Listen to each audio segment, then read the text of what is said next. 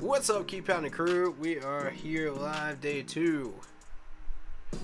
Go ahead and hit that like button, hit that join button, and let me know what y'all think of the picks so far.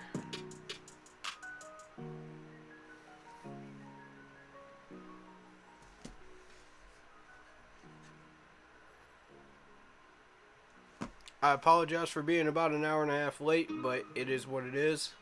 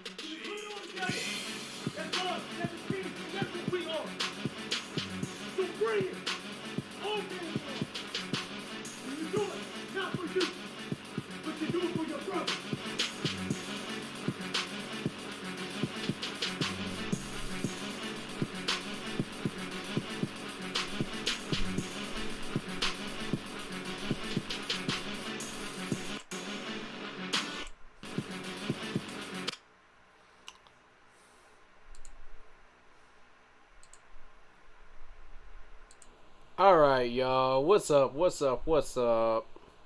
Day 2 reactions. It's on. Hit that like button, hit that sub button, hit that bell, select all, leave a comment down below. If you enjoy the content, if you enjoy the videos, if you enjoy the streams,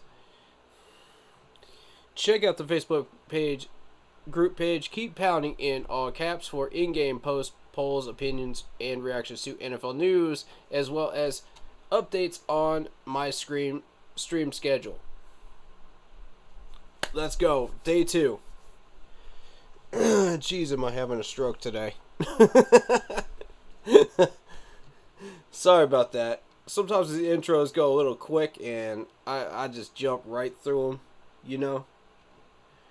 Man, I'm about an hour and a half late today, but we're gonna jump into this.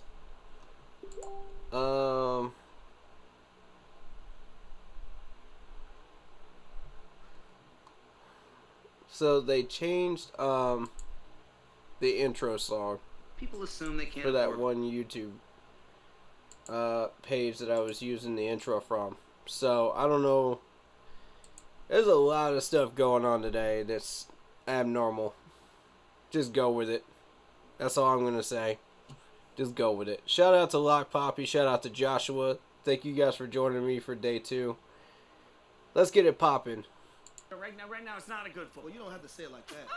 But I think the Kobe Dean wouldn't be a bad pick here because they lost a guy named Foye Oluwakin who played great for them the last few years. You know what's really interesting about all right. They're in like this let's see if we process. can catch back up here. On, like, their point differential Since I missed a few picks here. Worse than the Lions last year. So there's like this. Falcons pick is officially in right now. And if I'm the but Falcons, I'm gonna go. I'm hoping that like they're being honest with themselves. Through the they're list here. Before we get to it. And then we'll jump into the audio for the ESPN announcement there. So we got Christian Watson going to the Green Bay Packers. We got Logan Hall, the defensive end, going to the Buccaneers. We got Roger McCreary, the Auburn corner, going to the Titans. Breece Hall, the Jets. Jalen Pitcher, the safety. I think I said that last name right. From Baylor. going to the Texans. So, and the Falcons just drafted Arnold from Penn State, the defensive end. That means all of these pieces that I've had on my radar are still on the board. All of them. From these rounds. Which is interesting to me.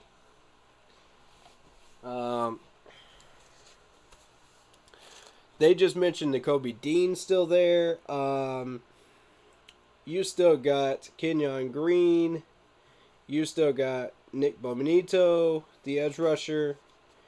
Josh Pascal, Quay Walker, Brian from Oklahoma, the linebacker. Jemery Sawyer, the tackle from Alabama, is still there. Mathis, Christian Harris right now. Marquise Haynes, all the way on down to 120. So all these guys are still here. Along with Malik Willis, Sam Howell, Matt Corral, and Carson Strong. So we're going to see how this rolls. I apologize for being an hour and a half late. Again, family stuff popped up. You know how it is. I can never be on time for my own streams. I'd probably be late for my own funeral, y'all. I'm just being real. Yo. But hey, it is what it is. Family is what it is. But hey, I got some RBs here, man. I'm about to munch out while we watching this draft. What y'all got to munch on? Y'all got something good? Hopefully.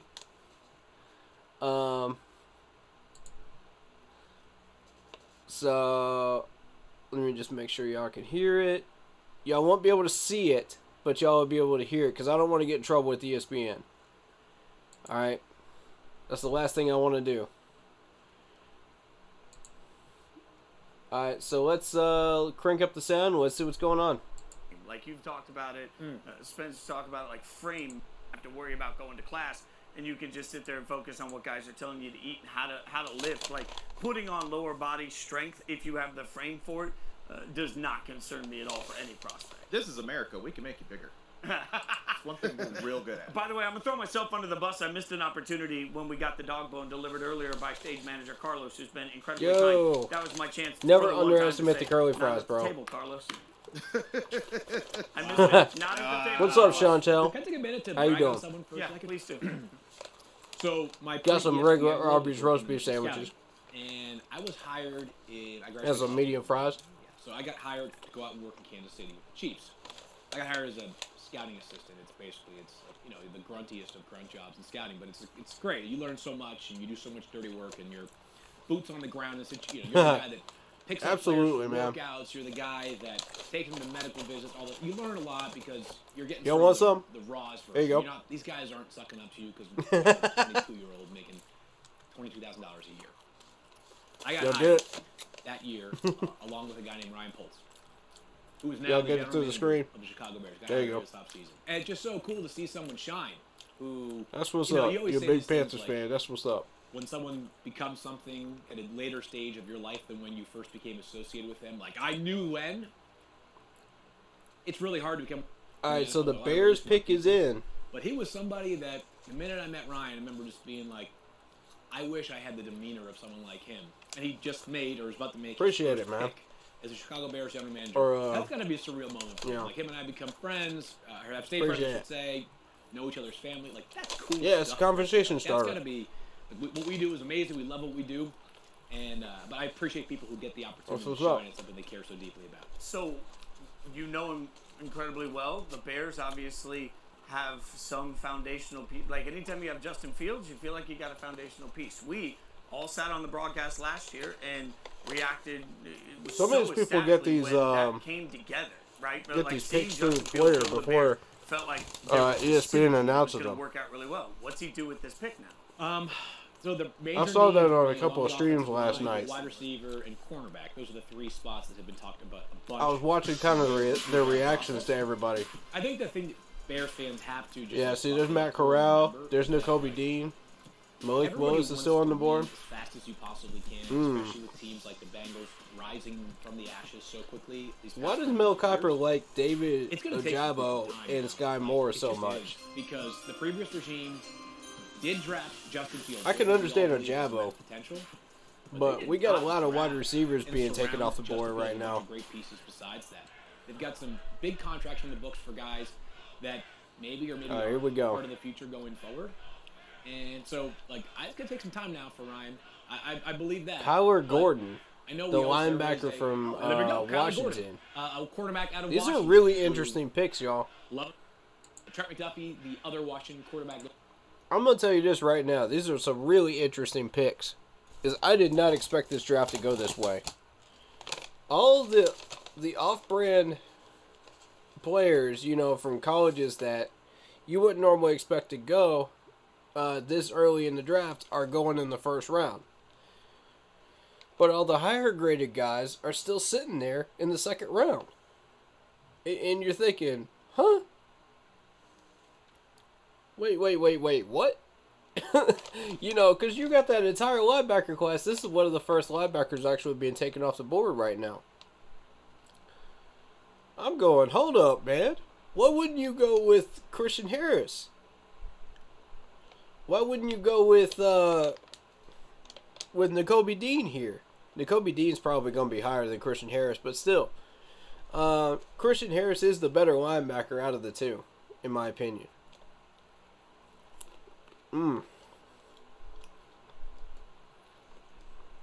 It's just weird to me how these guys are still on the board.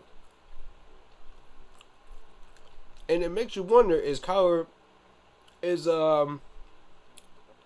Malik Willis going to be a bust? Based on the way this first round has gone. Because you had 4 teams that could have taken him. Nobody's grabbed him yet, including us. You know, it makes you wonder, why they didn't take him? Kenny Pickett went off the board before he did. And granted, there's been some mock drafts where Kenny Pickett did get taken before Malik. But it's mostly been done by Panthers fans. You know, because a lot of Panthers fans acted off of those press conferences that Matt Rule and Scott Fitterer were putting out there saying, you know, we like Kenny Pickett, you know, we like a couple of these quarterbacks, you know. They didn't say who. But the scouting reports are saying Kenny Pickett, you know, might be one of the ones out there. The fans want him. So, you got that whole scenario going on. So I'm sitting here going, hold up. We had the number 6 pick. And grant you, I'm happy we took a tackle. I just think we chose the wrong one. Plus the fact that you could have traded back and gotten Malik. And a linebacker in the second round. Because look at this, the linebackers are starting to go off the board. We just saw the first one go to the Bears right there. The very first one. You didn't see one go off the board before this. I got to check the first round to make sure. But I think this is the first linebacker. This is wild, bro. We could have had a shot at Christian Harris. And y'all know how I feel about Christian Harris if you've been paying attention to my mock drafts and my streams. We gave up that power and we got the wrong tackle, in my opinion. But, you know, it is what it is. A lot of people are saying that he could play guard. Here's my answer to that. Based on 250 snaps at left guard, yes, he can play left guard. But how good was he at left guard? See, the games he played left guard were against Ricky Dicks.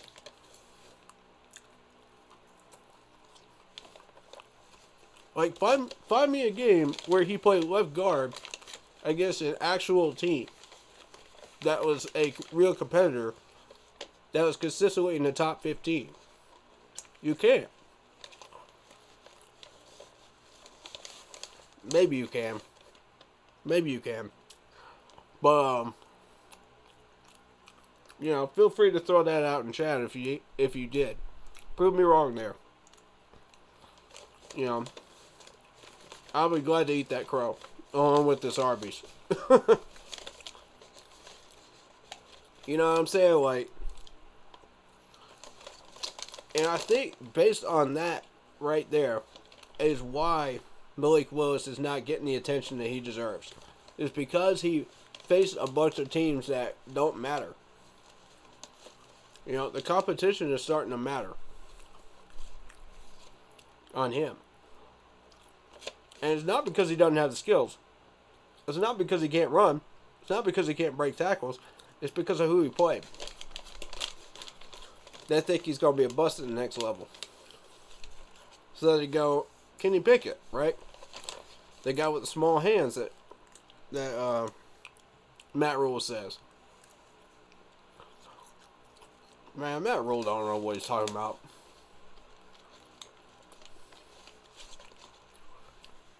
Here goes the second linebacker, Boye Mafe, Minnesota.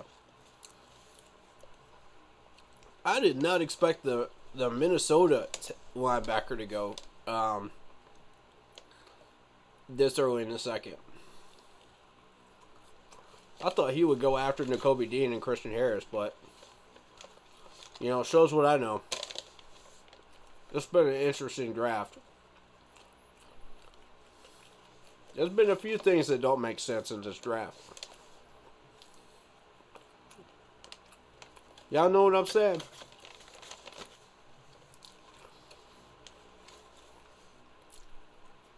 The fact that you had 3 defensive ends in the top 5, that for starters, that's weird. I only ran one mock draft out of like 20 where we had 3 defensive ends go in the top 5. I just thought that was really strange. Then you had the Falcons not going for Kenny Pickett and going for a wide receiver. And I was going, huh? Why didn't you go for Kenny Pickett? Don't make no sense. They just moved Matt Ryan to the Colts. They need a quarterback. Why didn't they go Kenny Pickett there? If you really believe that Malik is that much of a bust because he didn't do anything in college. All right, Seahawks pick Ken Walker III, running back from Michigan State. That pick is in now. Yeah, or another quarterback. Exactly. So if you really believe that Malik didn't do anything in college, that would translate to the NFL and maybe make him a bust, that's fine. Get another quarterback. You had all the quarterbacks available to you at that pick with Atlanta, and you go wide receiver. Now, why is that? That's the first wide receiver off the board. I don't know. It don't make no sense. Why would you go wide receiver before you go and put the guy in that you go throw to? That's going to throw to that wide receiver. You always want to go quarterback before wide receiver if you need a quarterback. It's priorities, y'all. Who's going to throw to that wide receiver? Who? And then I got to thinking, okay, well, we didn't pick a quarterback, so here's the question. Atlanta must feel like they can go into the second round and still get a solid quarterback in the second round. That's got to be the mindset there.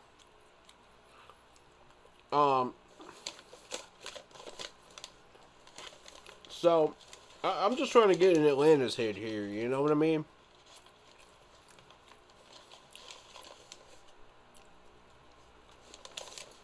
And then there's the question, okay, was our first official pick going to be a defensive end?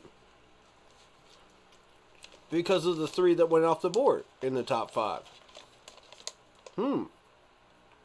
Maybe we weren't going any of those positions. That's to throw a wrench in everybody's machine here. You know?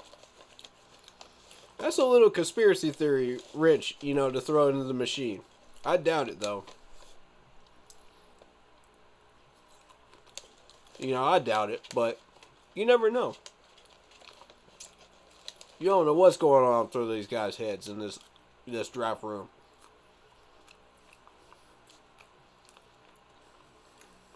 Colts traded their pick to the Vikings. Okay. Vikings traded up. Who are they going for? This is interesting. Alright.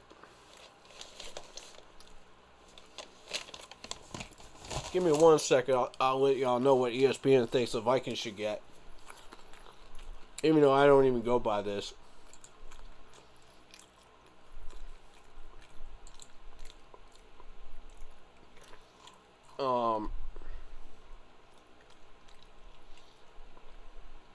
Let's see. Teams.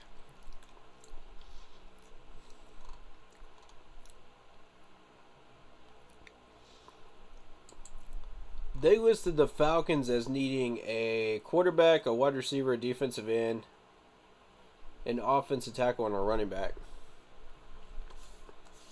Okay, yeah. They got their wide receiver, but who's going to throw to him?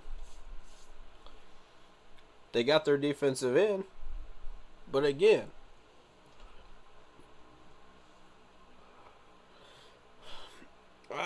that's not... Come on, man. You know what I mean?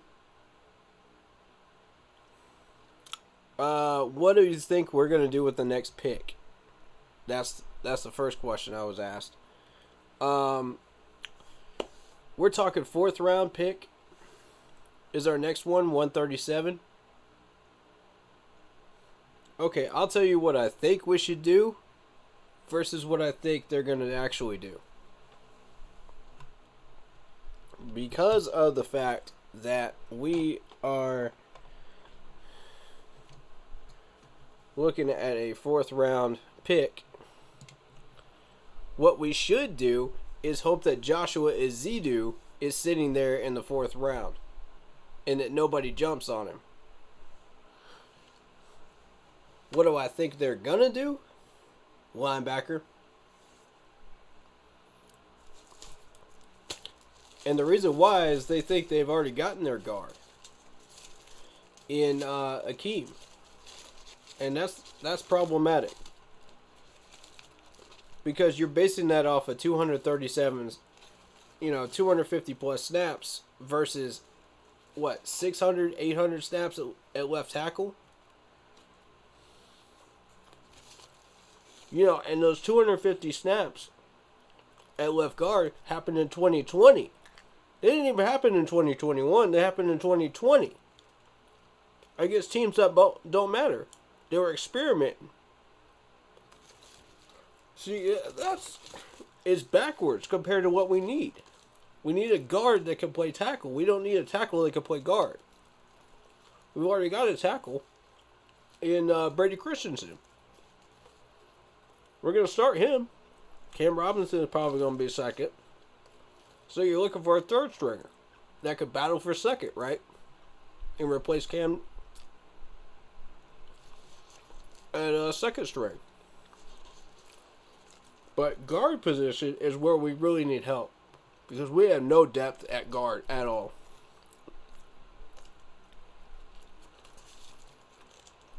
I don't have any faith in Michael Jordan. I don't have any faith in Dennis Daly to do anything on this line long term. So, that's why I said we got the wrong guy. I'm going to keep defending that until the sky turns red. Because that's what I believe, man.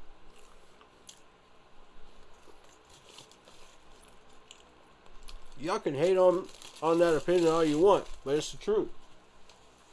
Look at our depth chart. You'll see exactly what I mean by that.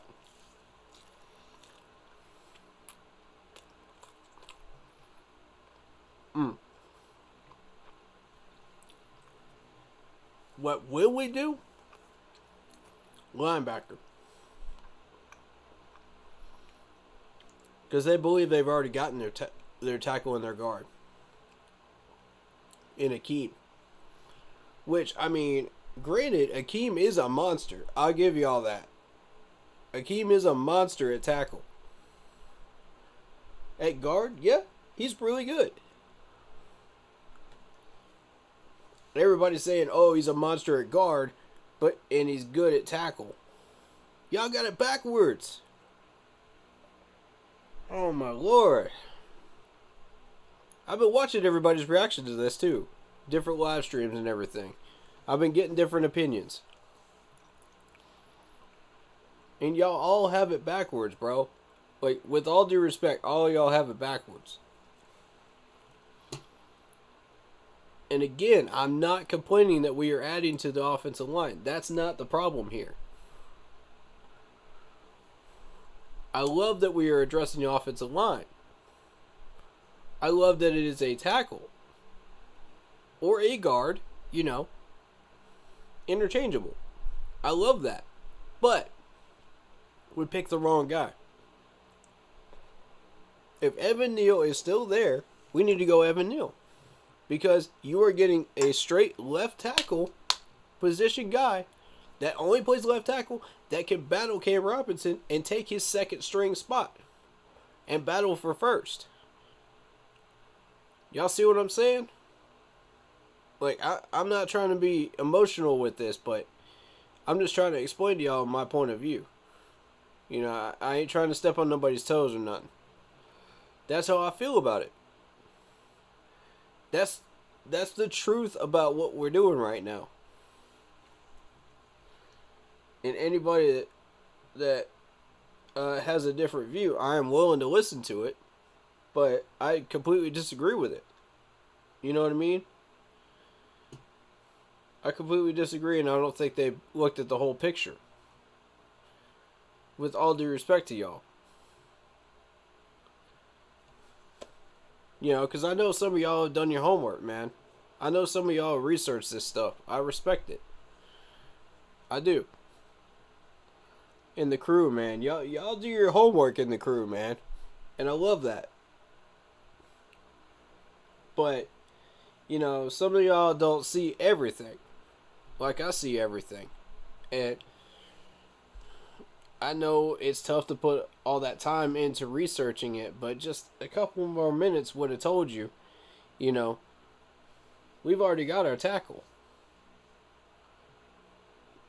It's just how you feel about Cam Robinson, right? It's how you feel about what we got on our roster right now. And my feelings are different than yours. That's where our opinions differ. Shout out to Vietnam. Appreciate you, man. But, yeah.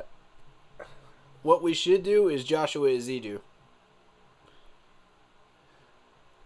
But the mindset of the Panthers management is backwards. They think we need the opposite of what Joshua Ezedu brings. And that's the thing. They thought they got that in Akeem. And there's where the problem is. Now y'all see why I got so frustrated yesterday. Because we went backwards, y'all. We went backwards. It should be flip-flopped. That's why I wasn't that excited about getting a guard that early. Or a tackle that early. Because I saw Joshua on the list around third round. And I said, if we trade down, he's there. You ain't got to wait. He's there in the third round. If we trade down correctly.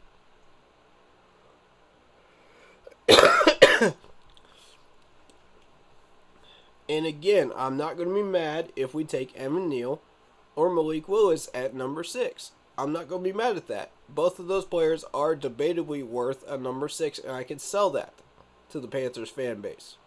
I can have that debate with people. But Akeem, to me, is not worth the number 6. It's just not. Based on what we actually need versus what they think we need. And that's where the problem is.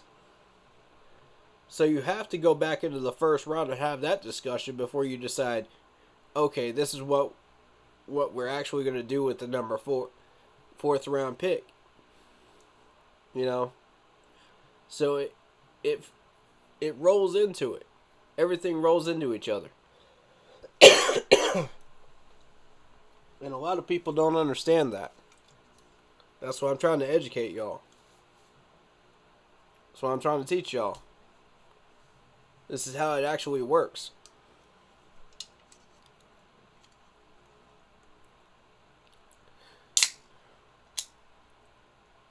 What we're gonna do probably is linebacker though.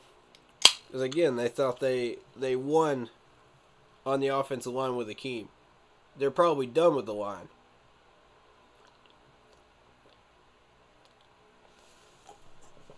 And that's dangerous right there. That's dangerous thinking. Because we're not.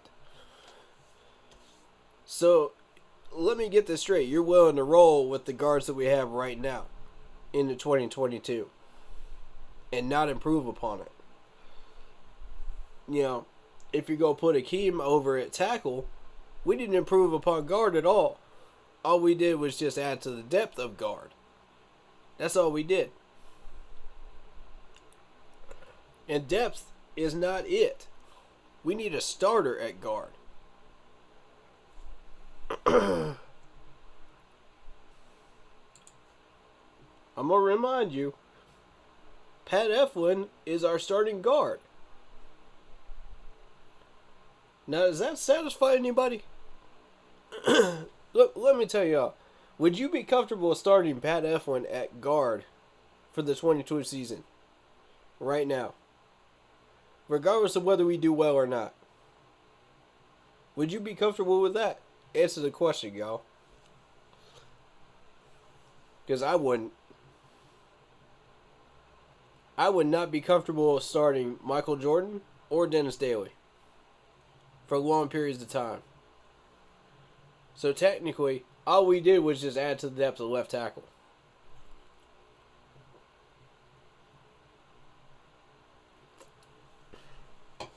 And the depth of guard, which does not help us. We need a starter. We need somebody that can bump Pat Eflin back to second string. We need a day one.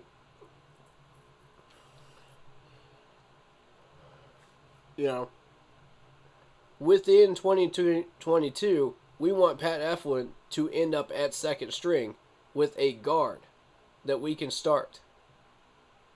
That's what we want, man.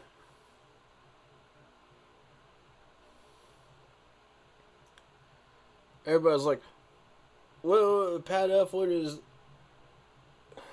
How do y'all really feel about Pat Eflin? Be real. Be real here, man. He's okay. He's a second stringer for me. He's a second stringer. He ain't no first stringer. For any other team, he would be a second stringer or a third stringer. You know, for a stronger team like KC, maybe the Rams, he would be a second stringer, third stringer. Y'all know I'm telling the truth about that. Y'all better wake up, man. And realize that this management is going backwards. And it's making me mad because we had all the leverage in the world. They tell you that there weren't any offers to trade back. Then why did y'all take so long to make that pick? See, I don't believe that either.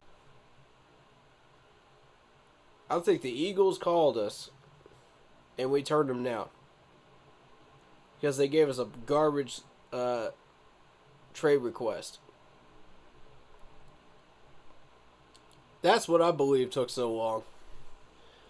They offered us that 15 instead of that 18. See, we wanted the 18.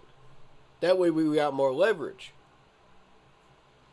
We got more leverage to ask for another pick, right? Nah, they wanted to give us that 15. That's what we said no. And this ain't a conspiracy theory, folks. This is what I think actually happened. They gonna tell you different, but I think that's what actually happened.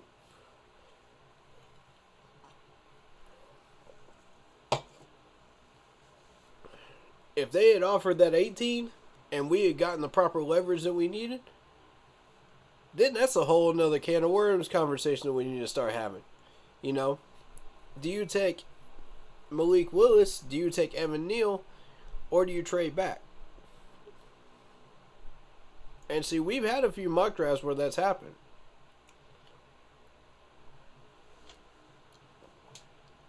And in those mock drafts, with that trade that you take, with both one or both of those guys off the board, you're sitting there with a 3rd round pick with a trade back. Because you could ask for that. You're not guaranteed to get it, but you can ask for it. And I've ran through all the scenarios of what happens if you do.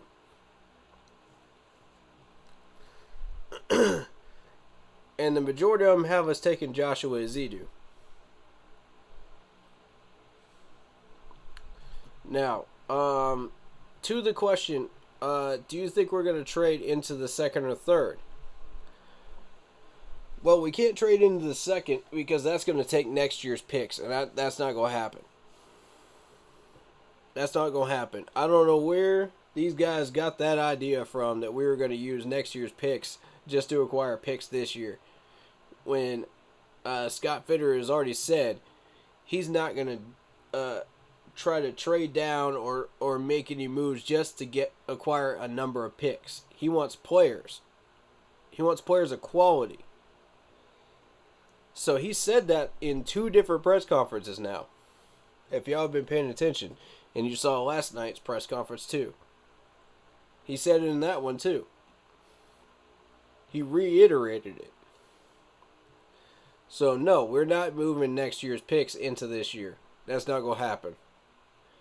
If you think that's going to happen, prepare to be disappointed.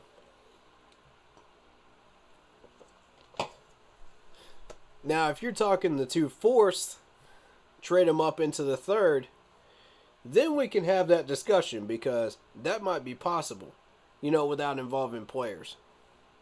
That's the thing that could happen. And do I think it's worth it for Joshua Ezeudu? Yes, I do.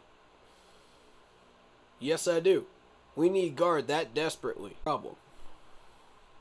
You know, because then you have to start looking for a linebacker in the 5th after all these good guys are gone, and that's a problem.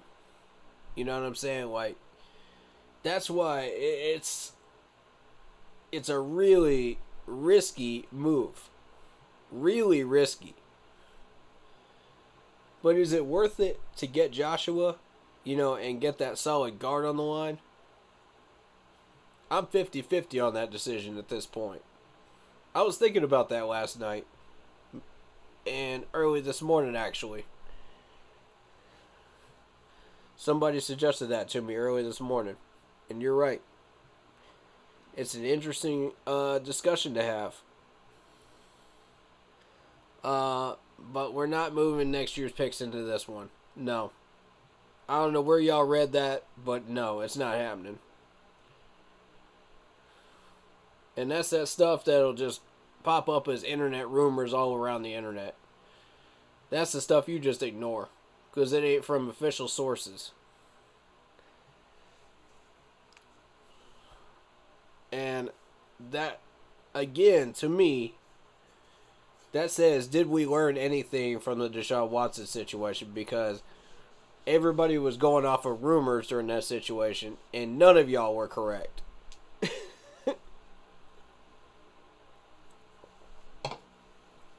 Even my sources were off. That tells you something. You know, so you got to be careful with these internet rumors, man. For real. You got to be real careful. These people will trick you easily if you're not careful. And you haven't been trained to look for this stuff. You know, like the check mark on Twitter. You know, the check mark on Facebook. You got to look for that stuff, man. And even then, you're not guaranteed to get something that came from an official source. You know, straight from, like, the Panthers, for example. Maybe it came from, like, a reporter that was in the building. See, you don't know. You don't know for 100%. Unless you're looking at Ian Rappaport, typically, he's right. About 98% of the time, his stuff is accurate. I've only missed it. I've only seen one or two times where, it was questionable. But that's an official source. The Carolina Panthers official page is a source. You know, Twitter, Facebook, Instagram. Usually they'll post it on all three if something comes out. So be aware of those official sources, y'all. Don't get tricked by these trolls on the internet. I've been warning people about that. So, that's a classic case of what did you learn from the Watson situation. Shout out to Michael Baker. How you doing, man? Shout out to Corey McKinney. What's up, man? You know, and I didn't mean any disrespect towards anybody last night. I was all caught up in my emotions, dog. There's Josh Pascal. He just went off the board, y'all, to the Lions.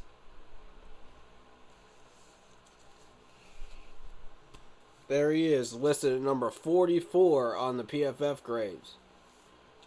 On the PFF board. That's one down.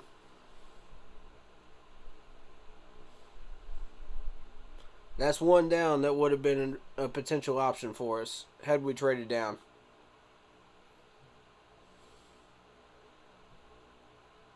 And again, I'm not mad at it. Trade down was last option. You know what I mean? If we didn't get anything we were looking for, trade down was last option. But we had everything we were looking for. That's the thing.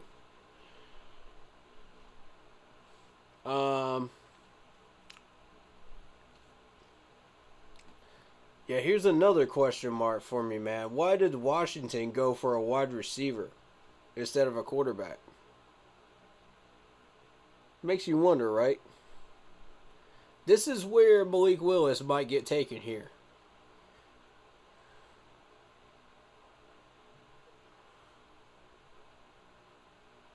Willis is going to fall out of the top 50. What makes you think so? What makes you think so, bro? There is no evidence to support that. You know, based on how many mocks have been done, how much research has been done. And that's what makes these drafts so unpredictable is you can't just put a number on this stuff, man. You could put a range on it, but you can't put a number on it. That's the problem.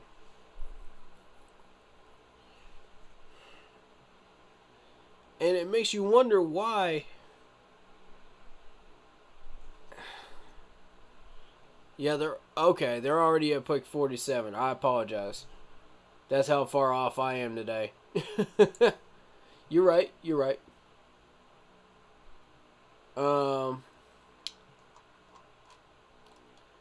And I don't understand why, for the life of me, that he is still on this board. Okay, no, we're at pick 26. Hold up. No, we're talking about Washington, right? Washington. You're right. It is 47. Alright. Matt Corral is Baker Mayfield 2.0. If I'm an NFL team, I'd rather draft Corral than trade for Baker. I agree with that. Finally, something we agree on. It took a while, but finally we got there. Yeah. Hey. Hey, much love to you, man.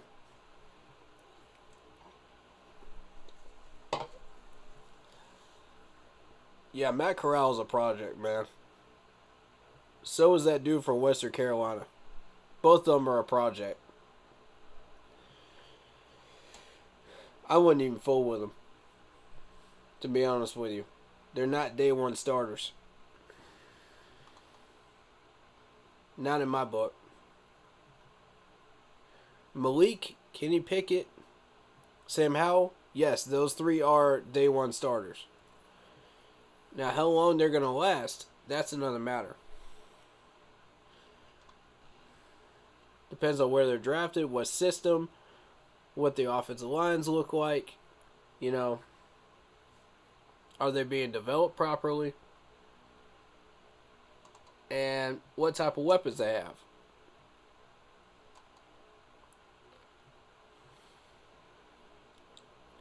Okay. How isn't a day one starter in your opinion? Okay. I respect that. I respect that. There's some people that don't think so, man. You know? So I respect it.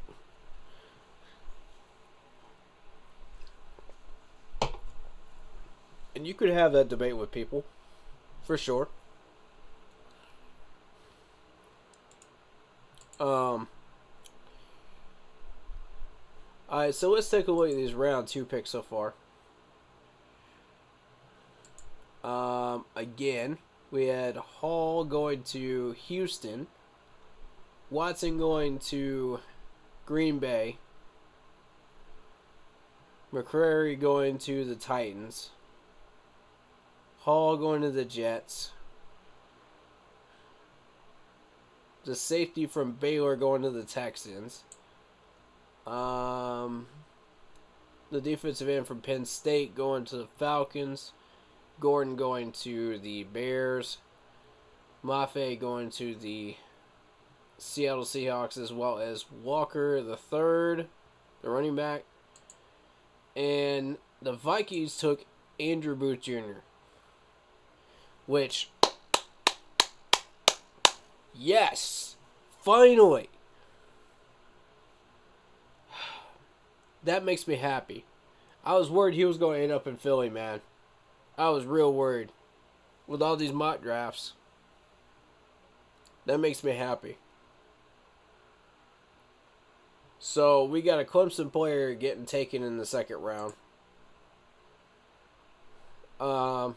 That's still showing respect towards Venables' defense right there. You know? We're still dropping second rounders, you know? Which is good.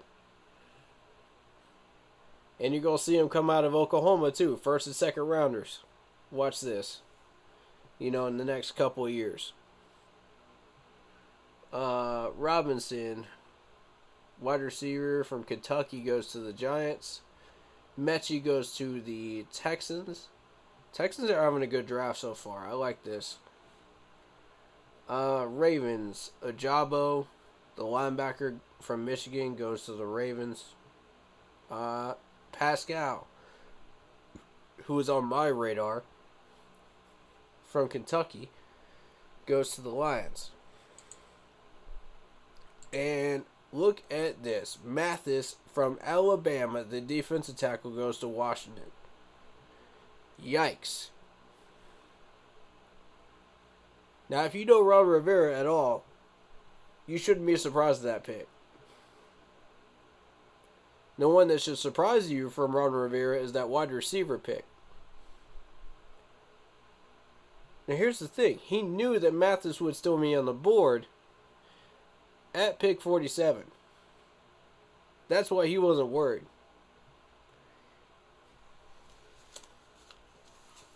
because Mathis is listed at 94.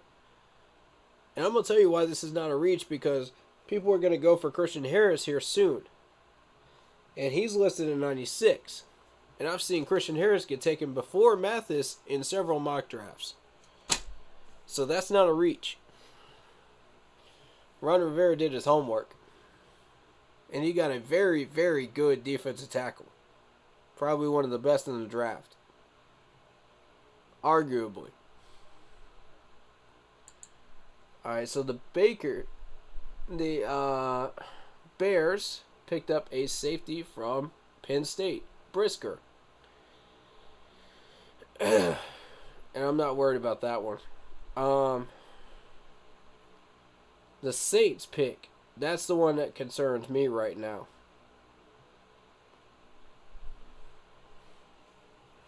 Now, see, if we had traded down with the Saints or the Eagles, this would be where we would land. Right around this area. Pick 49 or 51. And if you trade with the Steelers instead, you land at 52. This is right around the area. And I expected Mathis to be gone right before these 3 picks. So, these 4 picks. So that didn't surprise me at all. That's what I was doing in my mock drafts. I had that happening. So this is right according to schedule, as far as I'm concerned. How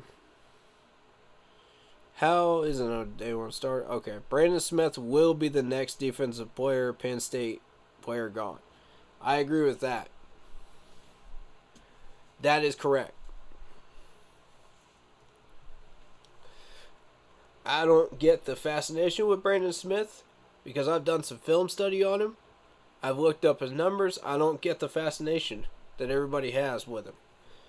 Because to me, he looks like one of those above average linebackers, not as athletic or as strong as Christian Harris or Nakobe Dean. But, he's a B grade guy, which is still really respectable.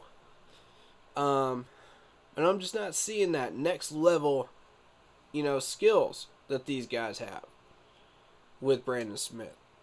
So, with all due respect to everybody that loves Brandon Smith, I just don't see it.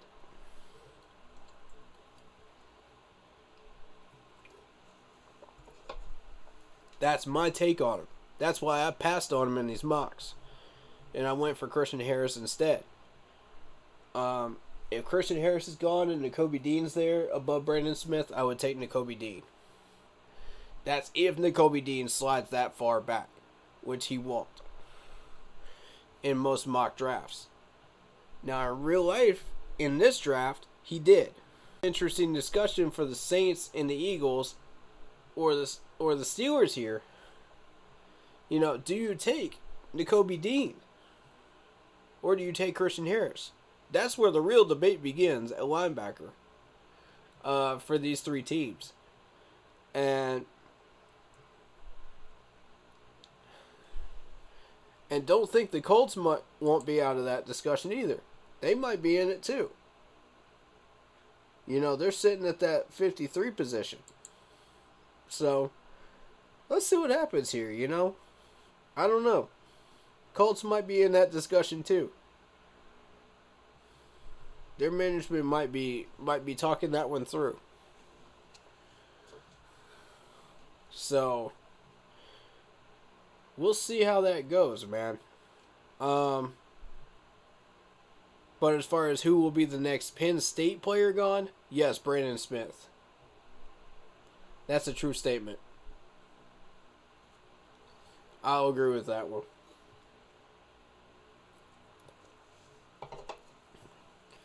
No one on Penn State's draft board, that's on here, is as skilled and as talented as Brandon Smith is. With all due respect to their players. And they have some talented guys, don't get me wrong. But Brandon Smith does outshine a lot of them. if not all of them.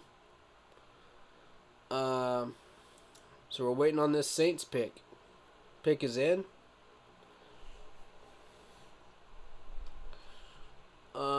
Would y'all like to hear the is? You know, we're a family here. So I want to take everybody's opinion into consideration. I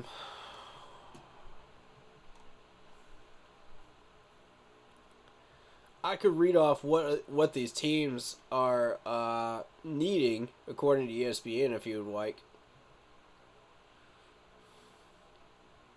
While we wait. Alright, so the Colts need a wide receiver, an offensive tackle, a tight end, an inside linebacker, and a corner. You know, and again, that inside linebacker position right there, that's why they're having that conversation. That's why I'm saying they're involved in that conversation. This is their first pick, is the second round. So they had 2 6s, they had 2 5s, 2 3s, but this is their first official pick. So keep that in mind. The Giants so far have filled the offensive tackle position, wide receiver position. They need an outside linebacker, a safety, and a corner.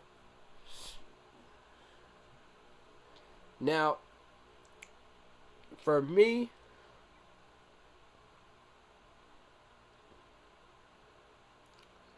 I don't know where this is going to go.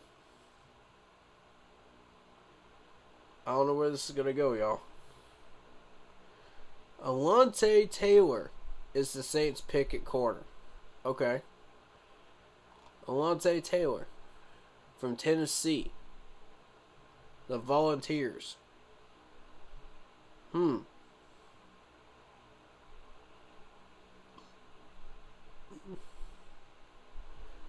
Okay, yep. At the time that you said that statement, Corey McKinney, you were correct. Because there was evidence to support that he would drop out of the top 50. Had you said that in the first round, I would not have believed that at all.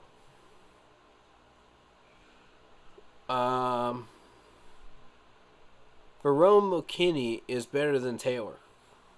I haven't studied corner position because, look, we don't need one.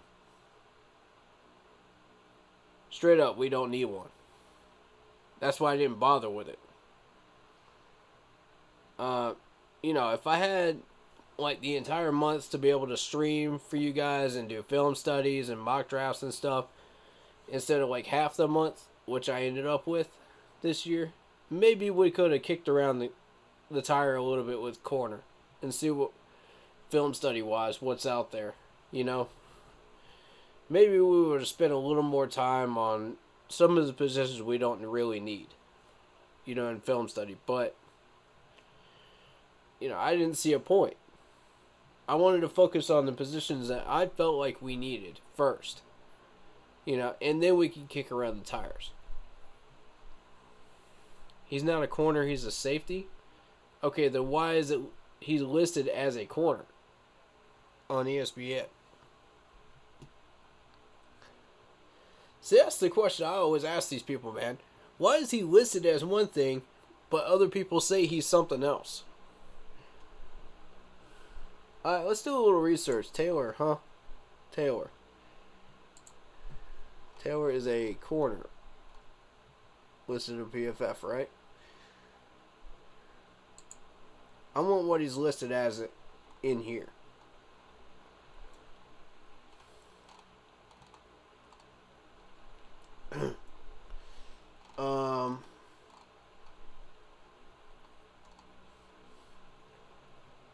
He's at 138.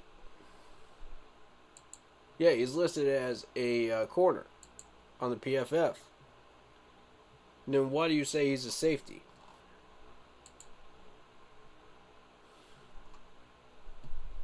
Nah. He didn't play safety. Look at this. One snap deep. 1 snap in the deep coverage last year. 3 snaps in safety position. No, no, he was not. No, he's not a safety in college. I'm reading you the snap counts right now, bro. 1 snap at safety in deep coverage last year. 3 snaps in safety position in 2020. 3 snaps in 2019 in deep coverage. That's safety position, bro.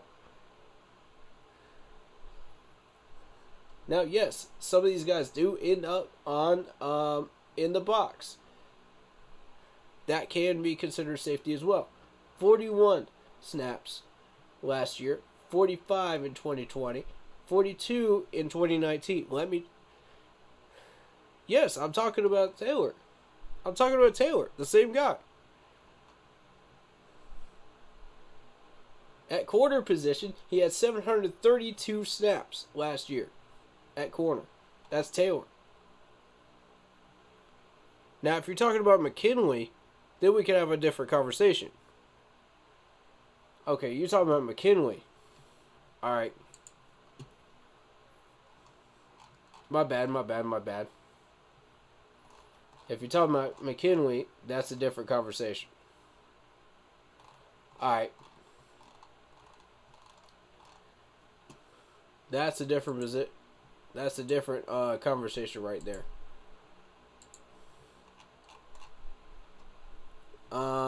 Safeties, yes. He should be listed as a safety, I believe.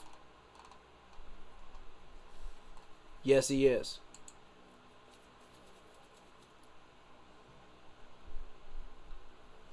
Okay. McKinley has a 65.8 PFF grade right now. Yeah, I'm going to put this up on screen for y'all. Hold on. There you go. Now y'all can see this.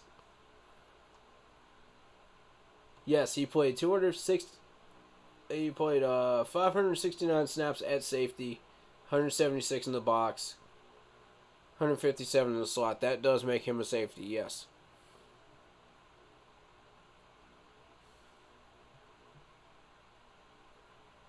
Alright, so we're on the same page here. My mistake, buddy. I'm just making sure we're on the same page. And you say he's better. You say he's better than who was it?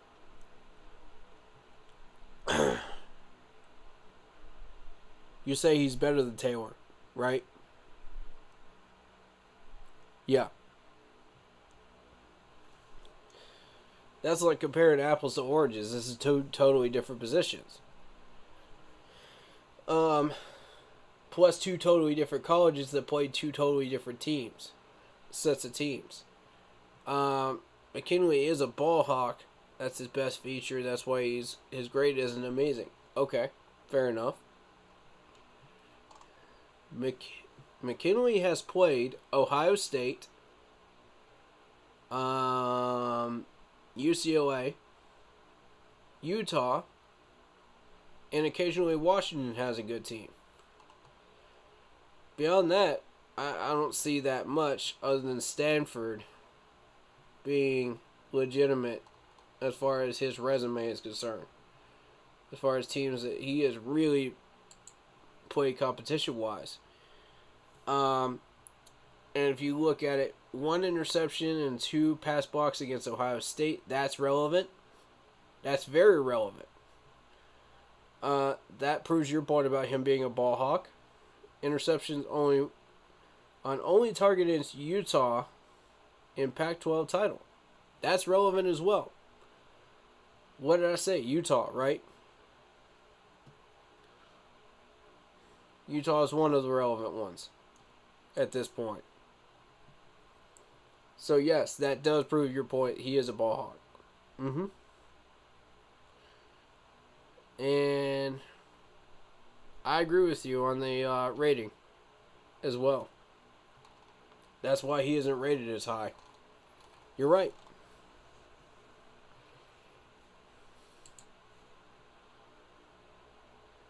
Alright, so let's see what's going on. Eagles pick is in. Patriots took Thompson, the wide receiver from Baylor.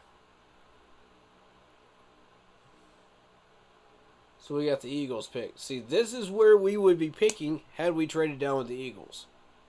This is exactly where we would be picking. And let me tell you who's still on the board. Nakobe Dean is still on the board. Nick Bonito, if you want an edge rusher. Kenyon Green is still there. Quay Walker, if you want another option at linebacker, is still there. Jeremy Sawyer is still there. Christian Harris is still there. Marquise Hayes. Brandon Smith. Nicholas, the tackle, is still there. You know, and Azidu is still there. All of those guys are still there. Plus Malik Willis. Plus Sam Howell. Plus Matt Corral if you want to go that direction. Plus Carson Strong if you want to go that direction. And a couple more guys that you didn't expect to be there. This low. At 51. So this is why that's why I kept stressing we should trade down. If Evan Neal and Malik in there at number 6, trade down. Look at all these options, bro. And now we're about to watch one of them go off the board. Look at this. We already saw Mathis go off the board. I'm just warning y'all, the bottom half of this second round and top part of the third round is going to be heartbreaking for the people that have watched my drafts and know who I wanted and agreed with these picks. It's going to be heartbreaking for y'all. It's going to frustrate y'all just as much as it is me.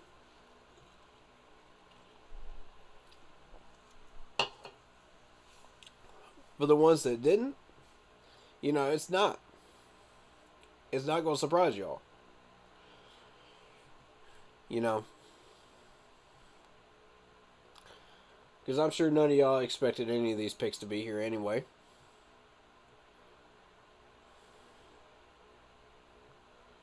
Alright, so let's see what happens. Eagles.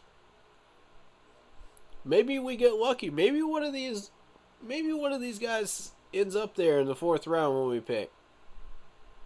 The way this draft is going, you never know. Scott's a gambling man. Maybe he's gambling. And he's about to hit the jackpot again. We'll see.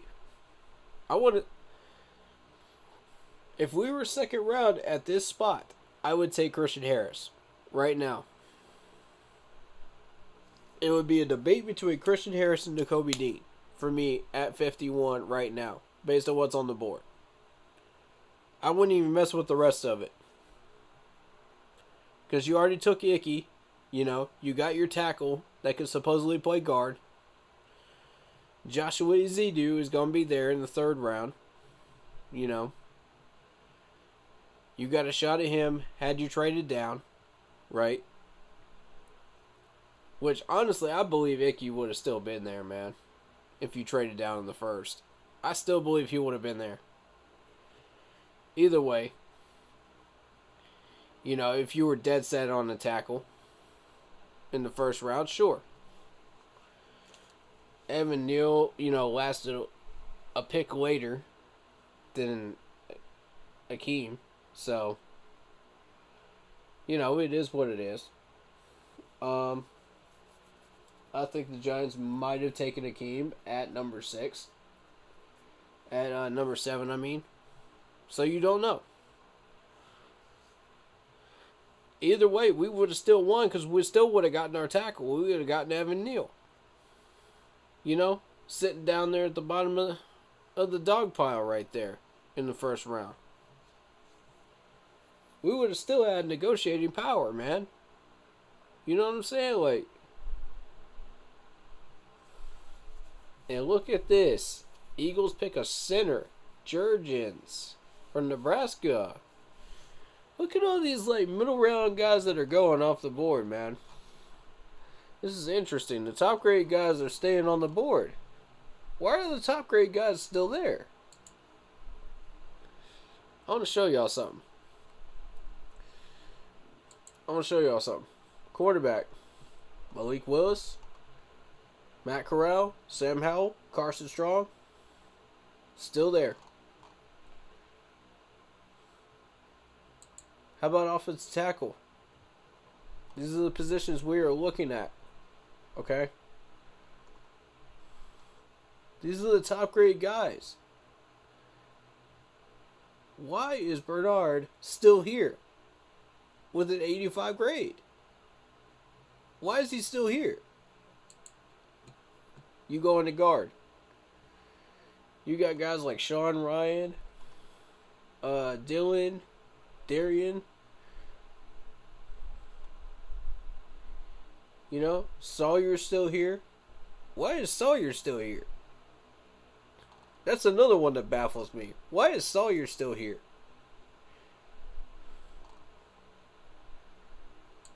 Alright, so you go into centers. Donovan West, Luke are still there. Alec Lindstrom, I imagine, is going to drop further. Probably towards us. And there's another wide receiver off the board from Georgia, Pickens. Alright, so defensive end. Why are these guys still here? You got Kingsley, you got Emnoya. I don't even know how to say that name. Emnoya, I think is how you say it. I don't know.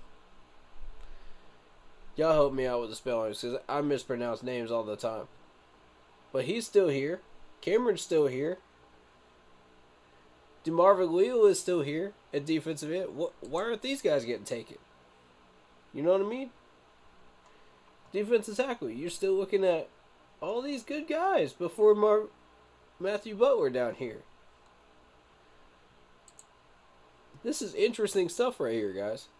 Nakobe Dean. Christian Harris, still there. Neither one of those guys should still be there at this point. Neither one of them. Channing Tindall? I don't see him lasting this long. Brian? I don't see him lasting this long either. You'd be looking at Brandon Smith in the 3rd round. I don't get it, bro. I don't get why these guys are still here. There's another wide receiver. It's Pierce. All the wide receivers are gone. It's like a wide receiver party this year in the first 2 rounds. You know, you look at outside linebacker. Nick Bonizzo, still there. Yeah, I don't expect Christopher Allen to last that long. He'll be 4th round probably. Corner. You know, which we didn't even look at. Some of these guys are still here. You still got an Alabama corner here. You got an LSU guy here. You got a Nebraska corner here. Why are these guys still here? And it's because everybody's going wide receiver happy. Everybody's going safety happy. Nick Cross is still here. You know, you still got that Verone McKinney from Oregon still here. I expected him to be gone by this point. This is a strange draft, guys. There's a lot of people, there's a lot of players that I did not expect to go off the board that are gone now. You know, a lot of defensive ends, a lot of corners. I expect Andrew Booth Jr. to be gone by now. I thought he would go first round. You know, because of all the strange picks in the first round, you got players in the second round that should have gone in the first going in the second. You know, but at least they're going. You know. So that works to our favor, depending on how far this goes. Okay? If this bleeds into the fourth round, we may get one of these guys on our radar that we were not expecting to get. And it all started with those 3 defensive ends that got taken in the first 5 that were not supposed to be going in the top 5. You expect to see at least 2, at least 1, maybe 2 in the top 5. You didn't expect to see 3. That's what threw everybody off. That's why we were sitting pretty at number 6. We had every option on the board for us. Every option. And that's rare.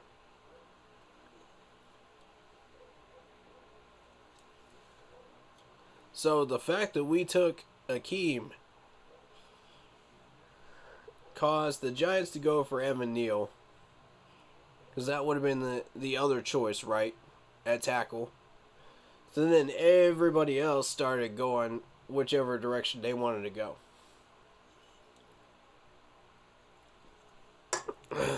It threw everybody off. You had a lot of weird picks in this first round. You know, starting with this wide receiver from Southern Cal, London, that went to the Falcons. Charles Cross doesn't surprise me. You know, Jets always pick the wrong player.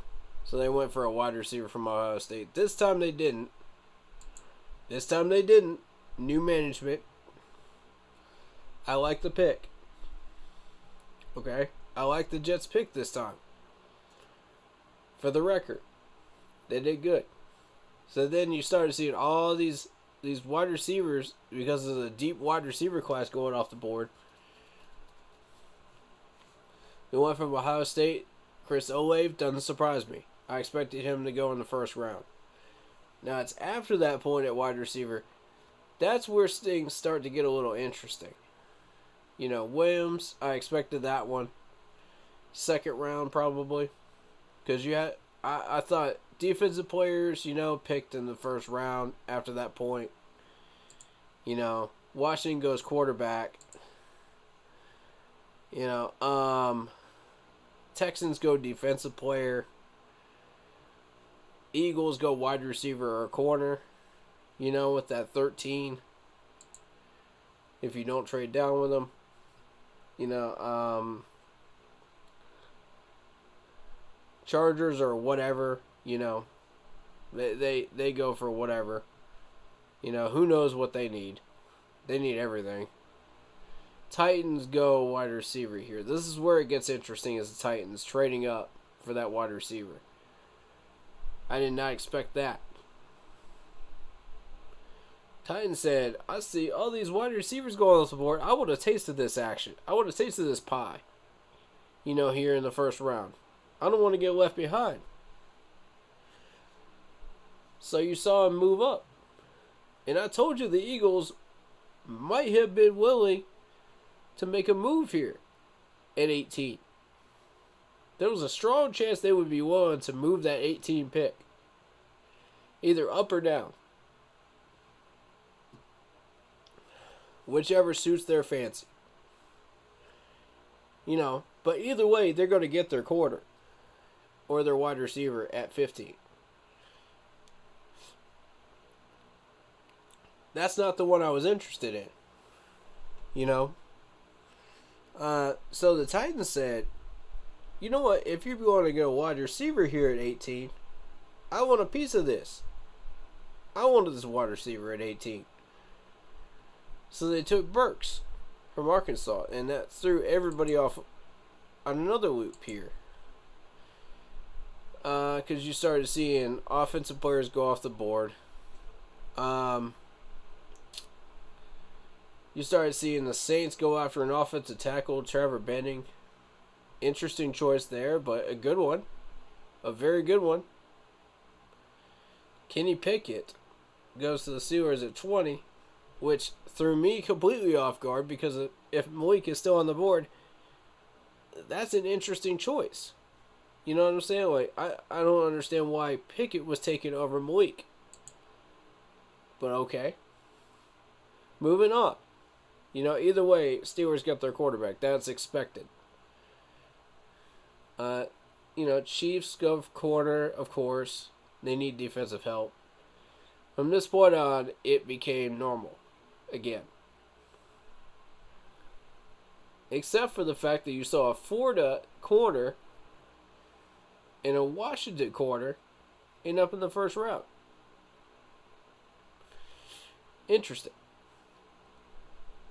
I expected one of the bigger schools to go first at those positions. But here's the thing. They were already taken. That's what a lot of people forget. The first two quarters that went on this board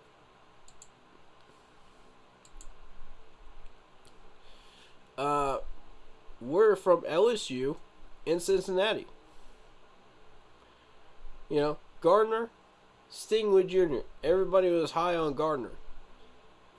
So, you know, it doesn't surprise me when you get that far down that the Chiefs say, okay,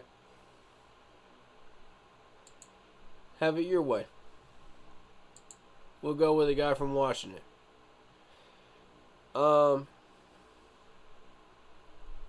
Elam, that's the one that makes me a little questionable right there.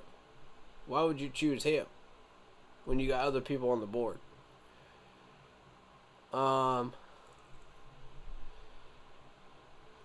Okay, so the Cowboys choose a tackle. They've been needing tackle help since last year. They couldn't get it last year.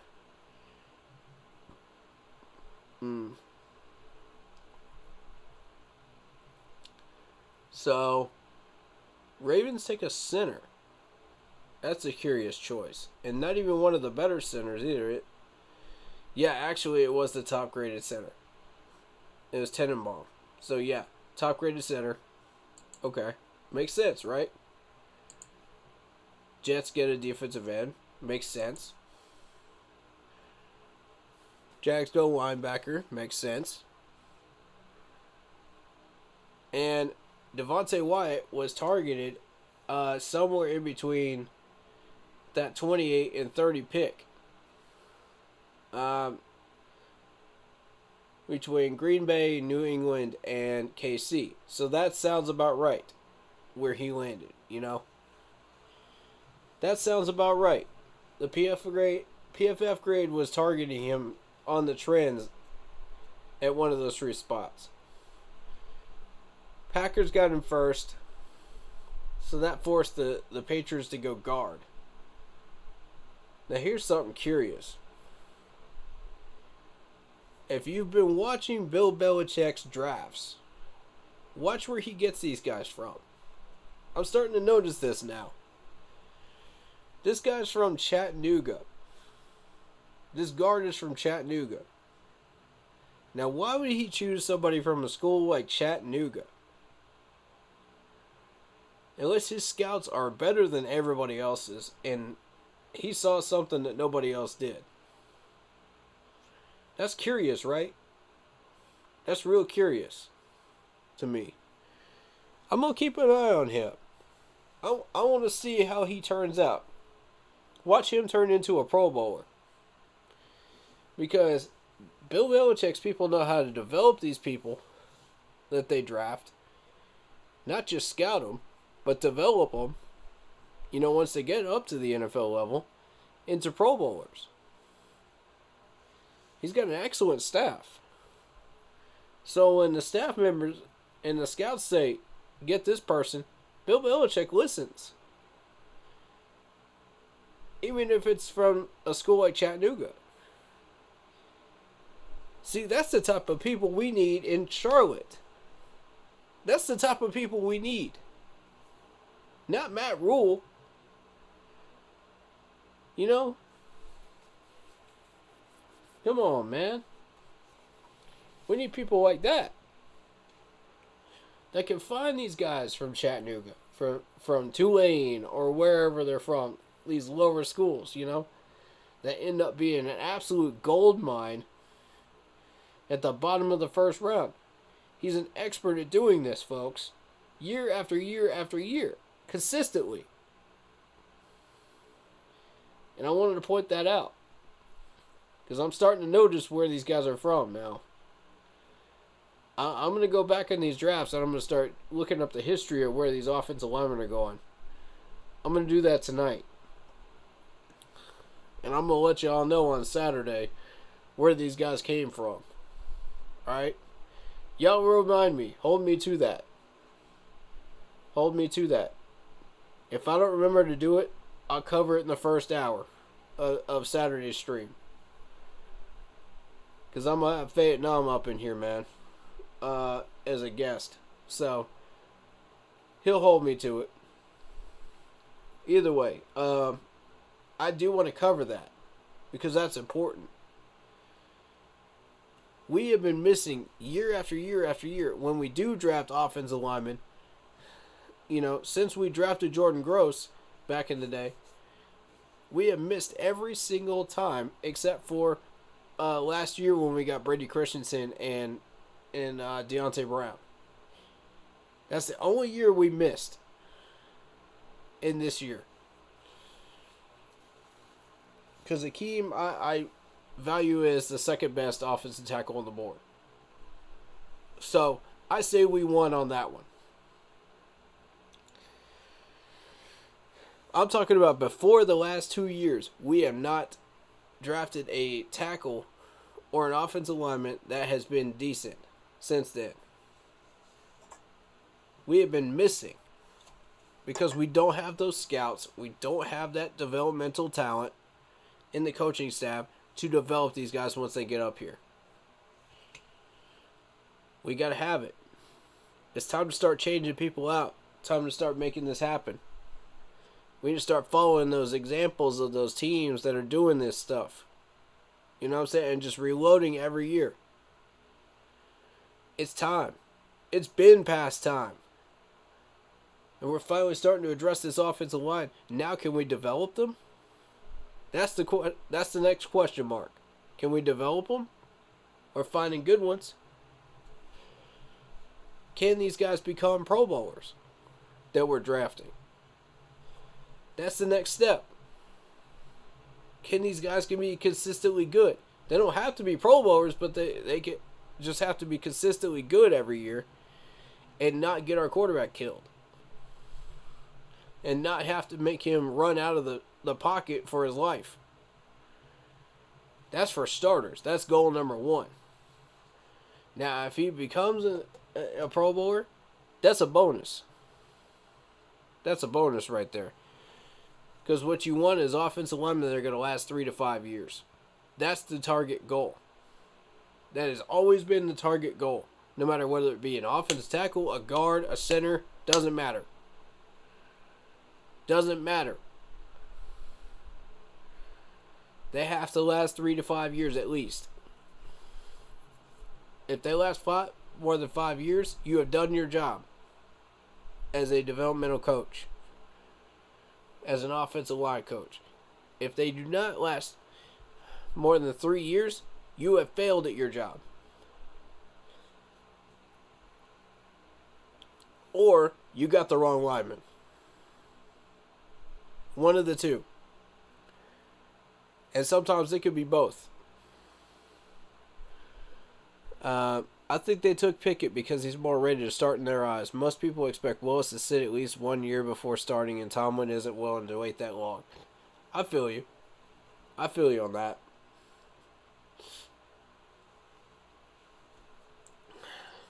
And the problem is, if you're not willing to develop these quarterbacks and wait that extra time, when you rush them in there and they choke, it's like, okay, well, we're back to the bargain bin again. We're right back where we started. We got to go back into the draft and pick up another quarterback. And I mean, what's the point of doing that? The whole point of picking a quarterback is so they last more than 3 years. For you, you want a franchise guy.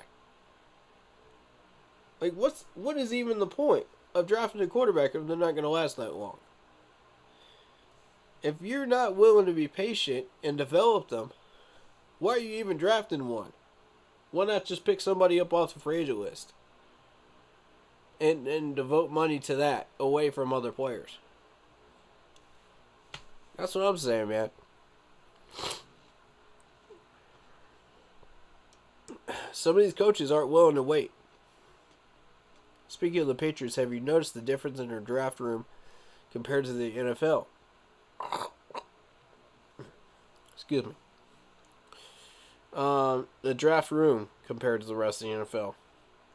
When they show everyone else's draft room, it's a big room with multiple people. But when they showed the Pats draft room, it was just one guy that looked like he was in a single office. Wow. Good point. Good point, y'all. Wow, man. That's a solid point. Alright, so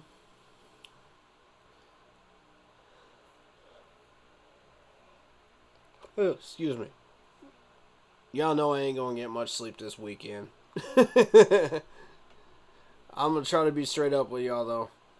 Let's try to be energetic for y'all. Put on a good show here. But it is what it is, you know. Draft week is draining. Draft weekend is draining, man. It is. Especially when you're frustrated with the first pick. But, you know, that it didn't go exactly the way you wanted it to. But it was still good, you know. That type of energy, man, it wears you out. So, defensive end from Purdue for the Chiefs. Chiefs are still going defensive. You know, understandable. Bengals want a safety, understandable.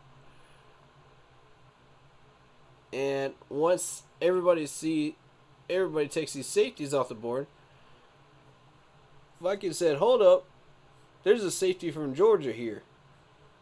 I want that. Excellent pick by the Vikings here on side. I like it. I like it. Listen, I see all these like safeties from all these other colleges go off the board. But I see sign up here and I said, wait a minute now. This dude's still here. Let's grab him. Good pick. Good pick. I love that. Tampa Bay is going defensive. Expected. You know, they need help there. Green Bay's going wide receiver. They need help there. Titans went corner. Expected. But here's the thing, man. All these guys from these strange schools are going up here this early. And then you got people from like Ohio State, Alabama, you know, all the consistent winners going in the second round. Now, why is that? Why is that? Because some of these teams have an eye for talent. They're spotting some of these guys at some of these smaller colleges. Whereas I don't really have that eye. You know, I don't really follow the college scouting rings as much as everybody else does. So I'm thinking, okay, well, we'll just go with the bigger guys here, from the bigger schools that have competed against people. Go with the PFF grade. Go with how athletic and skilled they are, and go from there. Because that's not my area of expertise, right? So,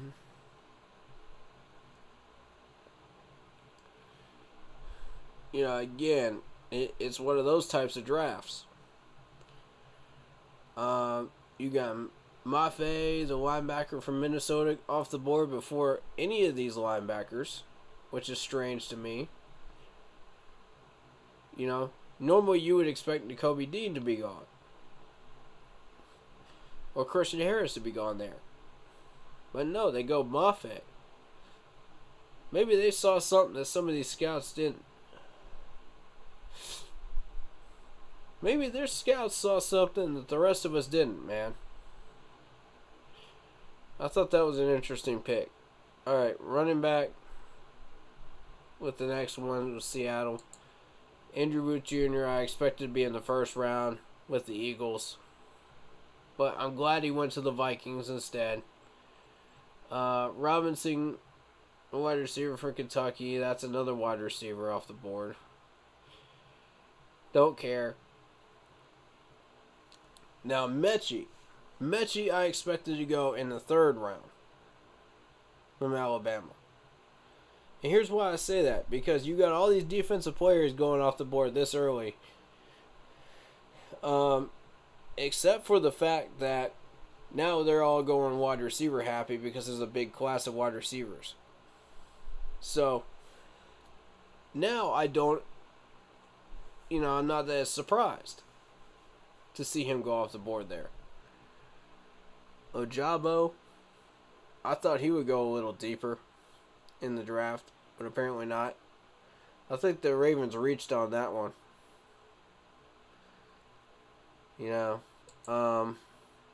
And again, it makes you wonder, what do the Seahawks and the Ravens know that we don't about Christian Harris and Nakobe Dean? What do these guys know that we don't?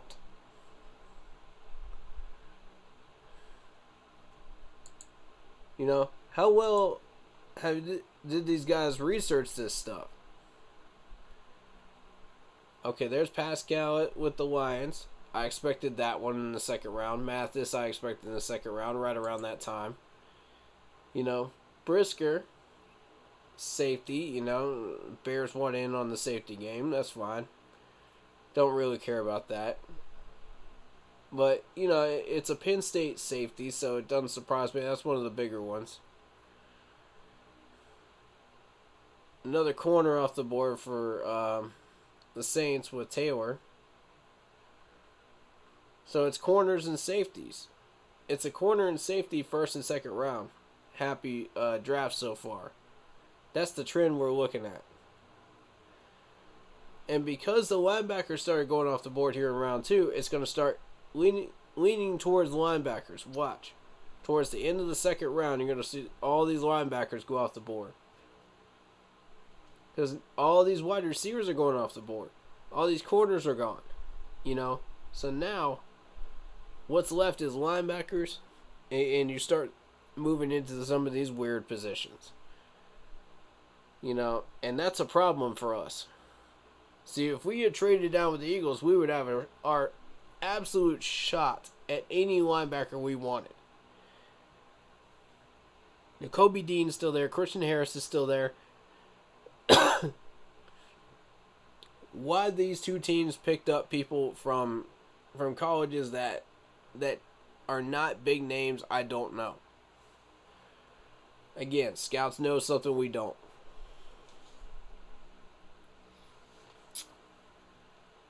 So, right at that pick, 51, that's our choice of linebackers right there. After we have taken either our guard, our tackle, or our quarterback in round 1. By trading down to 15. Or 18. 18, my bad. 18. That is our choice right there. We have our choice of linebackers.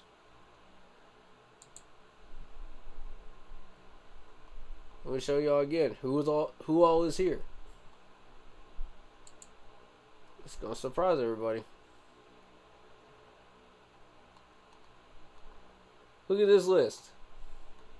Jacoby Dean, Christian Harris, Channing Tindall, Brian from Oklahoma, Brandon Smith still here. DeMarco Jackson, if you like DeMarco Jackson, he's still here too. And then if you want to go down as far as Damian Clark, he's there too. Outside linebacker. Nick Bonito, if that's more your style. If you feel like that's more what you need. JoJo from Nebraska is still there. Christopher Allen from Alabama, which I view as going into the 4th round, probably 5th round. But he's still there. And then Drake Jackson here too. Southern Cal. We have our pick, guys. That's a Wisconsin linebacker too. Look at this. And if you like Darian Beavers, he's here too from Cincinnati. There you go, man. Look at all these guys that are still there at 51. My goodness gracious. That's why I kept telling y'all we should have traded down if our guys weren't there. You know, if Evan Neal or Akeem were not there, and you got your choice between Malik Willis and trading down, trade down. Trade down, because you still got a shot at Malik Willis. Nobody's taking him in any of these mock drafts. Even past 15, he's still there. That's why I kept pushing for it. I kept pushing for it, y'all. The Steelers were my second choice, too. He went past 22. You would have gotten both. Okay, you would have gotten your quarterback and a linebacker. A solid linebacker. You see what I mean? And if we get a third in that draft group, then you go after Gimmel, and you get your left tackle and your left guard in one package, in one pick. It's not complicated. It really isn't.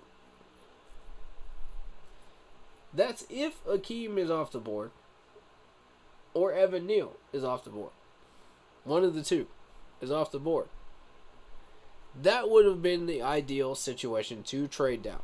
That would have been all the weapons on the table for us to trade down.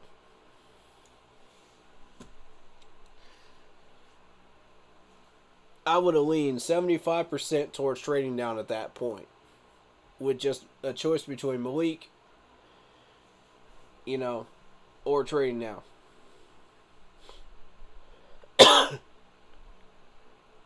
Now, if you are really sold on Akeem, I mean, to me, he's not worth a number 6. Other people disagree. I don't think so. That would have been trade down time. If you have to choose between Malik and Akeem and number 6, trade down. Malik's still going to be there. Akeem is not. And that's okay. Because you're still getting Gimmel, who can play both positions. Mainly guard, which is the priority. And tackle is the secondary position that you need help in. It's not flip-flop like this management believes it is. So you got all these options at 51. Look at this, man. This is what I was trying to tell y'all. But this management don't want to listen to it.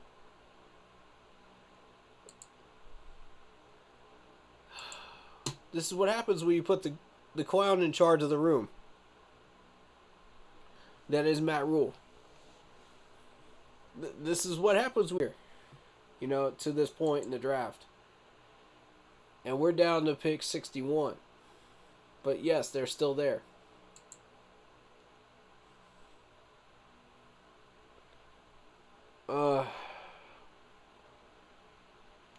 Which position do you think we're most likely to draft when we finally get our next pick in the 4th round? which still feels like an eternity away. Who I think they should go up for is Gemmel. Joshua Gemmel. Joshua Ezeudu. My bad. Joshua Ezeudu. My brain's scrambled, y'all. Joshua Ezeudu should be our pick. But this management thinks they hit a home run with Akib in the first round, so they're going to go linebacker. And what linebackers are going to be there when we finally pick is anyone's guess. Because I'm going to tell you, most of them are going to start going around the start of the third, if they haven't already. There goes the inside linebacker from Montana State. Once you clear out all these no-name school guys, then you start hitting on all these like big-name school guys. They start going off the board. But you got to sift through all these guys from like Montana State first.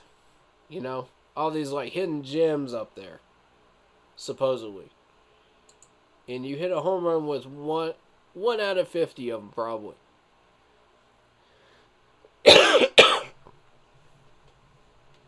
Here's the problem. All these linebackers are going to be gone by the time we pick late round fourth. Uh-oh. Did we screw up? Yes, we did.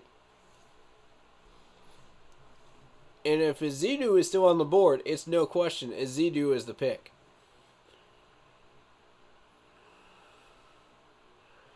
There's no question.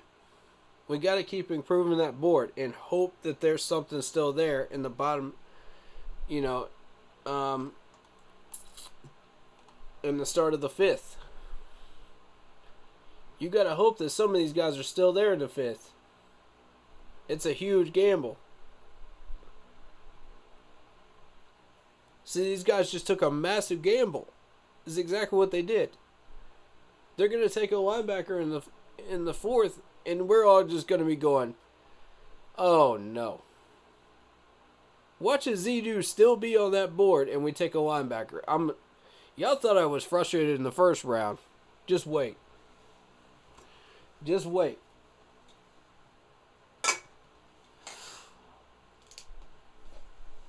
Y'all about to see me act a fool when we miss this one. This is the home run pick. Is Ezeudu. That is the gold mine and a half pick.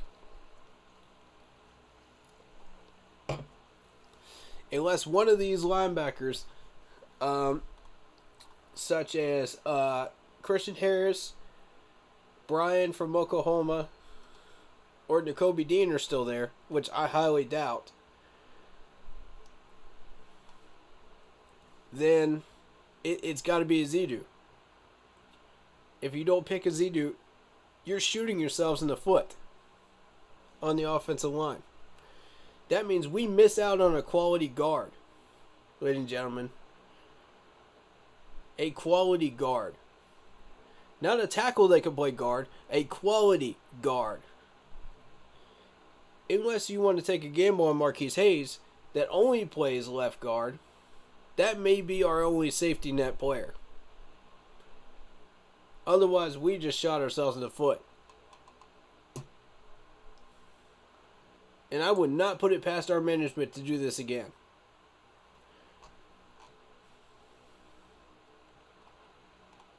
Right there, Ezeudu. Right in the middle, number 7. Now, the conversation can begin in the third round if you have a third round pick. Hayes versus Ezeudu. But the only one I see that's worth jumping on after that point is Justin Schaefer. After that, it's a wash. Who else do you see on this list that's even worth picking at guard? Who else? I don't see nobody else. I don't see nobody else on that list worth picking. We need a guard, y'all.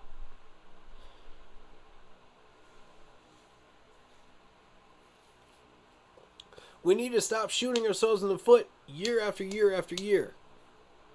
It's killing us on this offensive line. Y'all think, oh, just because we picked Akeem, oh, we solved all our problems on the offensive line. No, we didn't. No, we didn't. We solved a problem, but it wasn't the problem that we had to solve. The problem was guard position, which we have a desperate need in. So you're going to tell me, looking at this depth chart, you have full faith in Pat Efflett as our starting left guard. That's what you're telling me when you support Akeem as our number 6 pick. That's what you're telling me.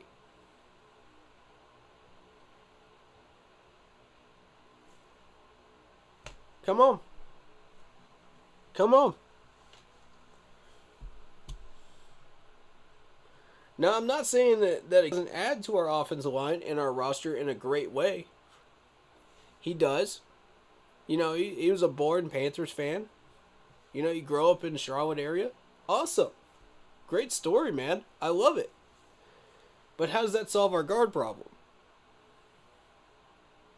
How does that solve our guard problem? He's a backup depth man as a guard. This is another situation. We were having this debate last year with Brady Christensen. Y'all wanted to put him at left guard when that's not what you drafted him for. Why are you drafting a guy at a different position if you're not going to put him at that position? This makes no sense.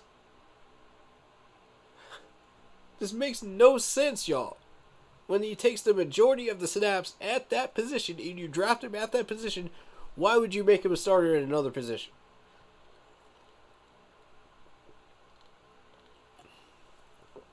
Why not just draft the other position as a starter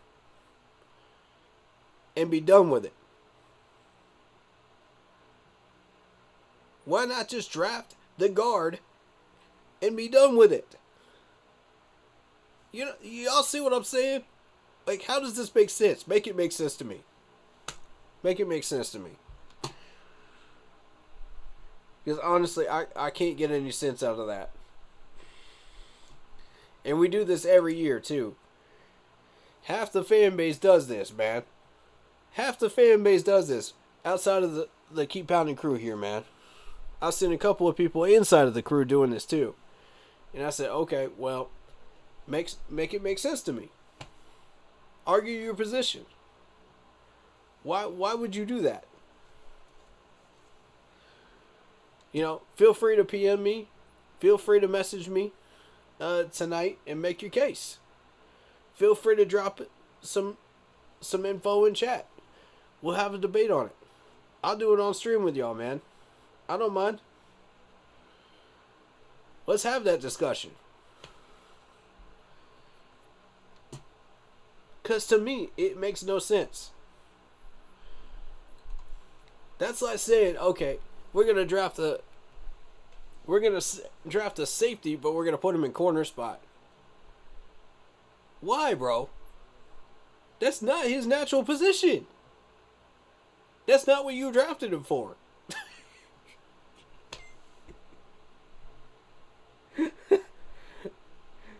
It makes me wildly crazy. It drives me crazy, y'all. I don't understand it. I have been racking my brain on those conversations for a while now, trying to figure out what people's points of view on that are. And I still can't come up with anything. Can y'all, like, the ones that agree with me on this, you know, can y'all come up with anything that you think might make sense in that argument? Like, I understand injuries play a factor, yeah. But that's after the fact that you've had your starter in there for a few games and then he gets hurt, right? No. I don't know.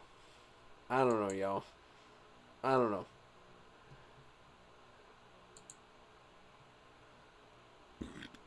But what position will we actually go for? Linebacker. Y'all watch and see what I'm seeing.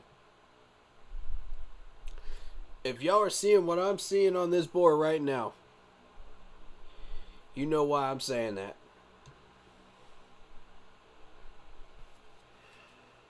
You know why. Alright, so let's finish out these round 2 picks here. I want to look at the round 2. I want to give my opinions on these. Because y'all came here for my opinions. Just as much to enjoy the party, you know? The watch party. Y'all came here for my opinions because I'm a YouTuber. So I'm going to give them to you. For free. Alright. So again, you got more wide receivers going off the board. Pittsburgh, Cincinnati, Indianapolis, KC, all taking a wide receiver. 3 back-to-back picks. Western Michigan guy going to the Chiefs. Then you got a tight end going to the Cardinals. Mr. McBride. That's the first tight end I've seen go off the board so far. And interesting that it would be a Colorado State guy. That would not have been my first choice. But okay. Unless you know the tight end board, in which case maybe it might have been your first choice. We didn't spend a lot of time researching the tight ends, So maybe that is your first choice. Maybe the scouts saw something in Arizona that we didn't see. But whatever. I'm not going to spend too much time on that. Cowboys took another linebacker.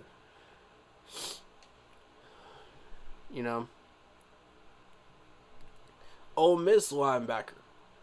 Mr. Williams. Good choice.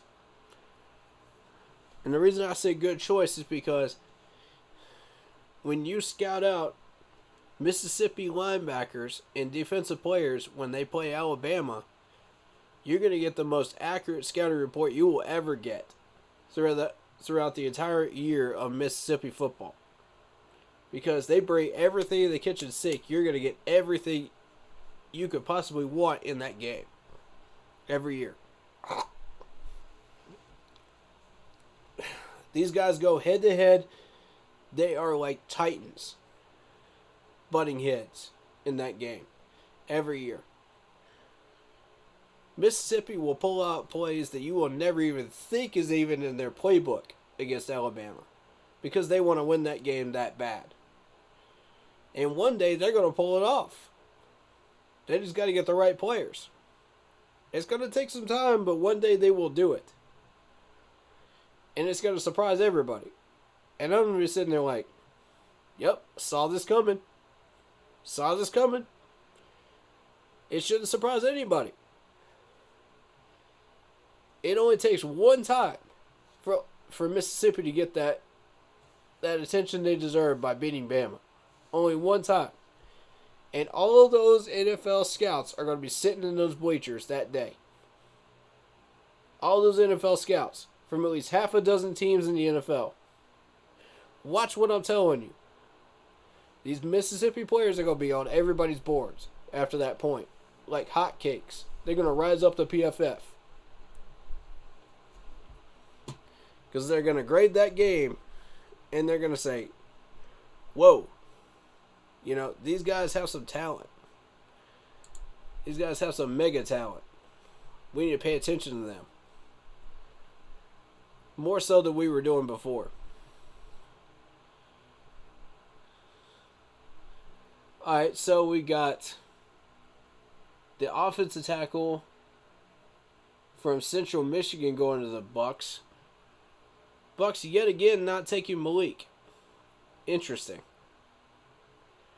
You know, if I'm Tampa Bay, I'm thinking, why don't I get a quarterback to back up Tom Brady for when he finally retires? That way you can develop him under the best quarterback in the nation, in the entire country, the entire NFL. Develop him up, and once Tom finally decides he wants to retire and not keep coming back and pulling a Brett Favre, then you got Malik Willis ready to go at the starting position. He'll be ready to start day one at that point, after about a year on the bench, maybe two. You know, of Tom Brady pulling a Brett Favre. So, which we all expect to happen at least once or twice, knowing Tom Brady. Because he already did it once this year. Who's to say he won't do it again? If I'm the Tampa Bay management, I'm thinking, okay, well, the coach's days are numbered. We're going to bring in a new coach. Tom Brady's still pulling the Brett Favre stuff. Why not coach somebody up just in case? We need to draft somebody just in case anyway. I don't see why they haven't taken Malik yet. That's an interesting perspective, right? Why are they going... I respect the choice for offensive tackle. Don't get me wrong. You know, you want to protect Tom Brady. I respect it. That's another Central Michigan, guy from one of the lower colleges. Very curious. So is it Tom Brady's system of scouting, or is it Bill Belichick's that is getting all these offensive linemen? That's very curious, isn't it? It's something worth asking and revisiting. I'm going to look at the Tampa Bay offensive linemen that they chose in the last couple of years, plus New England's offensive linemen that they've been choosing over the past 10 to 15, and we'll see, if we can find some connections. I'll look at those off stream. Again, y'all hold me to it, and I'll read off those names and numbers and info before the stream tomorrow in that first hour. I want to cover that. No!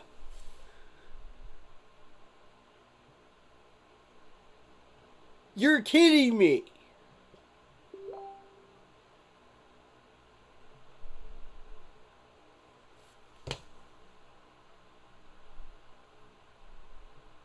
You're kidding me.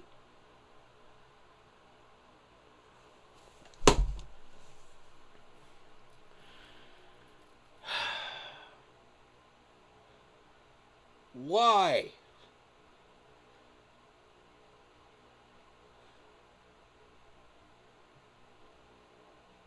We let the Giants get 2 of our offensive linemen. 2. Now I'm angry. Y'all let the Giants steal our draft picks, man.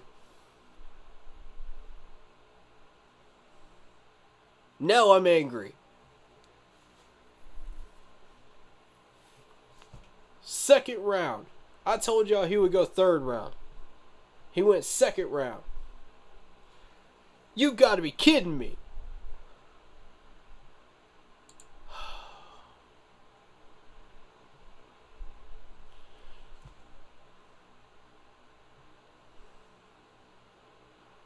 I'm not even mad at the Giants at this point. I'm mad at our management for not using their brains.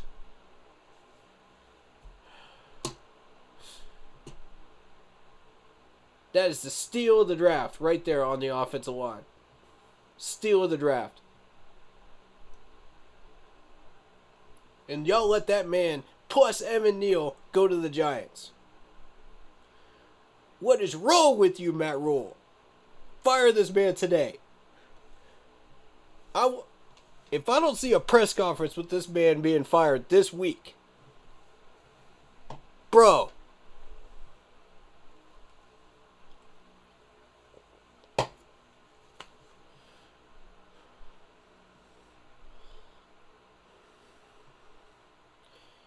if I don't see a press conference with Matt Rule being fired this week, we start boycotting. We boycott everything Panthers related. Everything.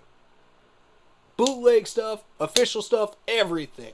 I'm getting sick of this. This has got to stop. This management needs to be taught a lesson. They got to be held accountable for this. You just ruined our offensive line chances of improving this year.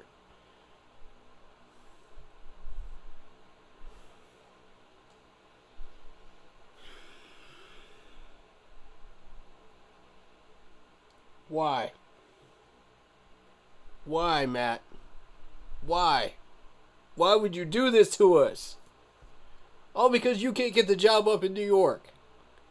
Dude, just ask for the opt-out on your contract and go to New York. Why you gotta ruin our drafts? Why you gotta ruin our team? Just because you're salty you didn't get the job up in New York. Ugh. Man, that joke makes me angry.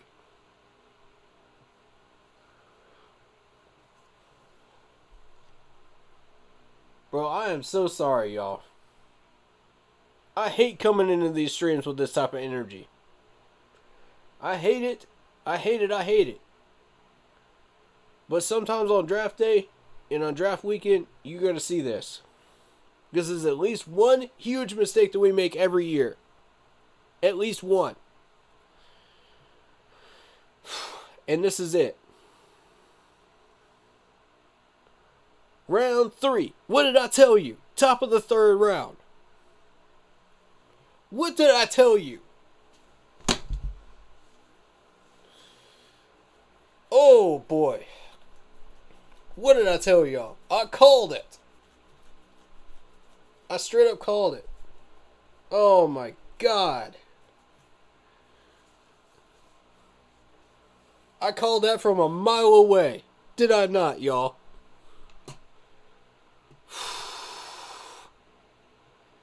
We just completely shot ourselves in the foot on the offensive line this year. Congratulations. Matt Rule, you're an NFL ignorant fool. You're an NFL ignorant fool. Go back to college.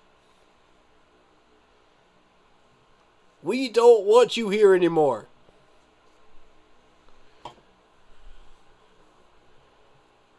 Way to ruin another draft, Panthers. Way to ruin another one. Congratulations, you're all fools.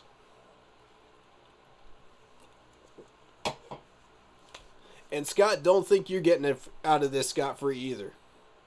You allowed this to happen. You allowed this to happen. You're on my hot seat too.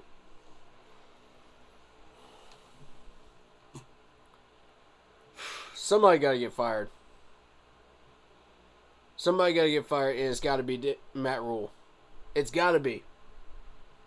I guarantee you, if Scott Fitterer is still in that GM chair after Matt Rule is fired, things will change for the better.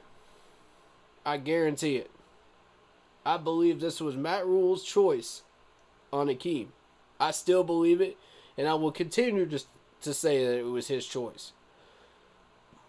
Because they just proved it on Carolina Huddle yesterday. I know all of y'all saw it.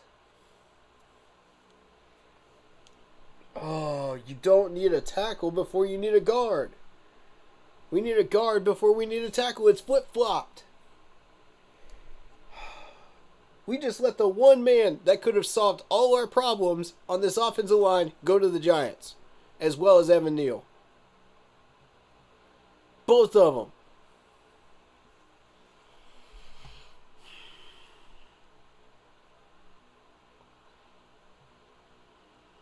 What are y'all doing?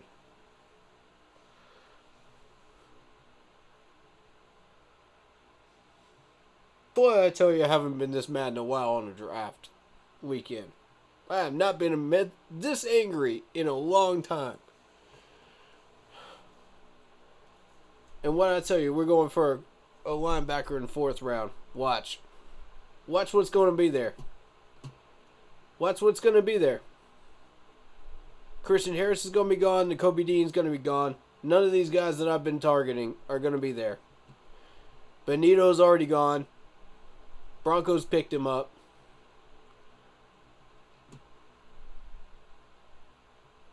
What do we got? Got a center from Kentucky. Who cares what the Jags do? There goes Brian from Oklahoma to the Vikings. What'd I tell y'all?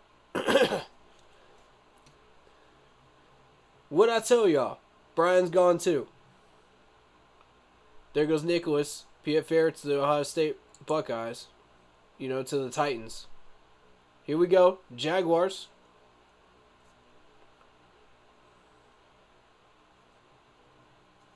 Jaguars picking right now.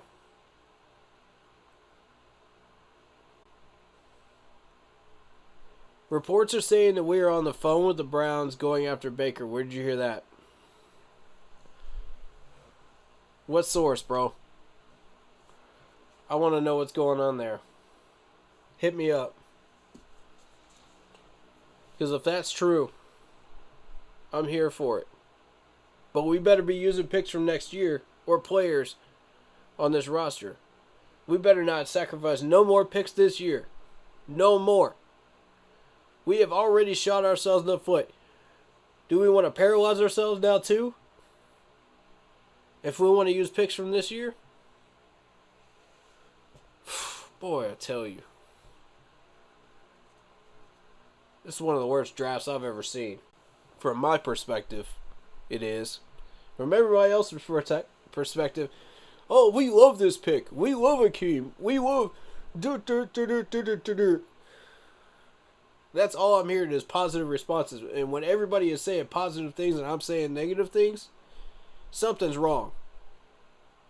Something's wrong, y'all.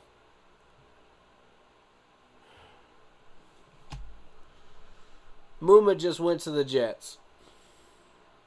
Muma wasn't on my radar, but still, that's another linebacker. What I tell y'all, start of the 3rd round, here comes the linebackers. All of them. Dude, all the wide receivers are gone. All the corners are gone. So now they're starting on linebackers. 3rd round. It's a linebacker happy round. Because they'll all be gone by the time we move. But Matt, let's trade up a 5th and a 4th for a linebacker. But we miss out on a defense tackle or a pass rusher. Y'all see the problem here? We've already shot ourselves in the foot so many times that we can't even we can't even correct ourselves anymore this year. And all of this started because we had to decide, all out of the blue, to go after Sam Darnold, which I never agreed with to begin with. Do y'all see the domino effect that this is causing? Y'all can physically see it. This is how it bleeds into draft day. Nobody wants to bother with draft day. They don't understand the value of the picks. They don't understand what we're trying to get. They don't even know what players we need to get. Or what positions we actually need. Nobody can agree on that stuff. They don't think that far. So now on draft day, here's the result of all of that bad fruit that we just plucked off that tree. Here's the result. Here's the end of the tunnel.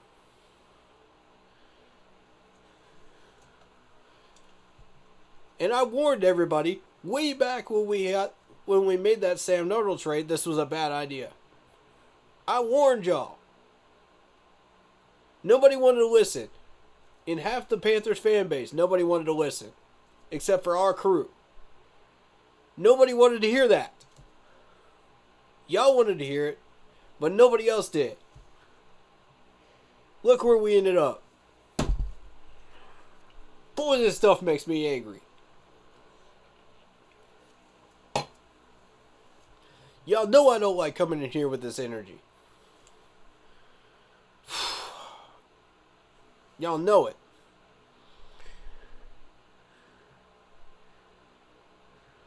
This management just can't help themselves. They can't. We have a history of a management that just cannot help themselves but shoot themselves in the foot and then cry victim. That's exactly what we're doing. After the fact, we cry victim of our own problems. And then we want to act like, whoa, let's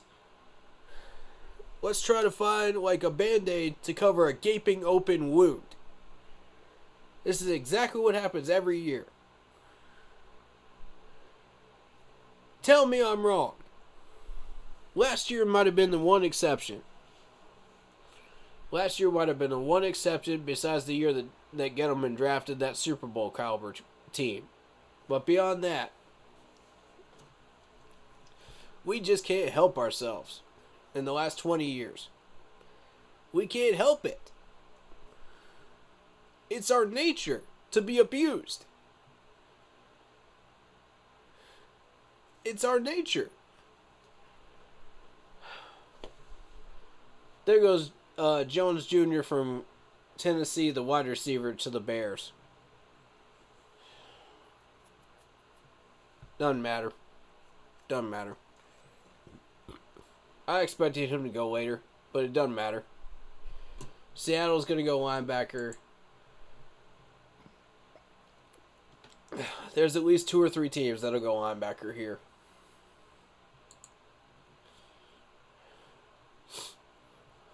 Colts could go linebacker. Broncos could go linebacker.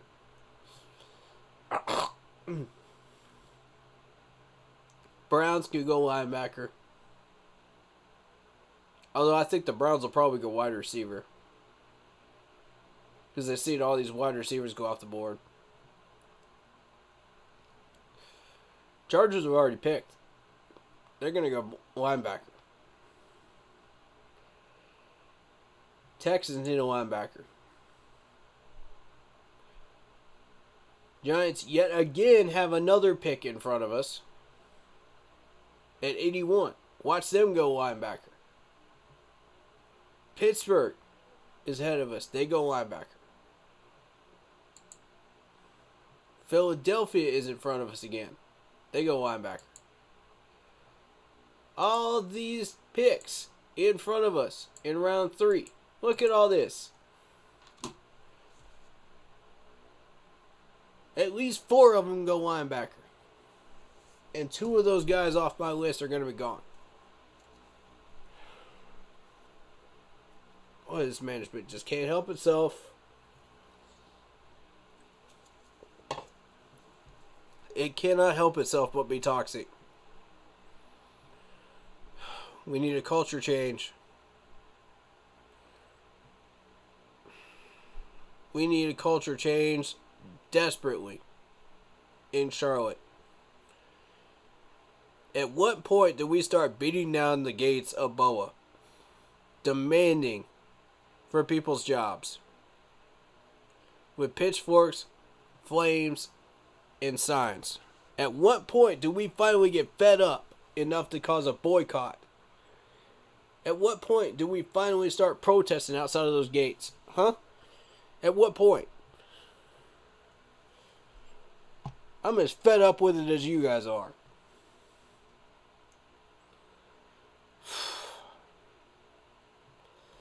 And to the outside people, outside of the crew, that have not been paying attention to my mock drafts and why I've been asking for these players and why I have all these people on my boards, they're going to go, oh, well, you're just whining because you didn't get the picks you wanted.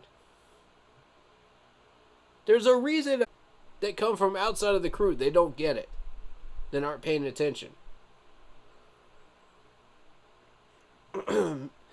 I understand the people that are just trying to catch up, that are smart enough to pick up on this stuff and agree, that, okay, maybe we go after 2 of these guys. Maybe you disagree on a few of them. That's fine.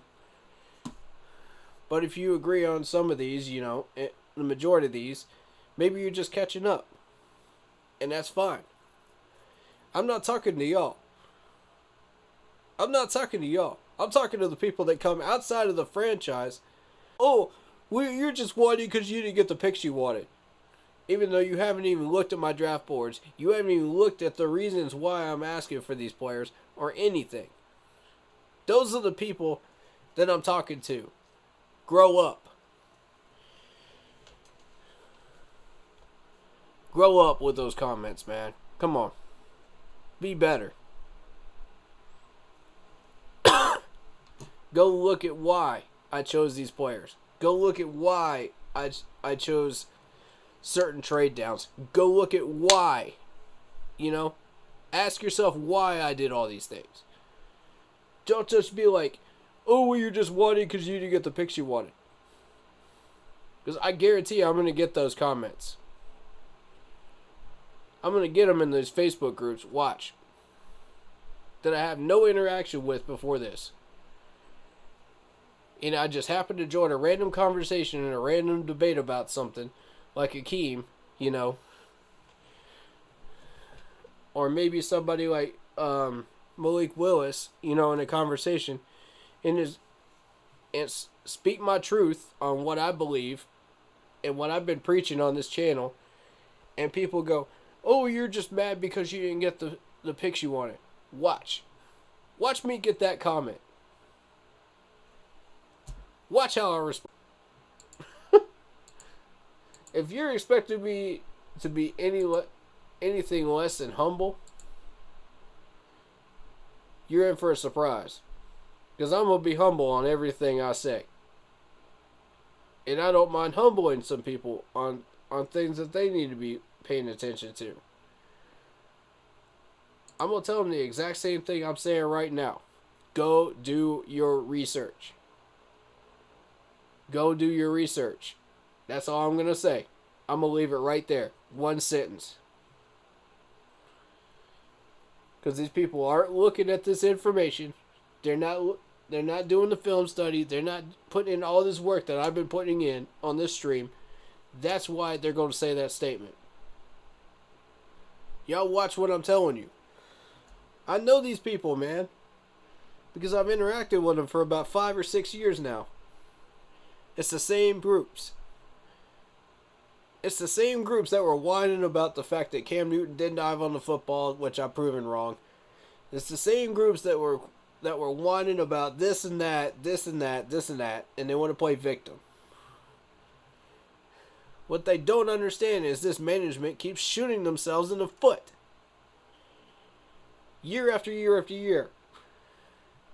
And then they want to play the blame game. Well, duh. Put the blame where it belongs.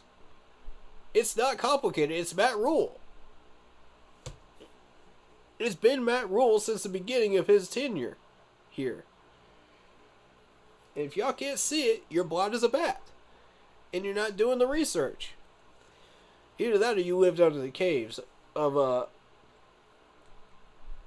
the Middle East somewhere. And you're just now joining us. Like, really. Catch up. Because it's not complicated, y'all.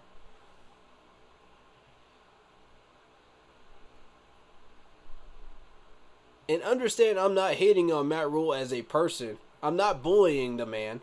I'm saying he is the problem. As far as why we have not done anything in the last 3 years. Why we have not progressed enough in the last 3 years to be a competitive team.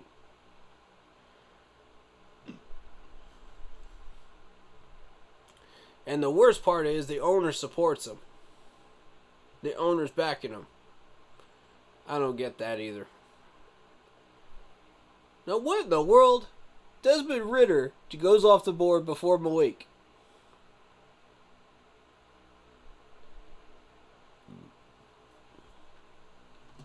They got their quarterback. Why is Malik still there? Folks, why is Malik still there? Did this man have like a surgery or something happen to him that we don't know about? What do they know that we don't know? This makes no sense to me.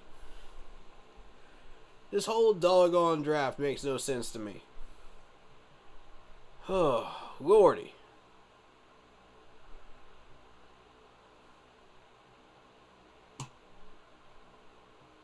Lordy, y'all go cause an anxiety attack in one of us, man. Alright, so we got Lucas, the offensive tackle for Washington State, going to Seattle. We got the second tight end off the board from Virginia going to the Colts. Falcons get their quarterback from Cincinnati, Ritter. Why is Malik still there? Why?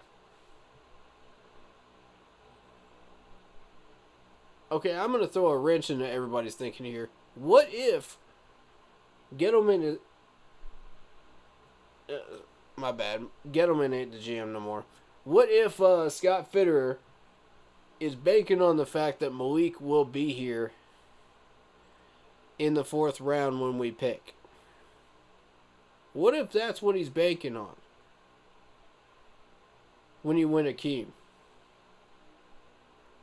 What if that's what he's banking on, y'all?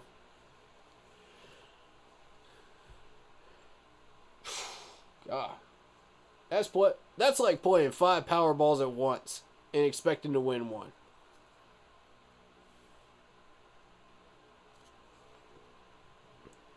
While playing blackjack in Vegas. And if we win, bro.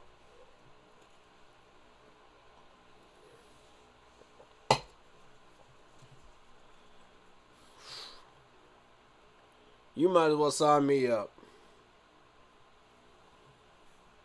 You might as well sign me up for one of them blackjack tables if you win this one. If that's your gamble.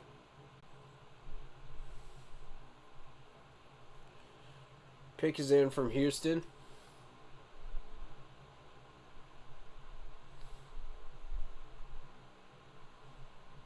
Alright, so we're waiting on that.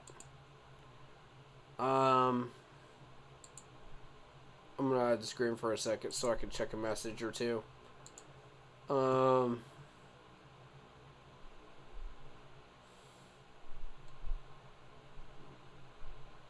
And of course, before the stream ends, I'm gonna check some responses from people, you know, around the fan base to see what type of reactions we're gonna get, you know, about this Akeem pick. We'll also check whatever everyone is posting today as well.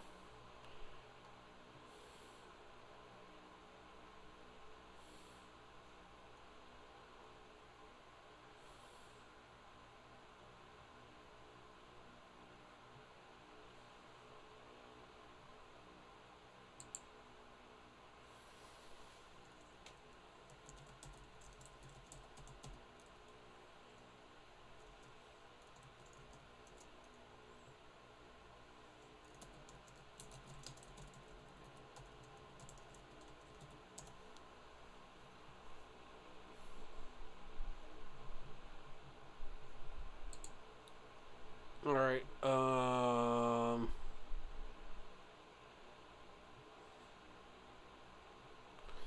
they're saying that Carolina could trade to get Willis, Corral, Baker, or Howell. I don't know. I don't know how y'all feel about that one. I literally only want Willis. I'm with you. I'm with you, Corey McKinney. I only want Willis. If you're going to trade up, it's Willis or nothing at all. You know, it's Willis or nothing at all, because at that point, let's see what linebackers are on the board. You know,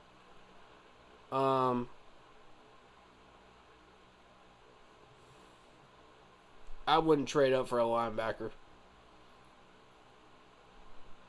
I would just take what's available.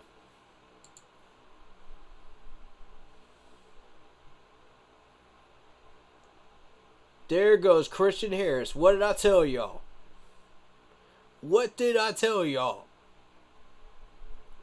I told you he'd be gone. And we let the Houston Texans get Christian Harris. Bruh. Oh. This is heartbreaking, y'all. This is heartbreaking. I don't even know if I got the heart to handle this third round. After what we just pulled. I don't know if I got the heart for it. I don't know if I got the heart for it.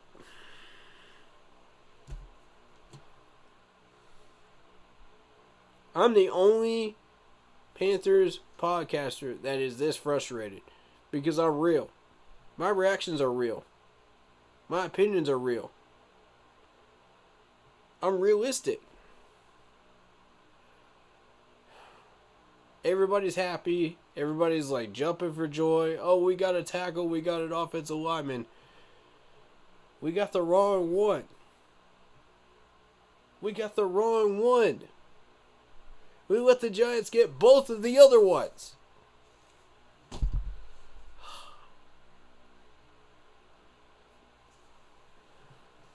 And because we didn't see a scenario where we could trade down, Christian Harris is gone now.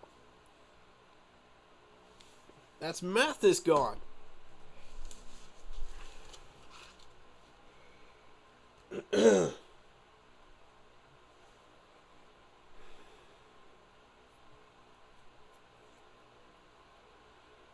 That means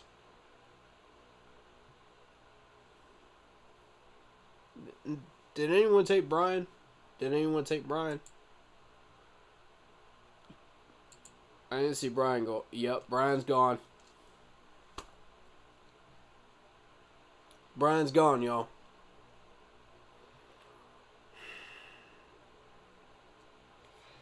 That means Brandon Smith at linebacker is our last hope.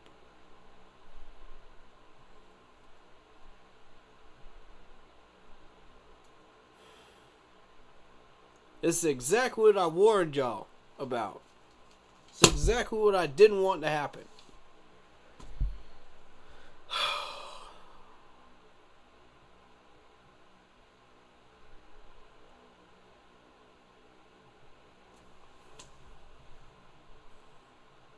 This team is about to make me drink. This team is about to make me drink tonight. For the wrong reasons. I'm telling y'all.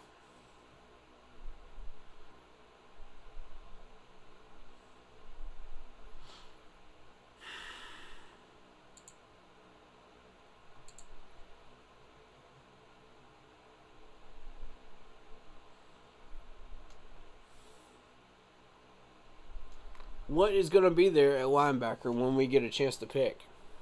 What's going to be there? Anybody got any theories? What's going to be there? Brandon Smith will probably be gone too. Let's look.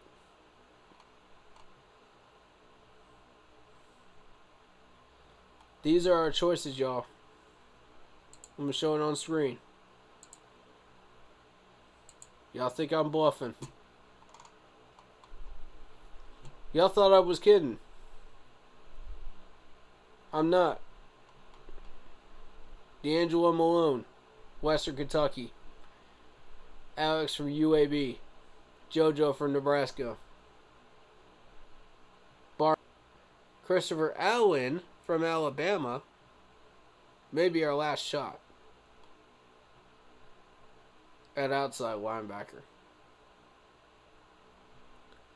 From there on, your only hope is Jeremiah Moon from Florida, which probably won't even get drafted until 6th or 7th round. Nakobe Dean, it won't be long. It won't be long. Y'all about to see Nakobe Dean go off the board in the next 5 to 10 picks. That's gone. You can forget Nakobe Dean is a possibility. DeMarco Jackson from Appalachian State. Desperation pick. Damone Clark, desperation pick. Then you have to go all the way down here to Jeremiah Gemmel from North Carolina Tar Heels to find another linebacker that is worth picking up. Because you're looking at Kansas, Iowa State, Texas A&M, who cares? Oklahoma State, who cares? No one's looking at them.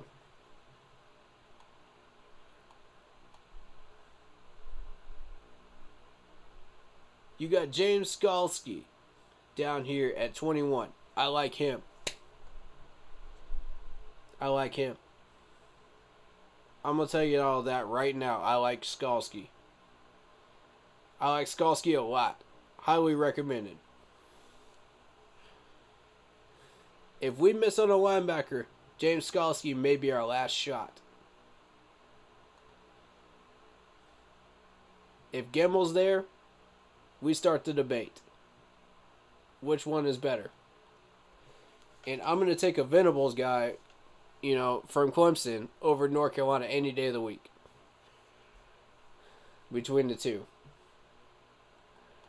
But if we still have Channing Tindall here, and we still have Nakobe Dean here, it's Nakobe Dean all the way. That's not even contest.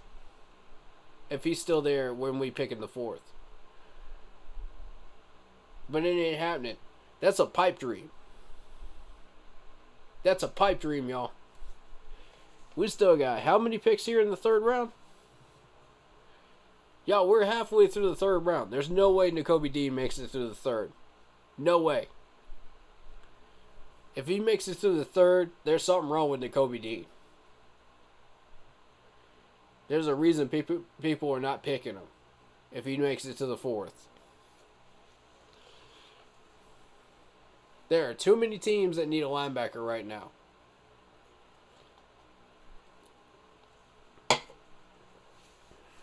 There's too many. I don't see it happening. Brandon Smith. It's either Tyndall, Brandon Smith, DeMarco, or we wait. Way on down here to Skalski. And honestly, if we miss on Tyndall, I think we have that conversation about Jeremiah Gemmel and Skalski. I wouldn't even bother with DeMarco Jackson, to be honest with you. I wouldn't even bother with Brandon Smith. Brandon Smith is a project right now. That's if you want an inside linebacker. Outside, it depends on what you're looking for.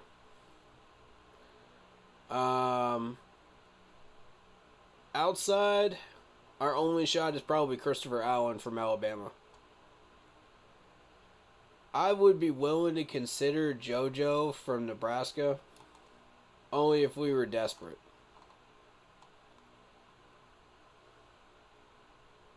And Jeremiah Moon is an absolutely desperation pick down here at the 9. But that's late. Late. I'm talking late 5th, late 6th for Moon to be there.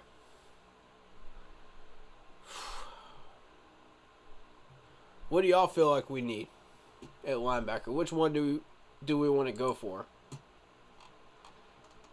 Inside or outside? To me,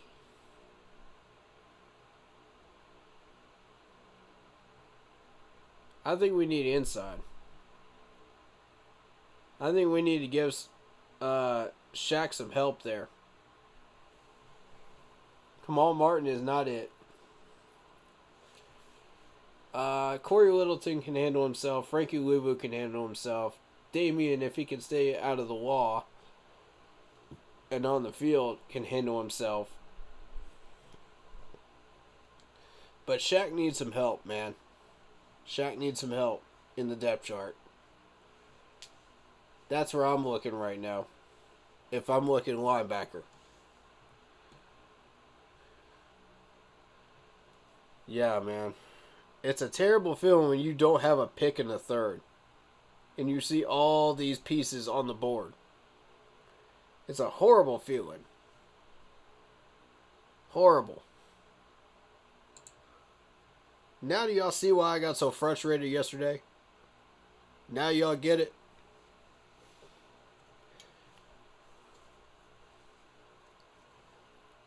I told y'all all these pieces were going to go off the board. And it's going to be heartbreaking today. And we're all going to suffer together. Because our management can't get their head out of the sand. And figure out that this is not the way to do things.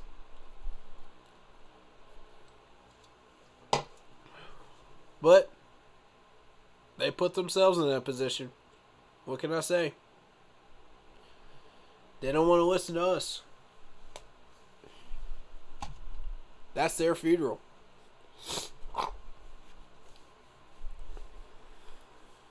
The entire team suffers with them. The entire fan base suffers with them.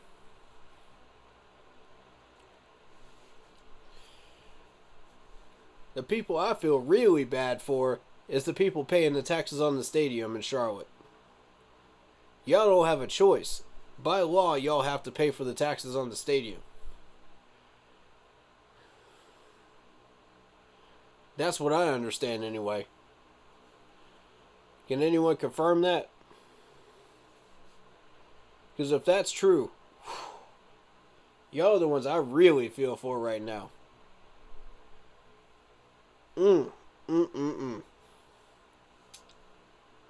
Because y'all are directly responsible for putting money into Tepper's hands on whether this team succeeds or not and where it goes. Y'all are directly involved. The people that pay for these PSL seats and everything, you know what I'm saying? Y'all are directly responsible. You know, y'all are the real victims here. And it's this management that keeps crying wolf every year and trying to blame people and trying to throw players under the bus like it's Groundhog Day. You know? When they're the ones at fault. They're the reason we are here right now. Y'all see what I'm saying? Y'all can't cry wolf when you are the wolf.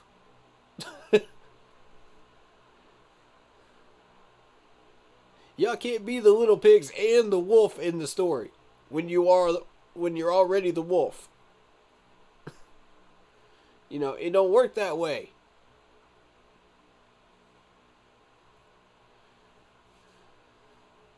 Man.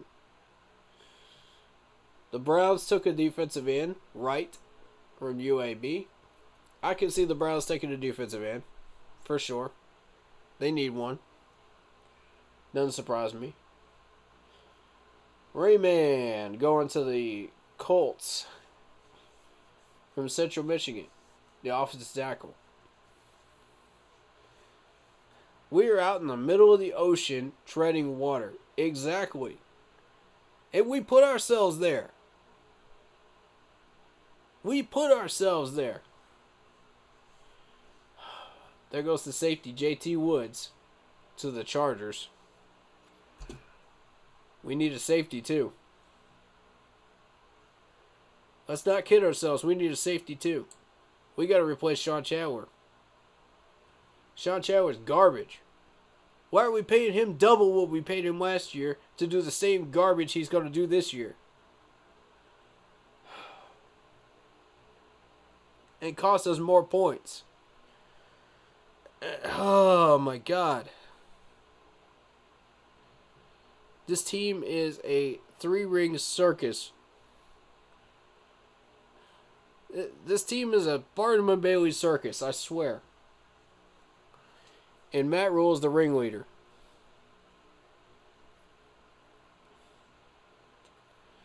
David Tepper is the one owning that owns the Barnum and Bailey Circus.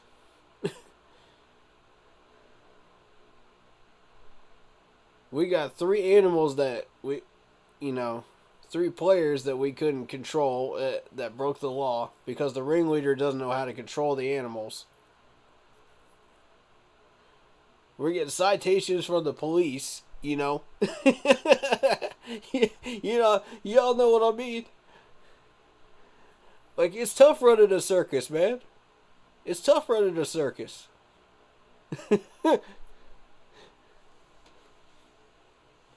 You got CMC running through fire hoops, hoping to God he doesn't get burned again and hurt again. I mean, this is ridiculous.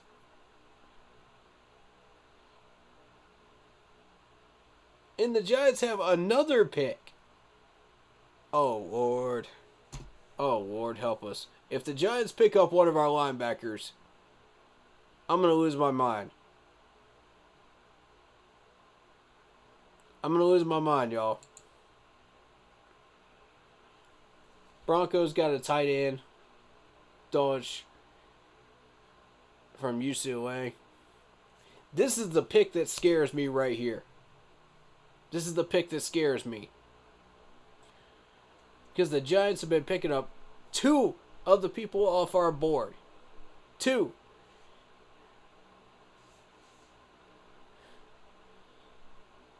Are we doing all this research for New York, or are we doing it for the Panthers? Because I swear, it seems like they are ripping players right off my board. It literally seems like they are ripping players right off my board, right off my list. Is the Giants management watching these streams? This is spooky, y'all. Okay, they chose a corner. Okay. Oh, God. Don't scare me like that, New York. Not again. Not again. Not like this. Write a petition to put Rule in at quarterback. I'd love to see him get smacked around. Man, you ain't lying. I'm with you.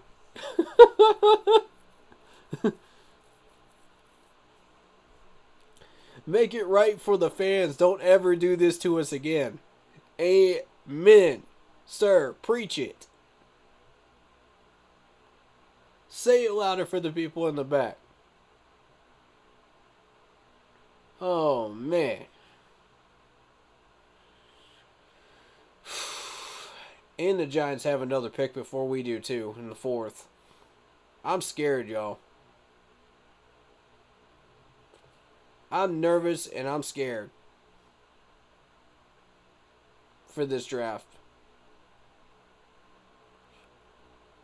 Matt Rule, you did this to us, bro. You did this to us. There goes Malone from Western Kentucky. Man, Falcons ain't have him. I don't care about Malone. Malone was never on my radar. Y'all can have him.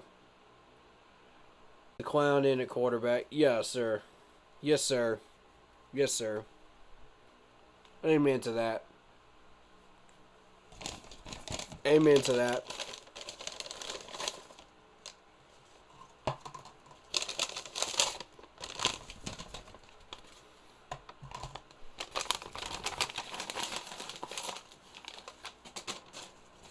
We putting bags over our heads now. The bag of shame. We are the Charlotte Panthers bag of shame. That's exactly what we are right now. Just cut some holes in there. Little mouth holes so you can breathe. We have become the Charlotte Browns. It's exactly what we are now. We did this to ourselves.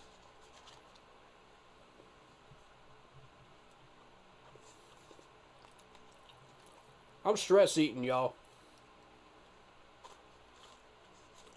Y'all never see me do this. This is what you did, Matt.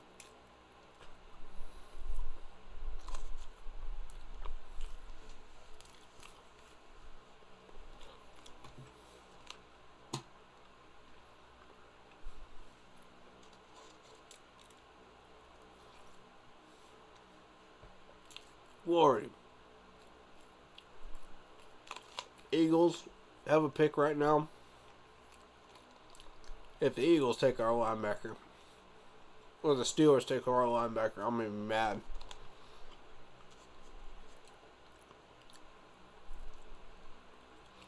I'm gonna be fuming mad.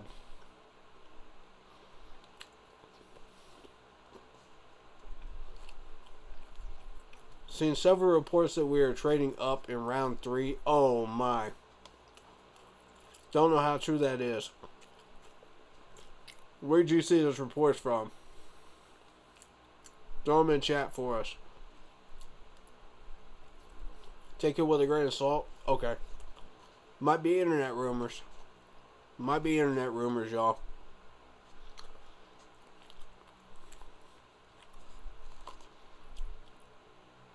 We have a 4th and 2 5ths.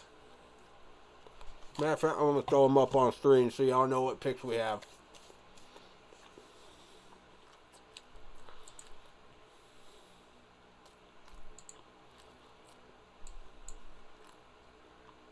That ain't it.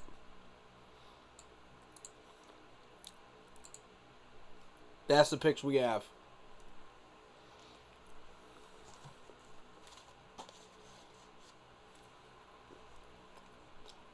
Fourth, 2 5ths, a 6th, and a 7th.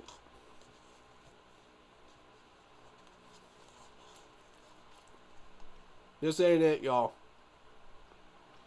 This is not how you fix this team.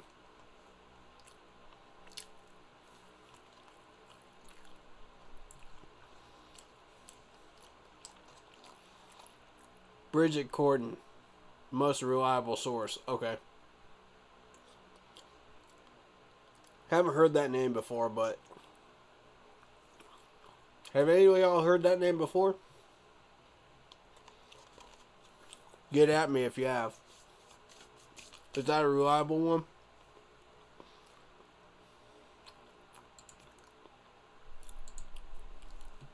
Because I don't know. She's from NFL Network. Oh. Okay. I trust NFL Network people. They're usually on target. That's not good. Please don't trade up. Please don't trade up. Don't do this. There goes Nakobe Dean. Ugh. God, this is frustrating. This is so hair-pulling to watch. I swear to God. Oh my God. We're letting all these people go. Oh. I appreciate all y'all hanging out with me, man, on this stream. And suffering with me, man. I appreciate it. That means a lot to me. Y'all some real ones. Y'all the realest of the real ones right now.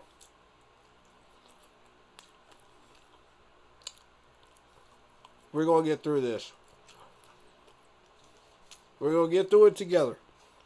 We're going to keep pounding it, and we're going to get through it together.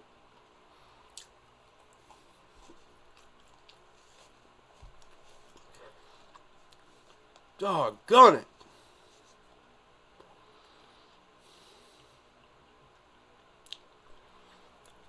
That means our best linebacker hope is Brandon Smith. Oh, man.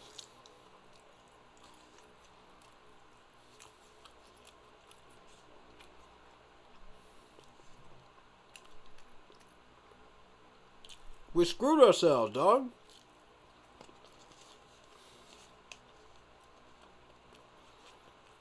We screwed ourselves.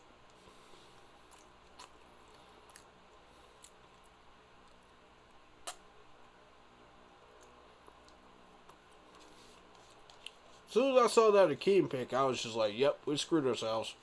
It's over. We ain't got a hope in the world of getting any of these guys until the 4th. We ain't got a hope in the world. They're all gone.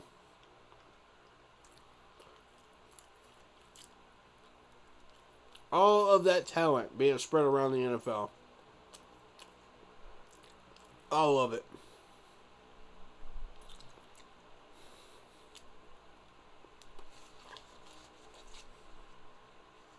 Makes you want to lose your mind.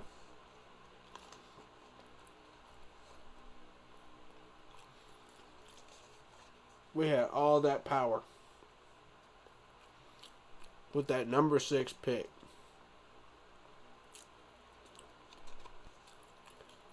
All we had to do was be a bit more aggressive. That's it. Just a bit more aggressive. See, if we had taken Evan Neal or Malik Willis, I would have been fine with not having to pick until the 4th. I can deal with that. Because we got our guy. You know what I'm saying? Maybe we miss out on Joshua Zidu. And that's a little bit of a heartbreak right there. But, you know, you're going to miss somebody when you get your man in the first round at number 6 and you don't trade down. But at least you got your man, you know.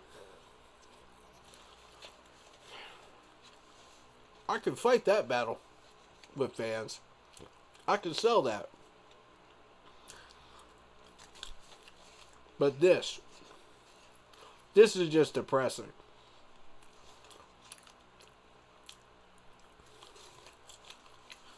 New report for Bridget. Some people in the organization don't want to trade up. Wonder who that could be. Wow.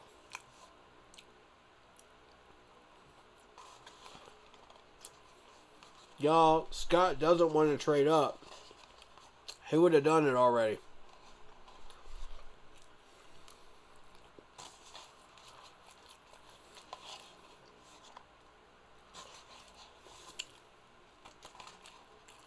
Scott don't want to trade up. There goes another corner.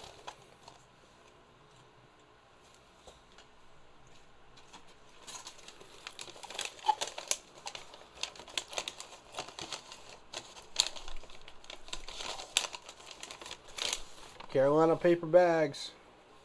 Carolina paper bags. That's who we are now.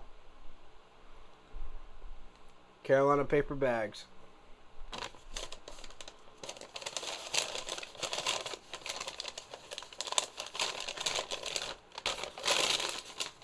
This is going to make for some fun discussions with people that I meet on the street with this hat.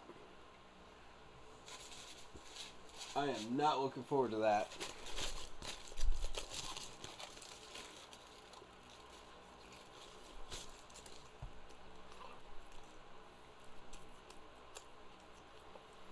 Lord have mercy.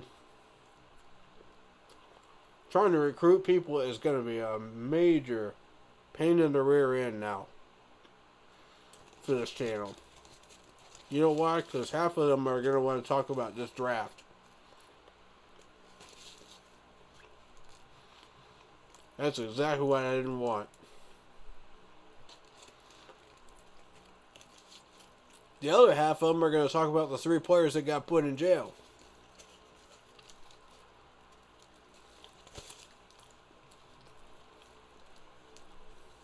How much y'all want to bet?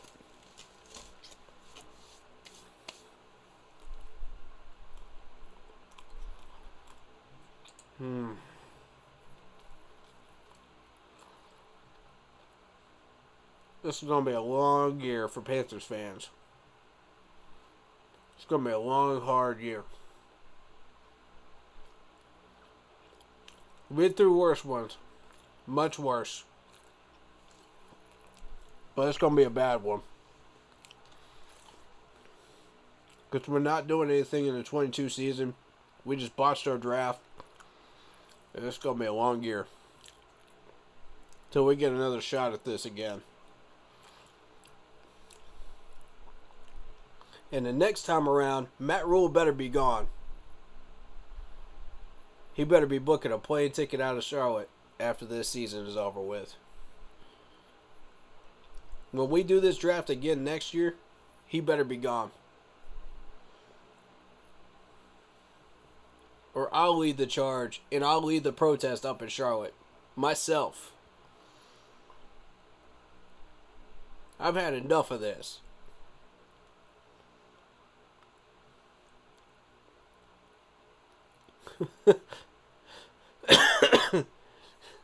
How in the blue heck is Malik still there? That's my question, bro. 3rd round. Bottom of the 3rd round. How is Malik still there? That's a heck of a gamble if you're gambling on Malik still being there in the 4th. You got to have balls of steel if you think he's still going to be there in 4th.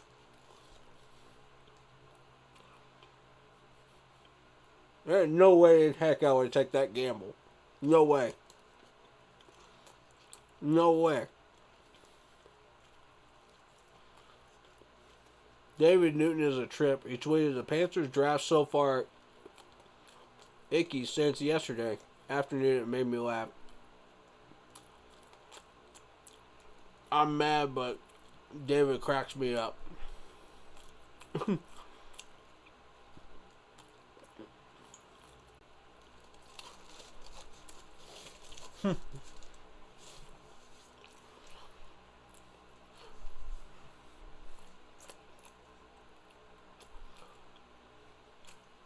You know what's funny? Our last good left tackle was named Jordan Gross. And now the next time we draft a tackle, his last name is Icky. It's gross and it's icky.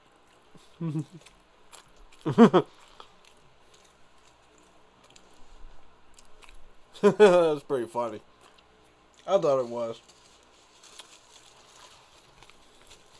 I'm trying to put some kind of humor in this, man. There he goes. Malik Willis went to the Titans. Wow. Pick number 86.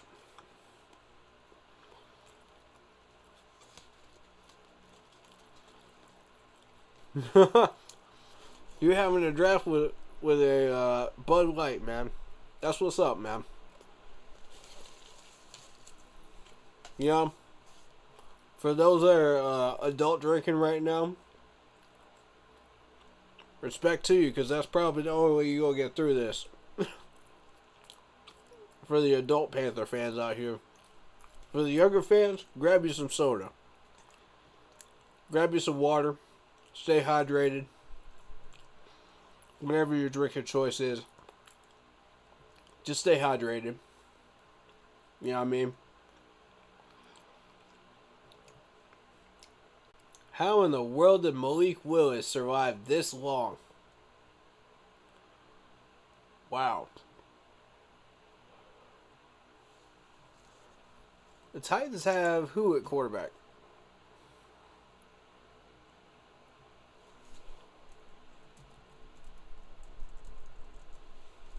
Oh.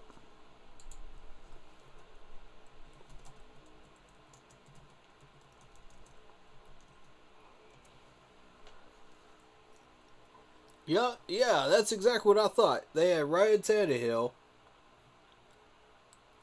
and they're looking to add to that quarterback room. That means one of these two is gone. Either Logan or Kevin. One of these two is gone. Because of that draft pick right there. So who's it going to be? Which one? Because you know Willis is going to be number 2 on that depth chart. You already know it.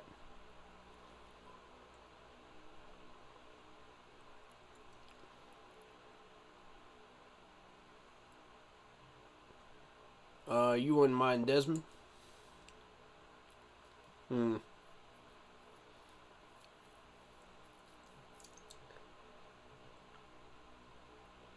Yeah, I would bet Logan is probably going to be the one that gets tossed.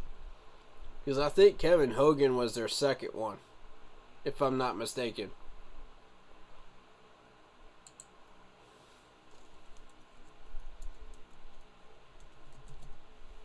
Well, let's see. Let's see.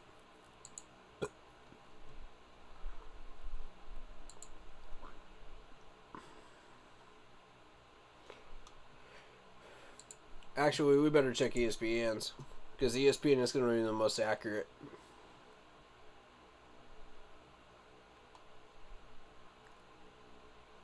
Ah, it was Logan. Huh. Okay. That's real interesting.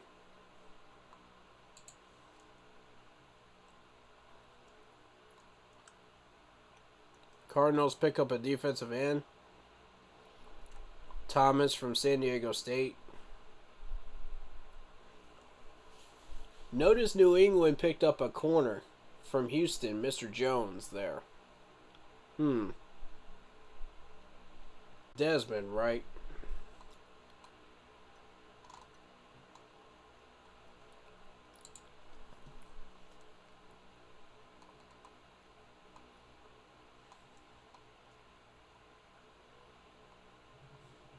This is what we got left. It's not exciting.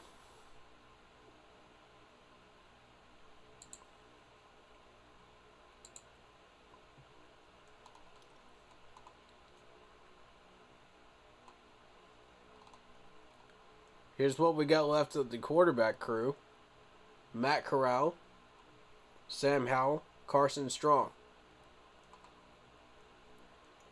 Zappy is a project quarterback. I see Matt Corral as a project quarterback.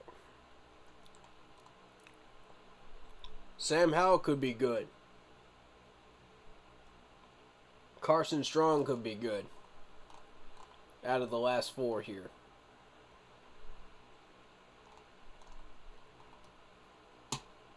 That's sad that Cat Crave said the Panthers didn't like Malik Willis as much as you.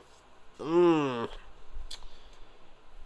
that depends. Which article are you reading? Were you reading the Dean Jones one? Because Dean Jones has been at odds with what I've been wanting for a long, long time on a lot of things. This dude has been putting out a lot of pointless articles over the years. So, I would not be surprised to see him get that information from the Panthers and say, well, you know, I don't like Malik Willis, you know, yada, yada, yada. Would not surprise me at all.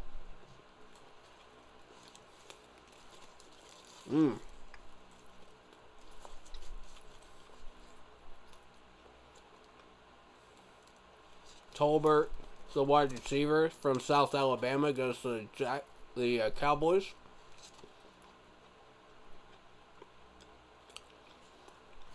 Titans pick.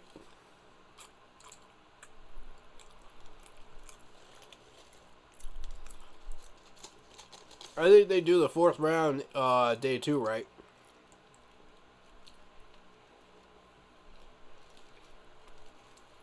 Second, third, and fourth. Day 2.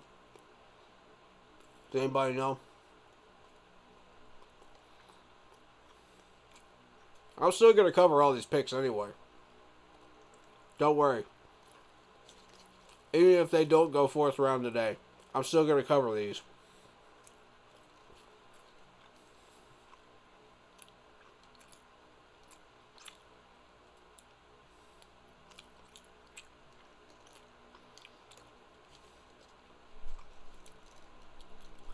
Mainly because there's a lot of the players that went off the board today that were on my radar. That's why.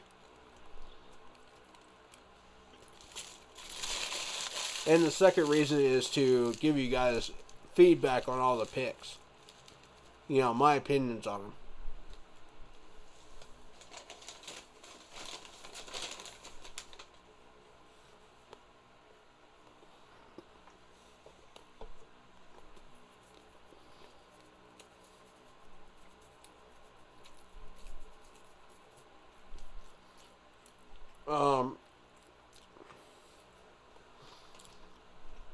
If it wasn't Dean Jones, you know,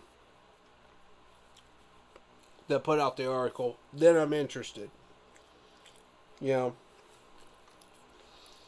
But if it was Dean Jones, I'm not interested at all. Because I've already seen a million of his articles already. And that man consistently does not understand what we do and what we need. He's just following Twitter trends. And rumors. And stuff that's already been out there for at least a month. You know, it's a known fact. By the time he throws an article out there, it's already a known fact. Or it's a rumor that's been strongly suggested around the fan base for a month. Rarely do you see him actually report something factual from Charlotte. Or his opinion. We've seen it happen twice.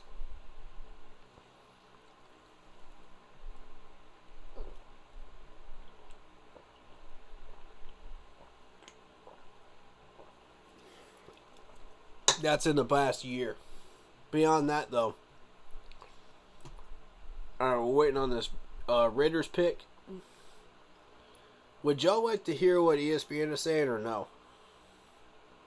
That's up to y'all.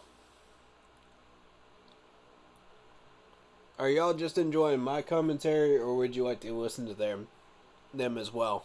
And me chopping them off every once in a while to comment on what they say.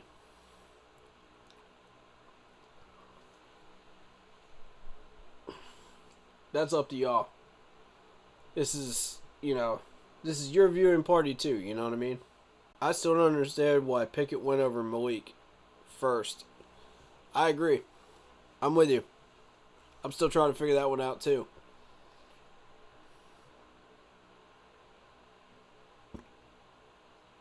Like, what do they know about Malik that nobody else does?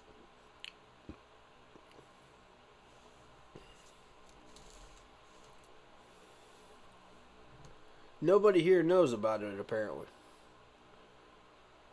They've all figured something out. And it's been spread around the rumor mill because this guy ended up in the 3rd round. What did they figure out?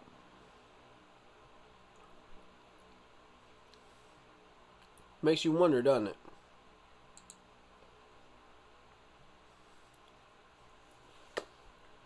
Hey, but at least he's out of the division. We don't have to worry about him. But the Titans have a strong quarterback base now. After Tannehill's gone, Malik's going to take over. You know, they're set for a while. That was an excellent pick by the Titans. Pickett has small hands, could mean Fumble City. Yep, up in Pittsburgh. It could. They were talking about bad weather towns.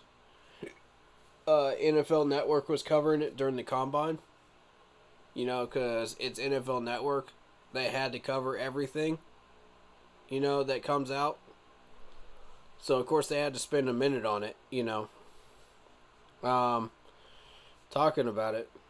But, yeah, they said smaller hands can lead to fumbles in cold weather cities that don't have domes. And Pittsburgh is exactly that. So, the fact that he went to Pittsburgh could hurt his career. We'll see. Keyword is could. Based on what they said on NFL Network about that.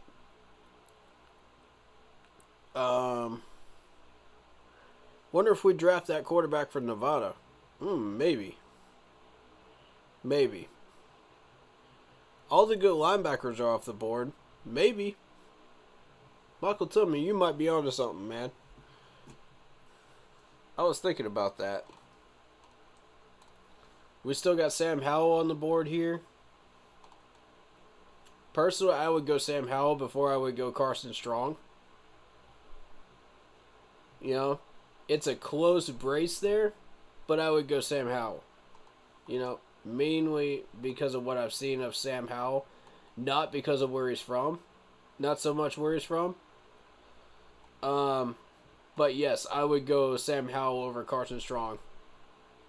Not by much, though.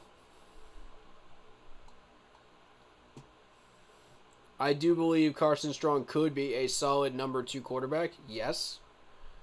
I believe Sam Howell is a little bit better. Yeah, both of them are really, really good. They're both good choices, you know, at quarterback.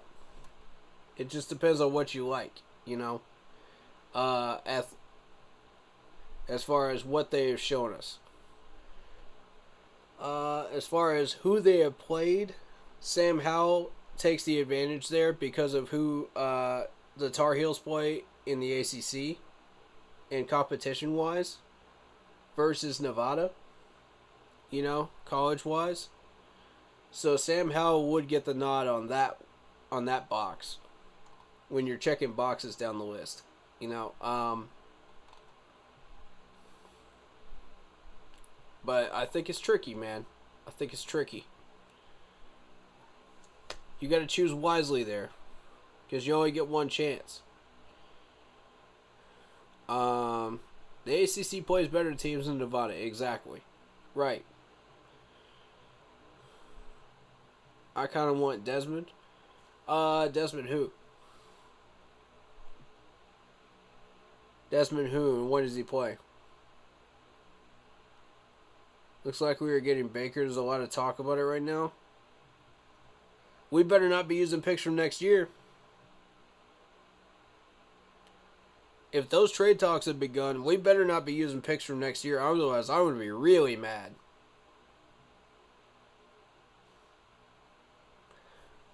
If that's what's going on, we need to stop. We need to put a pin in it right now. That needs to end. If that's what we're doing. Matt Rule needs to be kicked out of that draft room. If that's what's going on.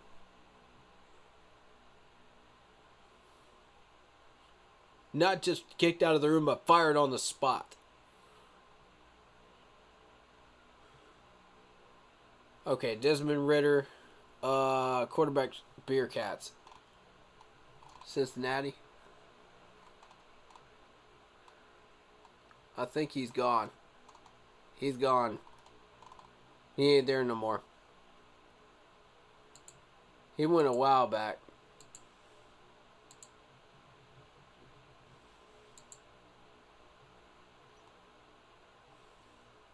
I think he went round 2. Yep, you said it. Matt Rule is not our coach. You said it a year ago, Michael Tillman. You were right. I give you your credit.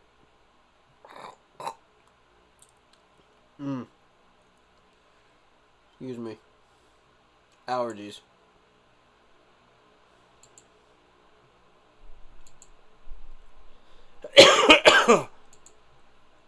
Lordy. Yeah, I think he might have gone round 3. Hold up. Ezedu's the problem, though. Ezedu's gone. We don't let the Giants get Evan Neal and Ezedu.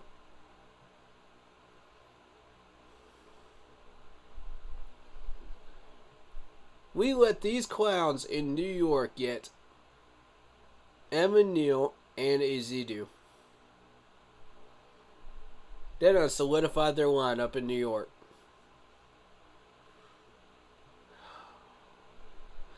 That's what should make some people mad. That's not funny, that's sad. That makes me angry.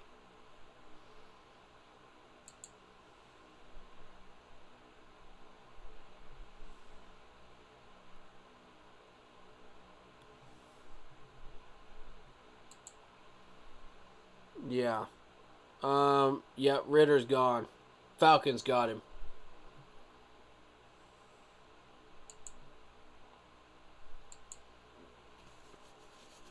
Oh, man. That just made you unhappy, too, man. Join the party. Join the party, because I'm watching all my radar picks go out the window.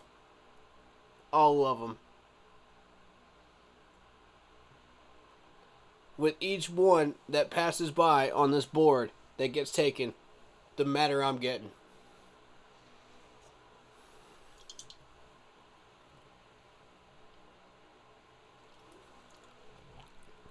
We had all the power at number 6, and we threw it away. All the power.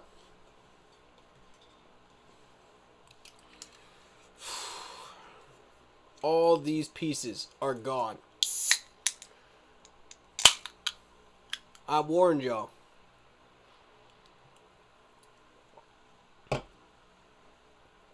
I warned y'all. I want my credit for it.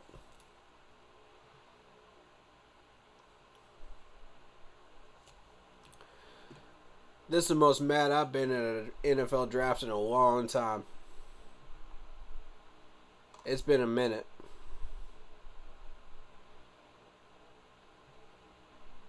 And all these people are going to say, oh, we hit a home run with Icky. No, we didn't. Stop lying. All those people don't understand what we really needed and what we could have had. Pick number 7, the Giants take Evan Neal. The guy we should have taken.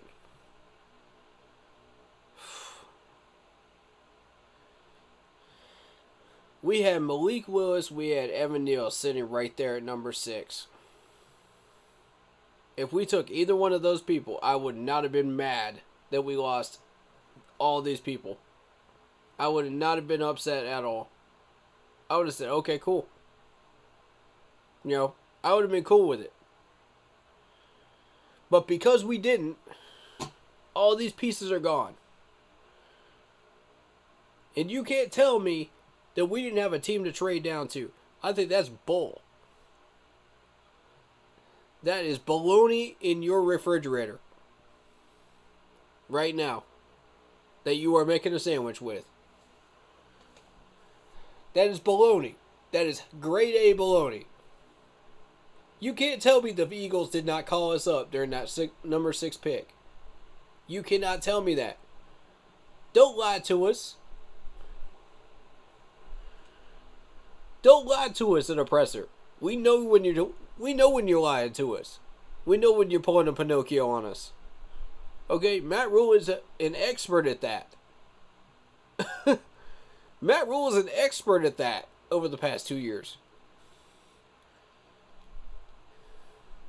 He's literally become Pinocchio himself over the last 2 years. With a tree branch coming out of his nose.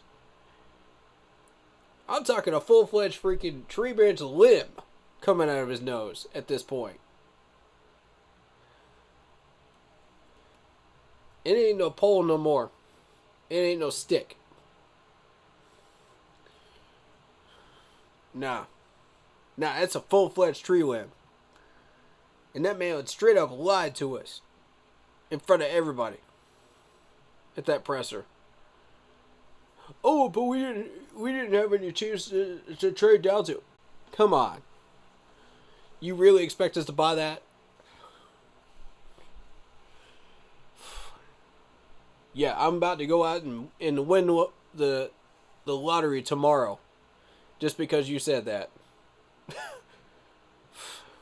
Come on, man. What kind of fools do you take us for, Matt? That man needs to be fired. Matt Rule is just not fit. You can tell the lack of experience he has, and the team his support, okay, but not in the head, man. I'm trying to make sense of what that comment said. But anyway, yeah, I get the gist. Y'all get the gist. You're right. He's not it. Go back to college. You can't handle it here. You cannot handle this beast up in the... Oh, Lordy. Here we go. We're on the clock. What are we doing? We just traded up? Matt, you idiot! If this ain't a quarterback or a linebacker, I'm going to lose it. Matt Corral?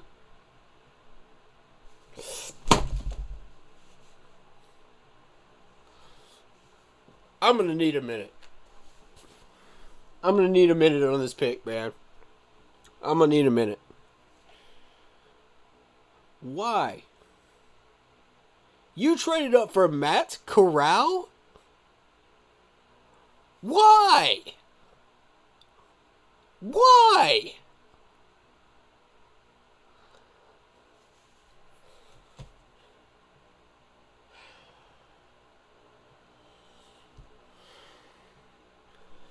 Lord, I'm going to need you to help out here. Please get Matt Rule fired.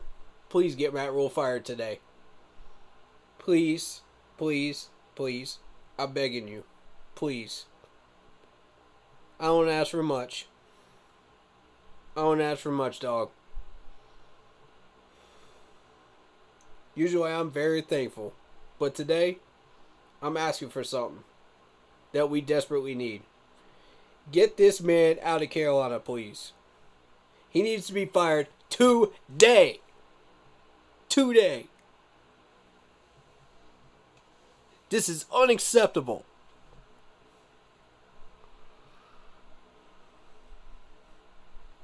This is unacceptable.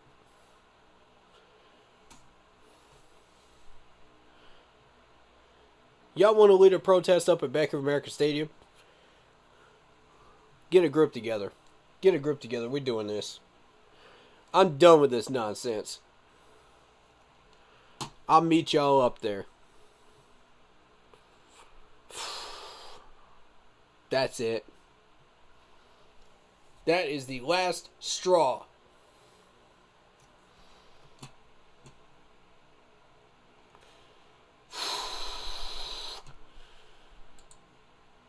Of all the things that you do,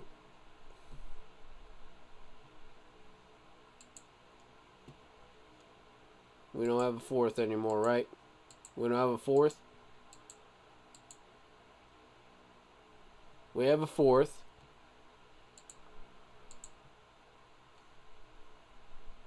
Where did this pick come from? Fifth?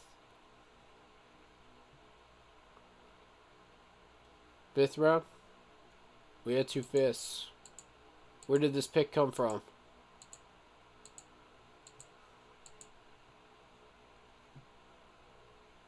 Where did this pick come from, y'all?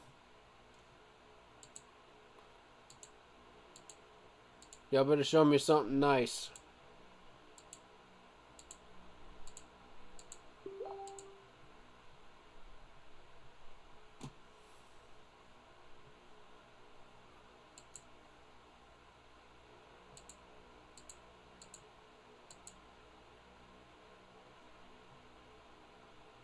Did we just move picks from next year?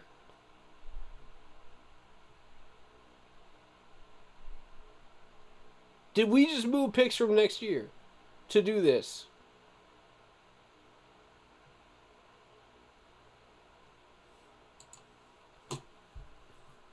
Lord, tell me that ain't the case. Please tell me that's not the case, man.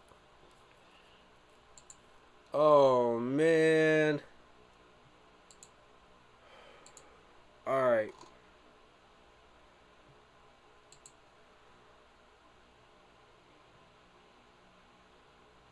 His numbers aren't bad, though.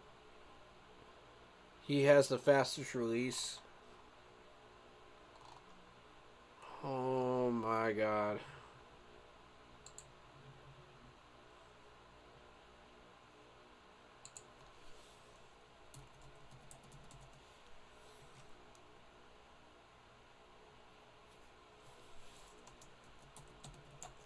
I'm trying to go on the official page so we can find it. We can find out the truth. Just better not be picked from next year.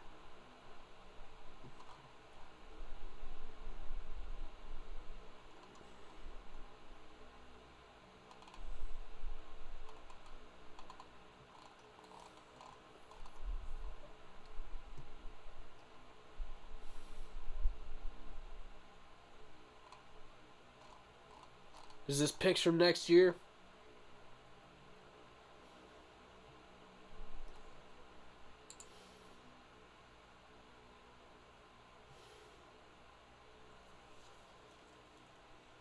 I better not go on Instagram and find out these were picks from next year that were spent on Matt Corral. I better not find that out. I better not see that, y'all.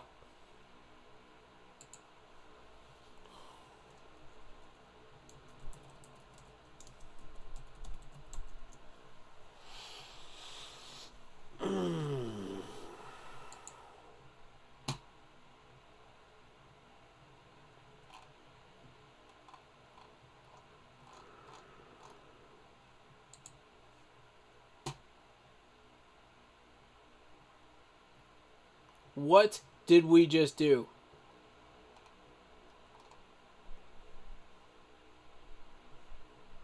How did you get this pick? How did you get this pick? Who do we move to get this pick?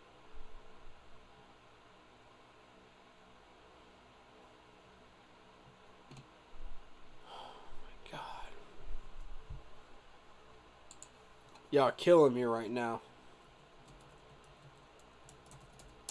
I'd never go on Twitter. I gotta have some information though. I gotta find out. Any of y'all figure this out, man, let me know.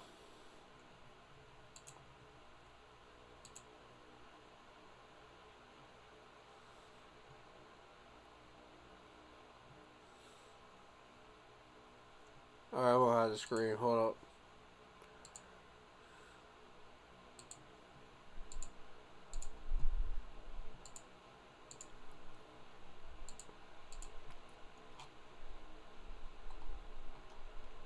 Just in case it asks for anything else.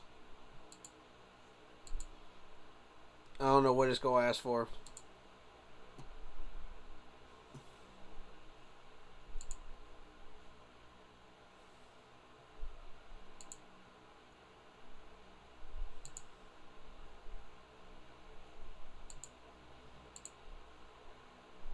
I don't care.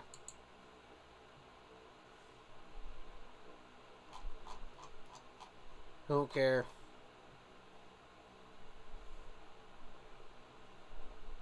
Man, whatever, dude.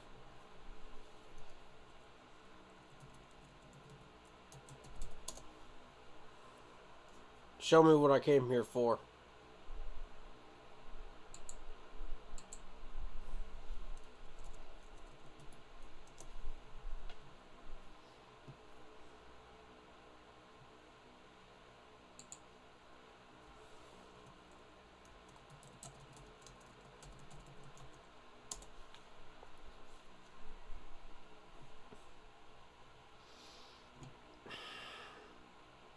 I'm going to be royally salty if we chose any of those picks next year to do this. I'm going to be royally pissed.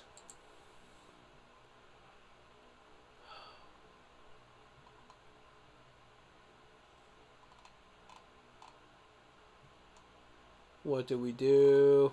What did we do?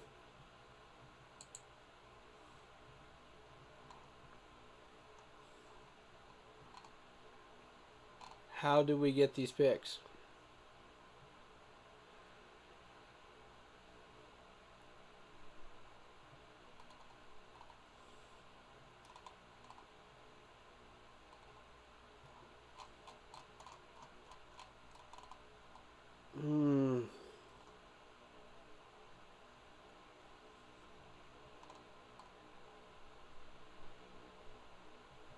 Yeah, y'all said we're trading up, but you didn't say how.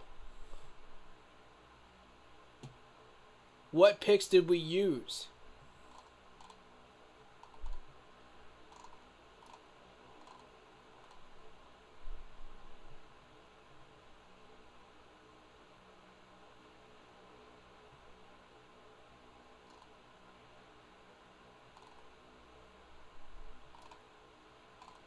There's nothing on social media. Nothing.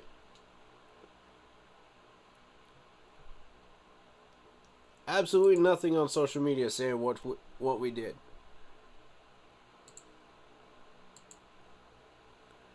About what picks we used.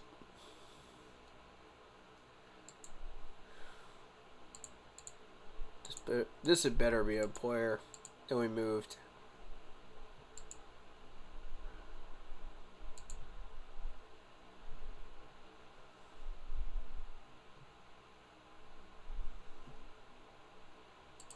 Come on, man. Come on, man. Don't do this to us.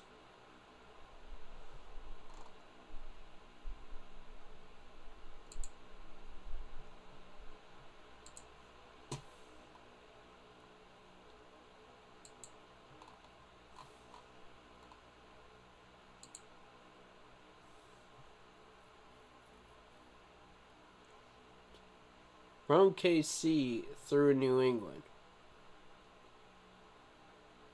That's all we're seeing right now. We still have 2 5ths, a 6th, and a 7th.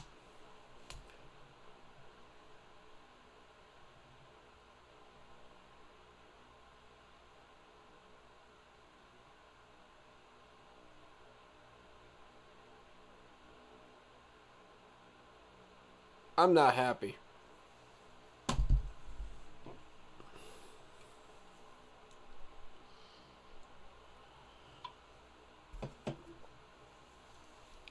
He's a dual threat. Everybody's a dual threat right now that's on that board.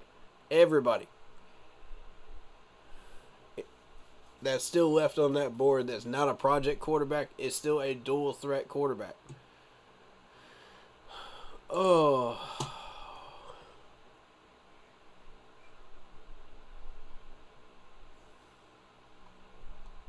Y'all see this right here? Steve Smith says, not solidifying your needs up front is a fireable offense. Y'all see this, right? I'm going to read it again for the people on Facebook that ain't seeing it. Steve Smith, not solidifying your needs up front is a fireable offense.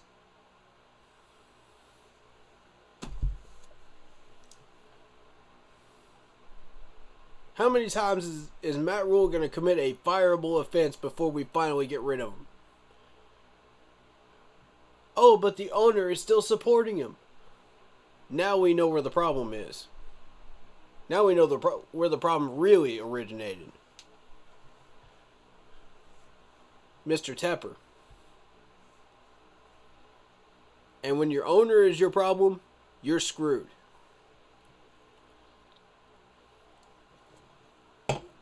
That's years of screw-ups. That ain't just a few. When your owner refuses to admit he made a mistake, that's years of screw-ups. That's going to happen. We're in for a long ride, ladies and gentlemen. We're in for a long ride.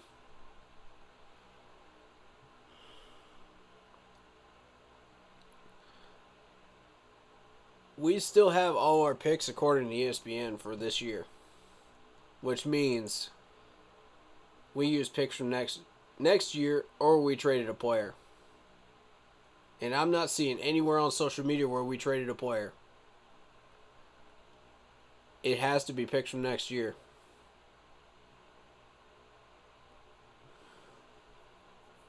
The domino effect continues into next year, ladies and gentlemen. Plus a terrible pick at quarterback, according to what was still there.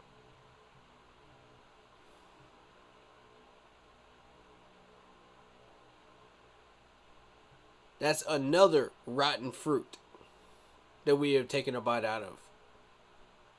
From that same doggone tree of Sam Darnold.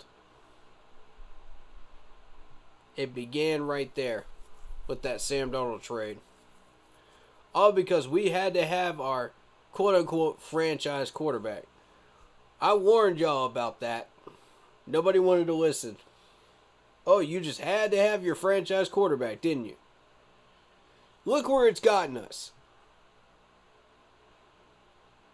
Look where it has gotten us. We have gotten now Matt Corral because y'all are selfish and haven't done your research and haven't even thought past this point to get to this point.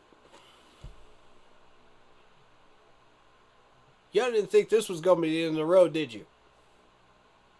You can't even see the end of the road because you can't see past your own blindness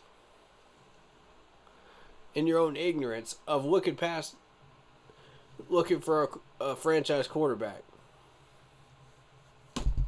This is what you get. I may be one of the few people that can see through and see the end of the road and see the end of the tunnel.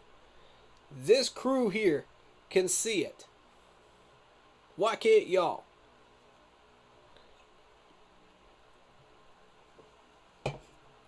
And now we have screwed ourselves further.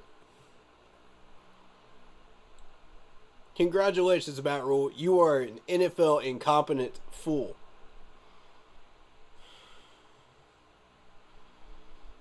You are an NFL incompetent fool. Completely incompetent.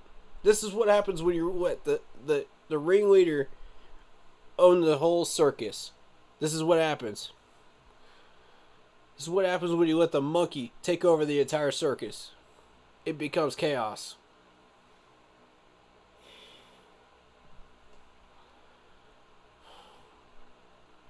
Told you we were going to train in his round 2 or 3. You were right.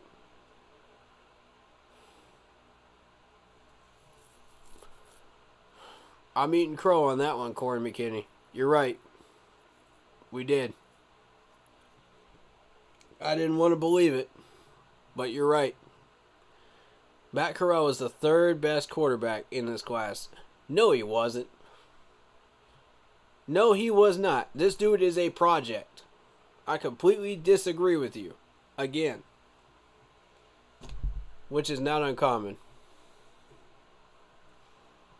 With all due respect, I completely disagree. I apologize. I'm getting in my emotions again. I'm trying to do better. But yeah, he is not the 3rd best. I disagree.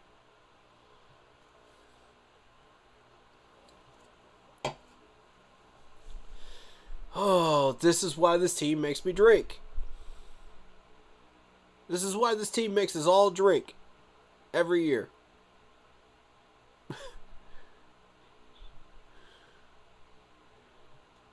Even the NFL website had him and Pickett with even grades. Willis was rated. I don't care what the NFL says. I got my own ratings. Grade them for yourself. Don't focus on everybody else's grading system. Otherwise, you're shooting yourself in the foot.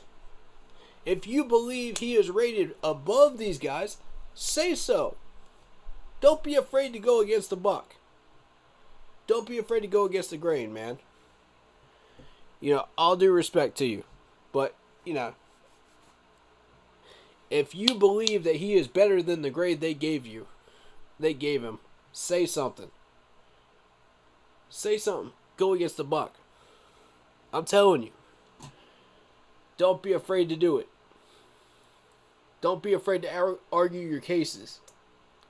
Don't be a sheep and follow along with what everybody else is saying.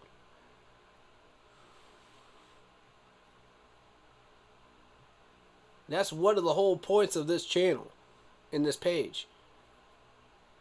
It's because a lot of our opinions of the people that are here have been ostracized and laughed at. Do you know what? If you truly believe you are right, and you have done the research, and you believe in what you are talking about, like I do, speak up. Don't never be afraid to speak up. Now, I'm going to disagree with some people. Sure. But I'm not scared to say something, man. That's why I got respect for Corey McKinney here, man.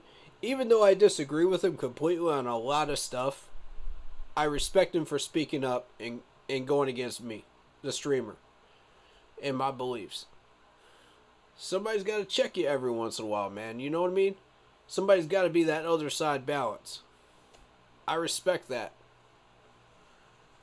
Hey, much love to you. That's what I was trying to get to, bud. And I appreciate you hanging around and listening and not taking it, you know.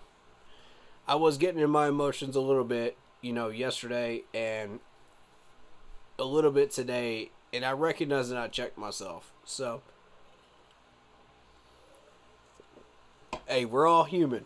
We all make mistakes, right? I'm not scared to go against the grain, but I feel that they supported my opinion. He was throwing dimes to Elijah Moore all year 2 years ago. You see where Elijah Moore is now. Okay. No. I mean, if that's how you feel, that's how you feel. You know what I'm saying? All due respect, man. I don't like this, though. I don't like this, though.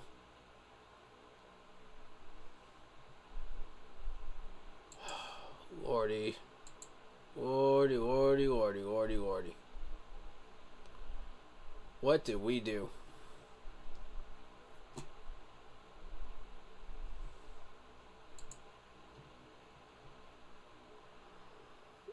That's got to be one of the dumbest picks I've ever seen us make.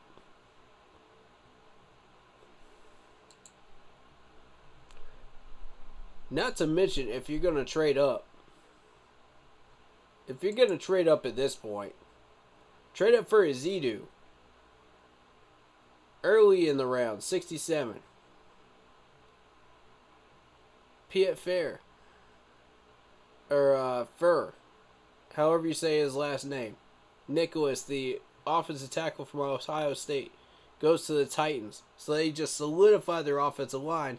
Not to mention they got Malik Willis.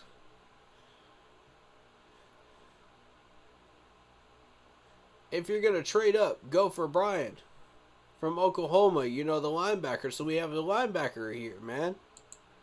Don't trade up for Matt Corral when there's better ones on the board. You got Sam Howell there. What are you doing, man? I would have even taken Carson Strong over that. Oh, my Lord.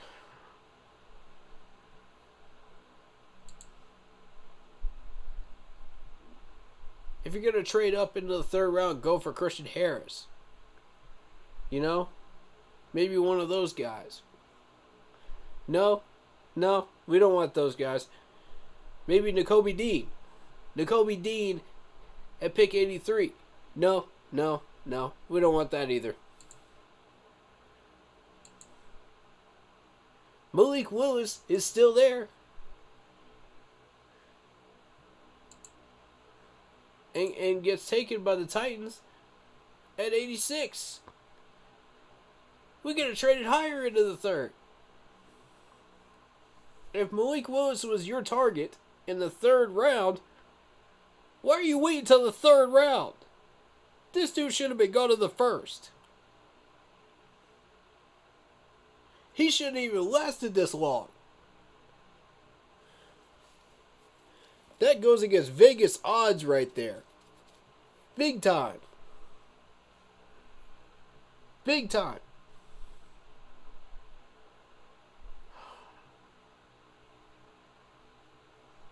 You can't tell me Matt Corral was your target. You cannot tell me that was your target. When you traded into the third round and Malik Willis was gone about 6 picks earlier. Tell me some more lies, Matt. Tell me some more lies. Lord have mercy.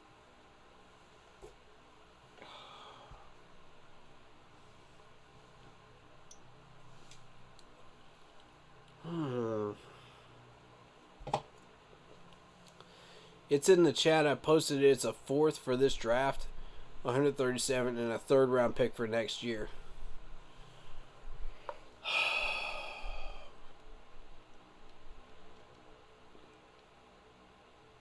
No, no, no, no, no, no, no, no. Scott, what are you doing?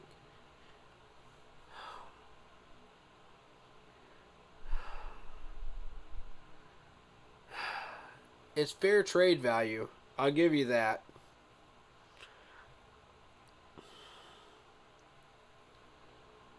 Oh, man.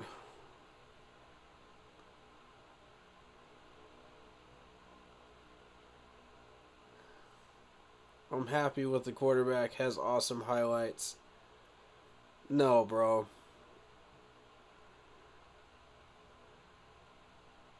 Looking at the bright side, this guy might be a hidden gem. No, he's a project. I disagree. He's a project. I've been saying it since day one of film study. This dude's a project.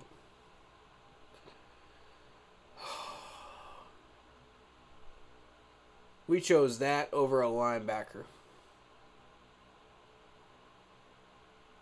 We chose that over a linebacker, y'all.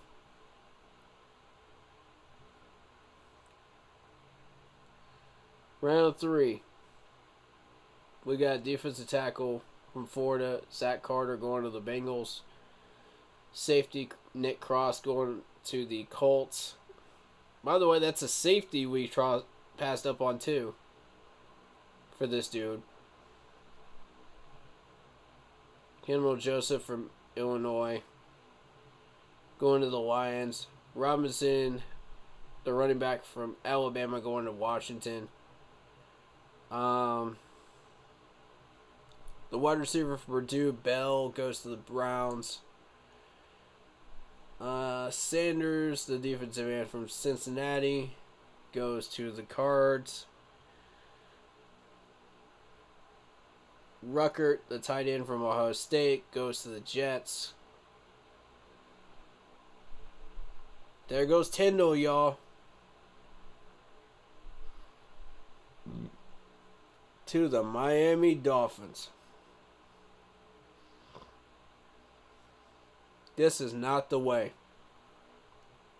to rebuild this team.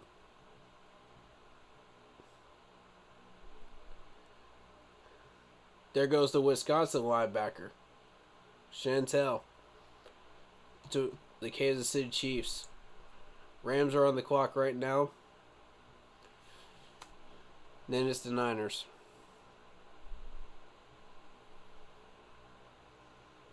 We didn't go after Tino.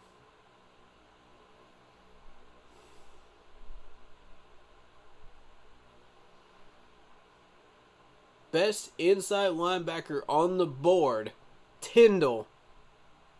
And y'all want to trade up for Matt Corral. Lord help me with this management. I'm going to go up there and throw a shoe at him during the press conference. I swear to God. Y'all are just that dumb. Y'all are being that dumb during this year's draft.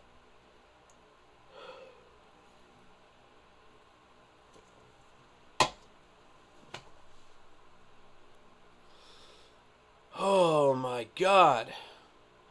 And you want to use a pick from next year.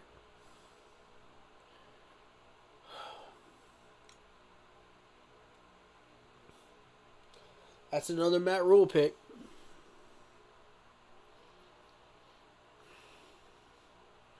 We had Carson Strong, Sam Howell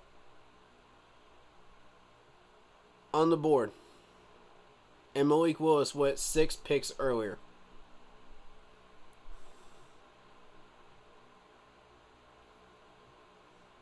That's not a coincidence.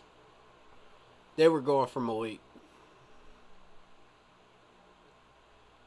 Why did we wait this long? When we could have just traded down to begin with.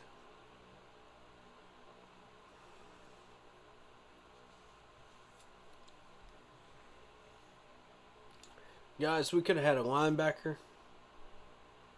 We could have had Malik and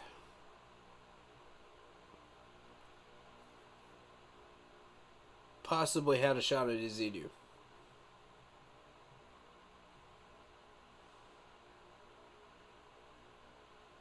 We would have had a shot at Ezekiel if we had a third round pick by trading down.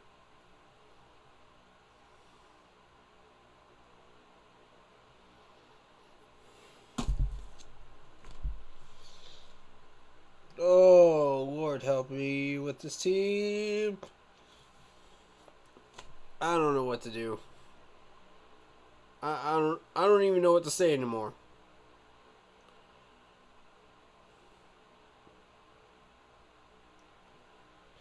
I don't even know what to say anymore. Matt Rule is just never going to get it. He's never going to get it. Just never going to get it. Never going to get it. This is not what we need. This is not it. Oh. Y'all. I can't deal with this, bro.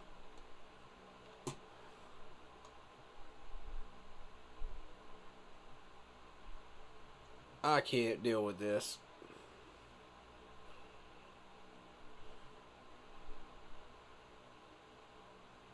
And why is ESPN saying we need a wide receiver? We don't need no wide receiver. Man, please. They get at least one of these suggestions wrong every year. Matt Corral.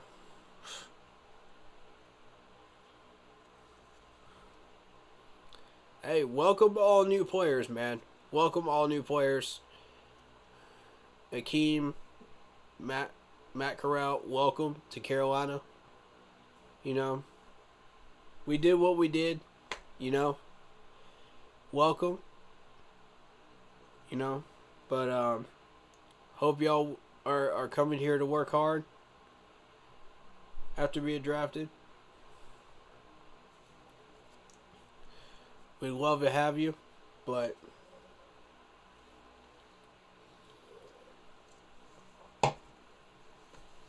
the choice is on this board. And we go with Matt Corral. And we move a pick from last year. From next year, man. We move a pick from next year.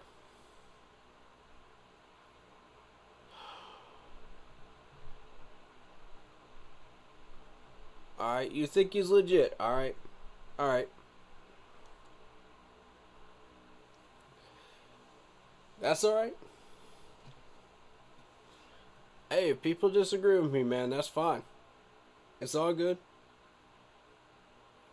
I respect it. Thank you for stating your opinion. You know? Don't be afraid to go against the streamer's opinion. Ever.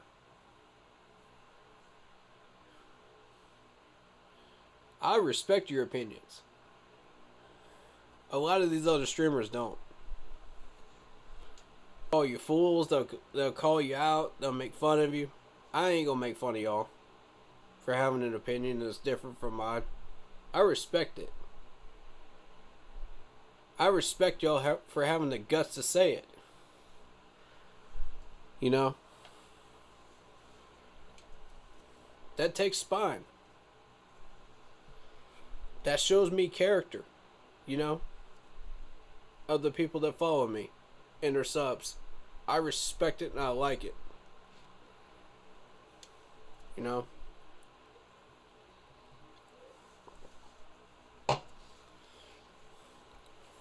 If you like somebody that I don't, argue your case. You know? Make your points. Throw some facts in there. I'll listen.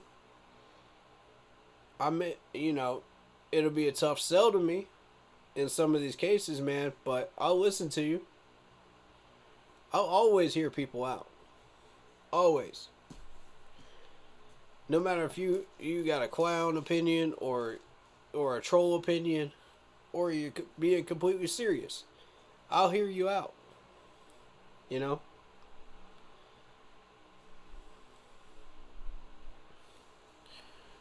But yeah.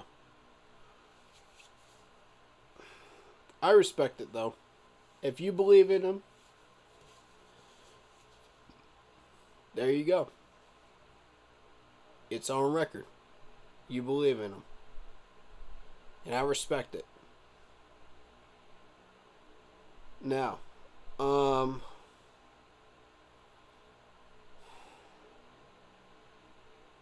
round 4 is tomorrow, right? Round 4 is tomorrow? 4 through 7?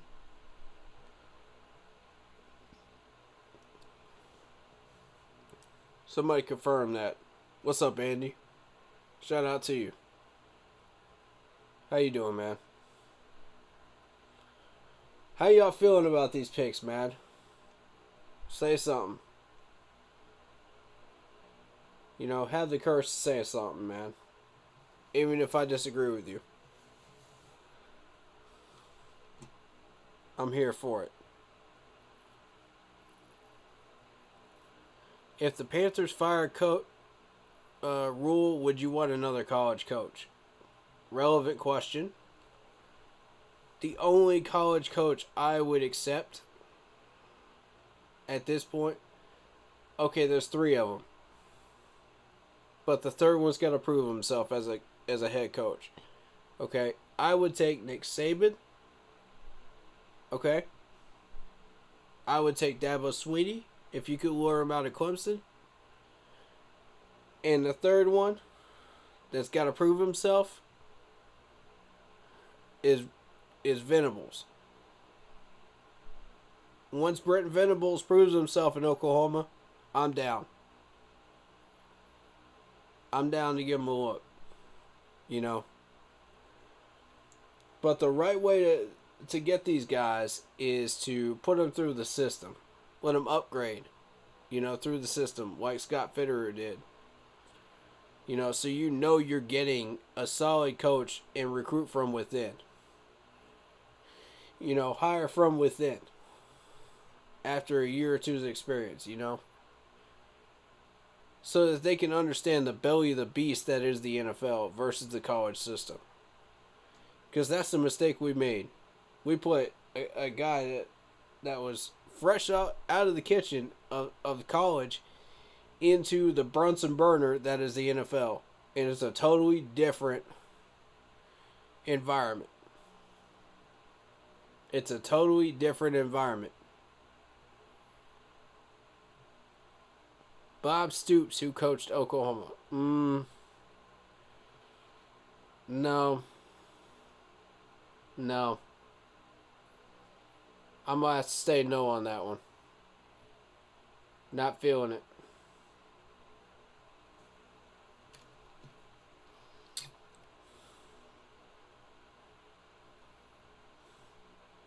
I mean, put him through the ringer. You know, let him learn a year under some NFL coaches, then maybe. But that's what I say with all these guys. I truly believe that Nick Saban is ready to take that next step. I believe Dabo Swinney is ready to take that next step if he was willing to do it. You know, and neither one of them, you're not going to lure either one of them out of there. But those are the 2 I would consider. You know, Jacksonville took a shot on Urban Meyer. He would have been my third choice, you know, if Venables didn't go to Oklahoma. But the thing is, Urban Meyer, even with the history of success he has in Ohio State, you have to understand the belly of the beast that is the NFL. compared to the college system. You can't just walk in here and expect it to be the exact same thing. It's not. You need a year's worth of learning about it. You know, how it works, the whole draft system, how the roster is built, you know, free agency, cap room, the whole 9 yards. You have to basically learn from the GM how it works before you're ready to be a head coach in the NFL from college. That's how I feel about it. Now, is that realistic in today's system? Probably not. But that's how it should be done in order to get solid college coaches put into the NFL system in the right way, to where they are not just being fired after 3 months. You know what I'm saying? Or 6 months. Just because they can't hack it in the first year. Or the organization runs out of patience. Just because you don't have instant success or instant progress that year. And that's the mentality of these NFL teams. And I keep telling people, man, you can't just judge a coach just based on 1 year. You can't use the win now mentality in the NFL and expect to get a run at a Lombardi for 1 year. It don't work like that. And a lot of these teams think they know what, you know what I'm saying? Like, a lot of these teams think that way, and it's not gonna work. And it's been proven year after year after year after year. And I'm proven right about that every year. And they don't want to hear it. They don't want to hear it. The fans complain. They run out of patience with them. You know, the Jaguars are one of those teams that's like that. And how many successful seasons have you seen the Jaguars have? Exactly. That's the point I'm trying to make. So you can't just push them right into the NFL starter day one. Oh, you're a head coach now on the NFL team, and expect them to do well. They got to learn.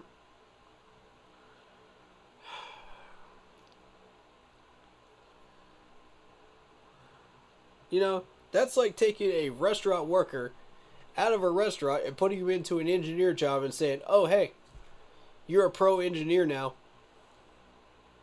Go get to work. And you're getting paid a lot more money. You know, and you have no idea what you're doing. No training, no nothing. Just put right into that job.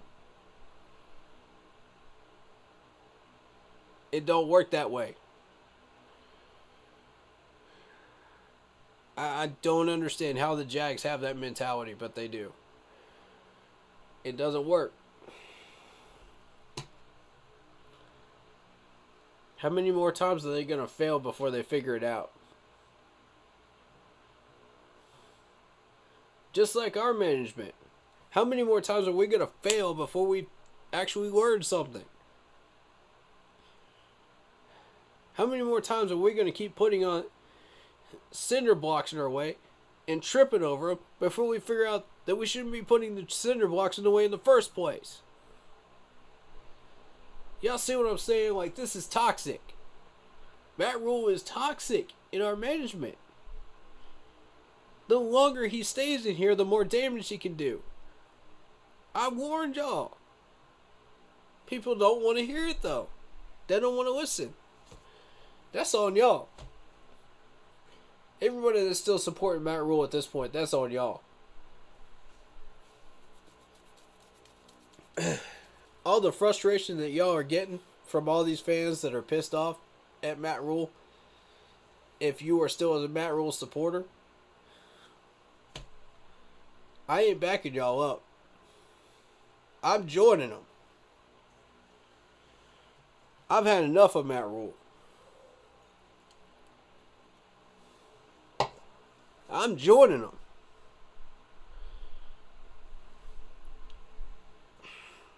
This has got to stop somewhere, man. The status quo has got to change somewhere. And this is another year of doing this, dude. Man. I just... Bro, I don't understand. That's 2 wrong players.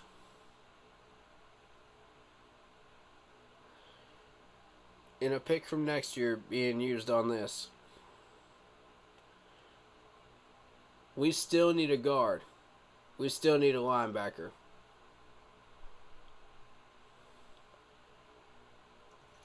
These picks did not change anything.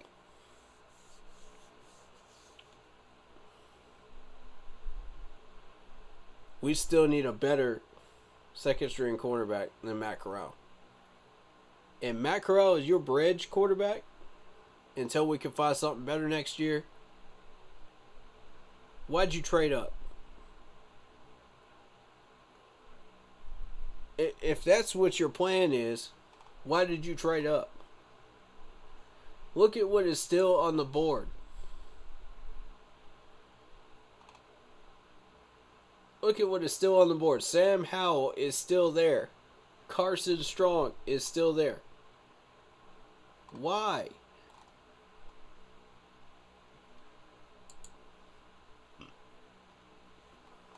If that's what you're going for, why? Why bother?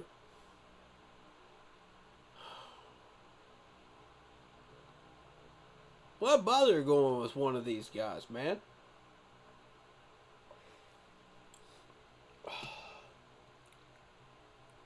Why would you trade a next year pick?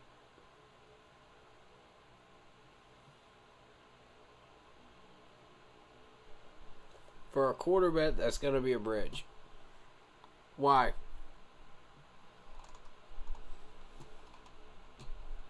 Unless they were going for Malik, who was taking 6 picks earlier.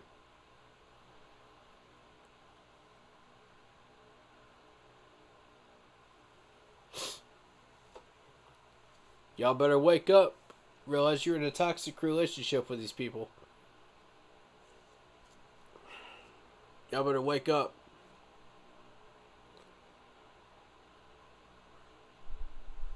We love the abuse.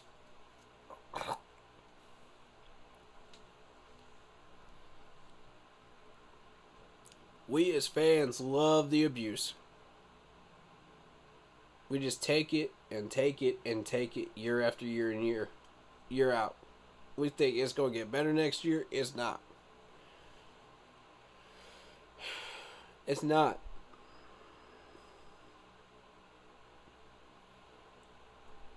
This will not change until we realize what the source of the problem is and address it.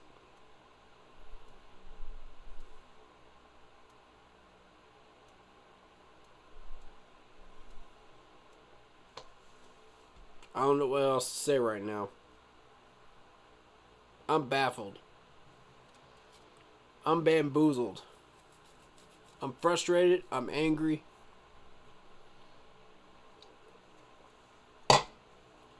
And I don't understand this management.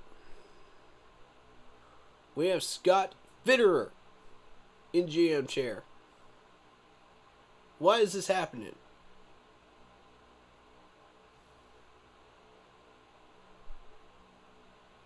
Matt Rule wants to coach. Oh my God. Matt Corral wants to learn under Matt Rule. Why? Who literally wants to play for Matt Rule anymore? He's going to learn real quick. He can get away with whatever he wants and just play here for a bag. He's going to learn real quick that his little pipe dream that he has of learning under Matt Rule is a foolish one.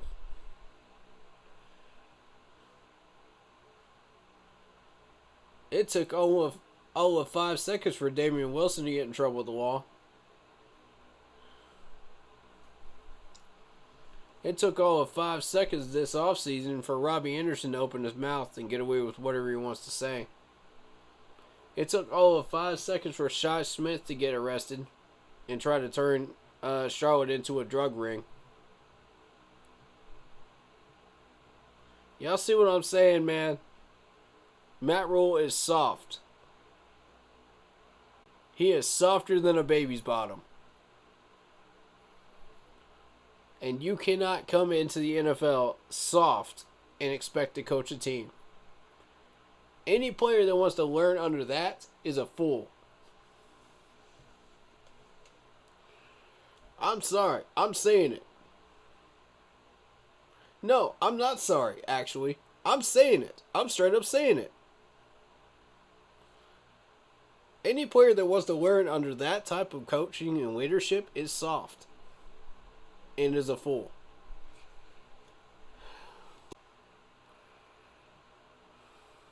Because this man is not going to last a year.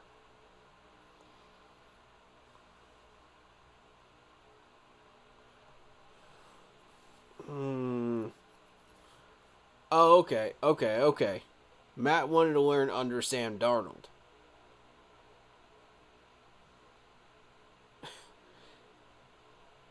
That's still the same thing, though. Sam Darnold has not done anything in the NFL. Sam Darnold has not accomplished anything. All you're going to learn from him is, oh, you're comfortable in your own skin enough to say blank, blank, blank. That's all you're going to learn from him. And you know, funny thing is, Sam Darnold said, okay. When the coach said, there's a pretty good chance of us drafting a quarterback. Okay, I'm okay with that. I'm okay with that. I don't want anyone trying to steal my job. That's the mentality you gotta have. You gotta have that dog mentality as a starter quarterback in the league. How do you think Cam made it so far? How do you think Cam lasted as long as he did? Because he knew. He knew he was going to get challenged. In that 6-year span, he knew he was going to be challenged for that starter job. He had that dog mentality. He came out and he said, I'm not letting anybody take this job from me. I'm going to earn it. I'm going to work my tail off and I'm going to earn it. And watch what he did. He earned it. Despite the numbers that you saw, despite the weaknesses that you saw, he earned it. Every second of that starting job, Bill, and the amount of money he was being paid. He earned it. Okay, maybe he was overpaid last year, but still, y'all see my point. Sam is going to come in here with that soft attitude of, okay, I guess I got some work to do. I got a competition now. Some other team will like me somewhere else. You know, if y'all don't like me. Type mentality. And that's the wrong mentality. That is not the mentality of a franchise quarterback.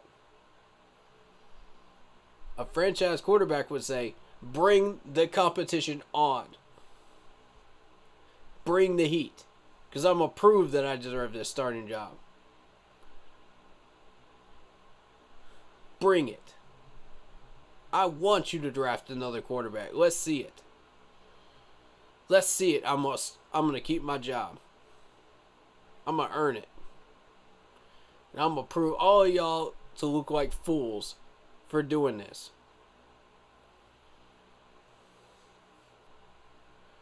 That's exactly what a franchise quarterback would say. And then he would go out and prove it. He doesn't just talk the talk, he walks the walk. That's the attitude that I want from Sam Darnold. Not okay. That's fine. That's fine. Go ahead. Draft a quarterback. It's all good. It's all good. Go ahead. That's not it, Sam. That's not it, dog. Don't do this to us. Man, y'all, Sam Darnold ain't it. Sam Darnold ain't it. Y'all looking for a franchise quarterback, he ain't it. Look. The buck has got to stop somewhere, man. It's got to stop somewhere. I can't remember his name, but who was quarterback for Michigan? Is he in this year's class or next year? I liked watching him.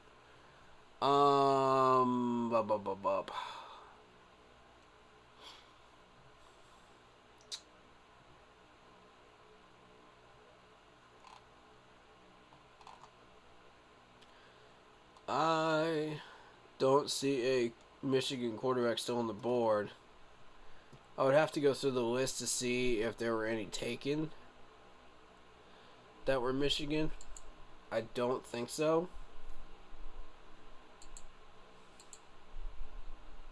I'm looking for you, bro. I don't think so. Wasn't taken in round 1, I know that. Nobody took a quarterback in round 1.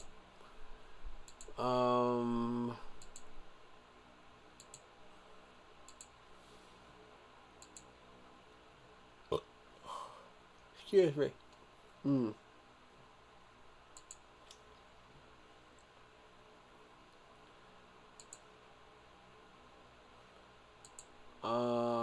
We had a quarterback from Cincy go.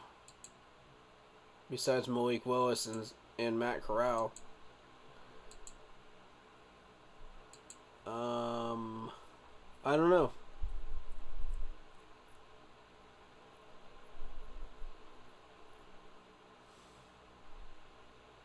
The Rams chose offensive guard Brush from Wisconsin, by the way. Just to catch everyone up.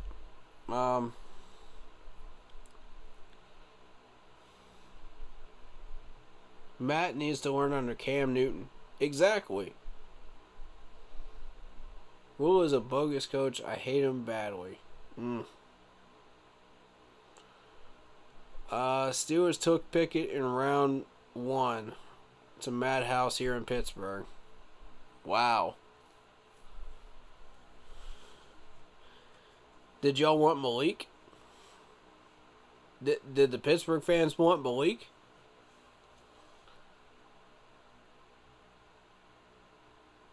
Okay. McNamara is still at Michigan. But they still had a great freshman also. Okay. Cool. Thank you for answering that question, John. Appreciate it. Because I didn't know either. You know, I haven't really been following the list of Michigan quarterbacks lately. But, yeah. I want to show y'all all the players that were on my radar that got taken off today. This is going to frustrate some people. Prepare yourselves. We're going to start from round 2. Alright? The people that were on my board. Mathis was on my board. He got taken by Washington at defensive tackle as a possible. Ed Ingram, the offensive guard from LSU, gets taken by Minnesota. He was on my list.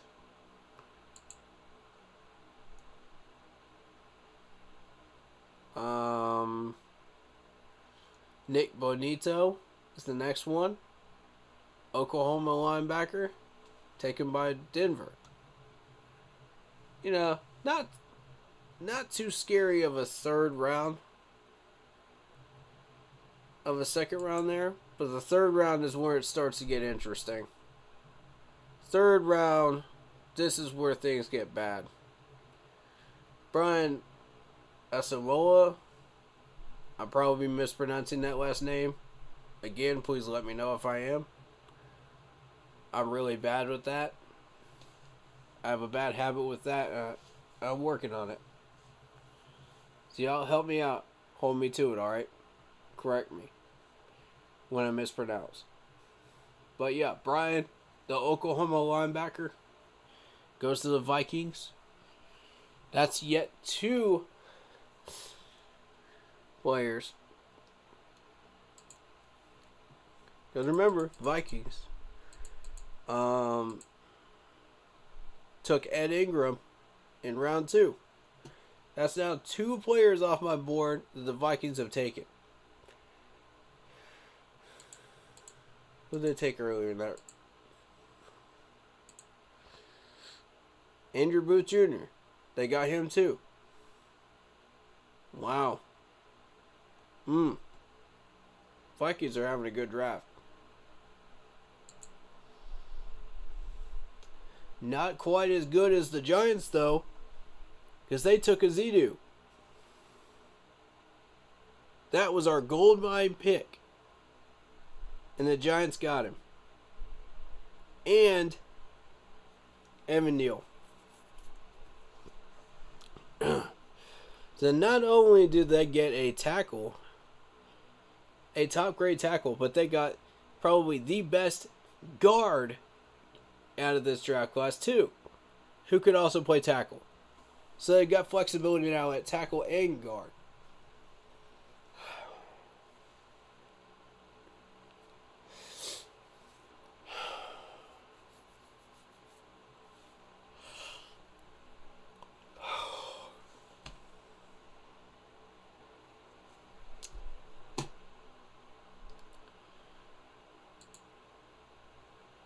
Piet Nicholas, the offensive tackle from Ohio State, goes to the Titans, who also got Malik Willis.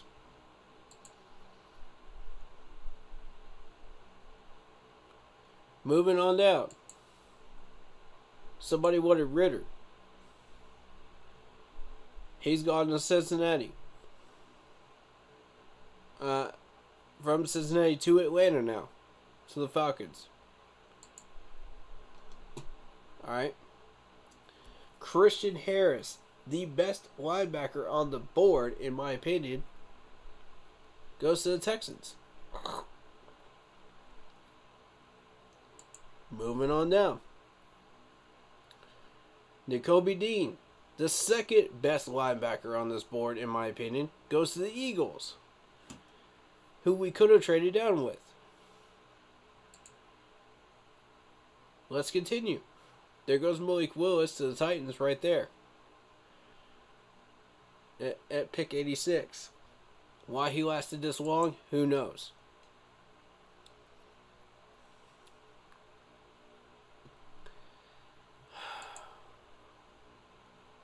Not counting what we did with the trade up. Let's keep going. Who else went off the board? Channing Tindall, the best inside linebacker, went off the board to the Dolphins. And who knows what the Niners are going to do with that extra pick, man.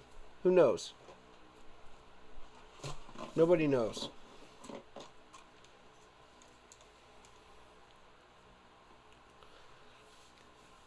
Did y'all hear all of those options that went off the board today? Because we decided not to trade down.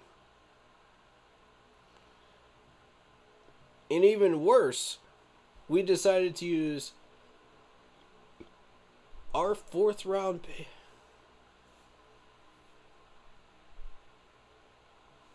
Dude, even worse, we used our pick from next year. A 3rd from next year. Our coveted 3rd round pick.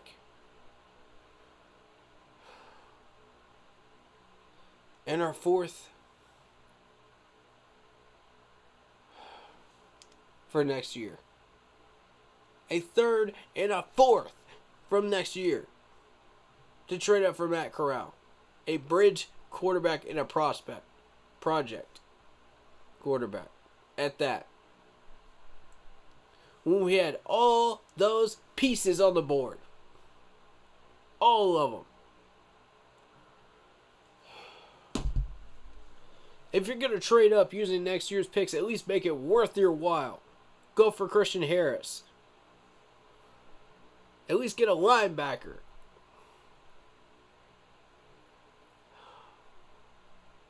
At least make it worth your while. Go for Izidu. That would have been worth it to me. For one of those picks. In a player.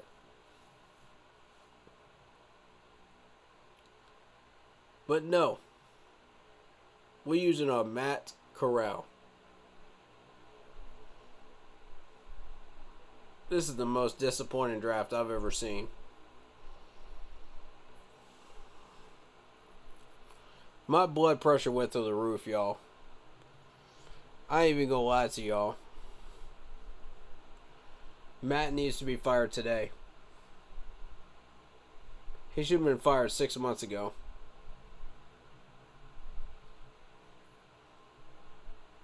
I better see a press conference with that man gone from Charlotte this week. This is what happens when you let the chickens run the roost. Nothing good comes of it. Mr. Tepper, with all due respect, please admit that you made a mistake.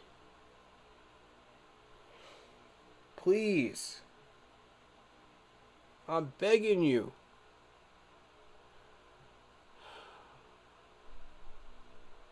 Seahawks did good so far. Yes, they did. Some did more. Some did, but more wanted Pickett here in Pittsburgh compared to Dan Marino. Okay, so Pickett was compared to Dan Marino. All right. I was wondering what that conversation looked like up in Pittsburgh, though. We let the Giants get two of our linemen. We let the Giants get two of our linemen. Not only did they humiliate us last year in the season, but now they took two of our linemen. Ho hum, we don't really care. We don't really care.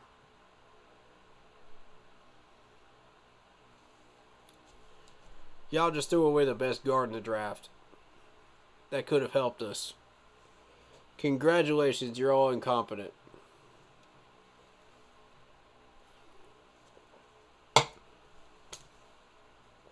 You're all NFL incompetent in this management for allowing this to happen.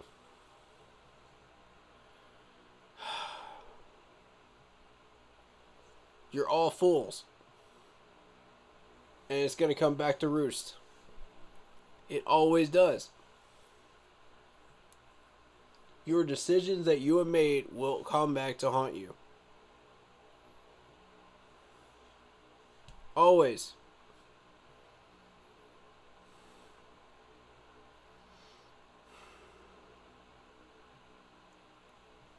And show some love if you know where that reference came from.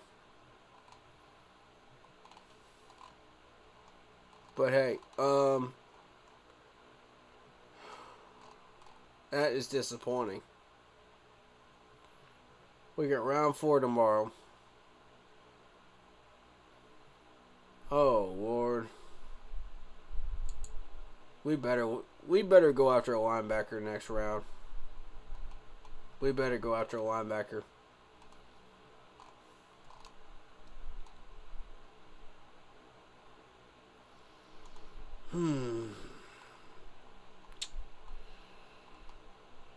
I don't believe it. I don't believe it. Our next pick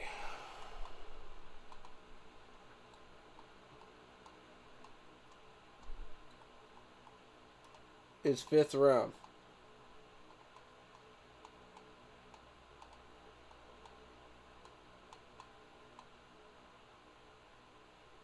Our next pick is 5th round. We just screwed ourselves out of a linebacker by doing this. First pick of the 5th round. We screwed ourselves out of a linebacker. Unless y'all want to move both of those 5th round picks up for a 4th, we screwed ourselves out of a linebacker. And now, we don't have a 3rd next year.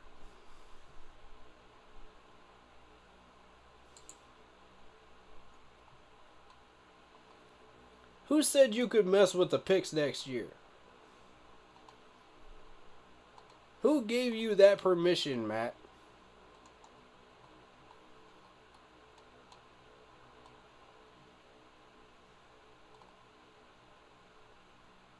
There's our pick at 199 in the 6th.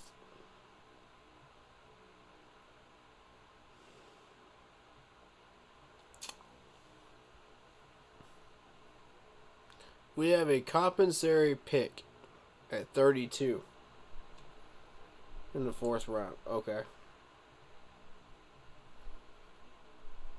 For this year or next year?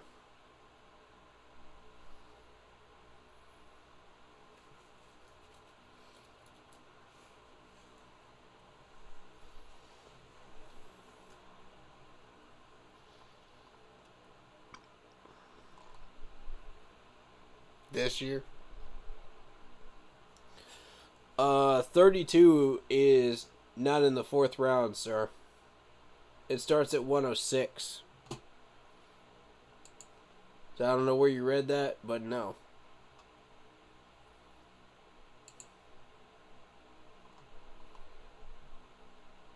$36 is in the 2nd round.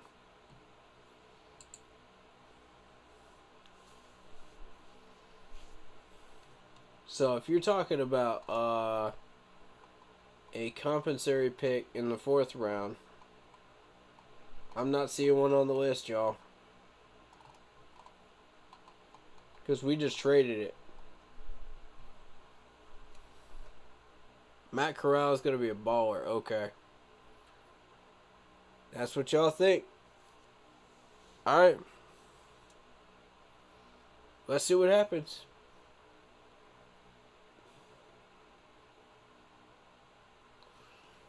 We just threw away Sam Howell.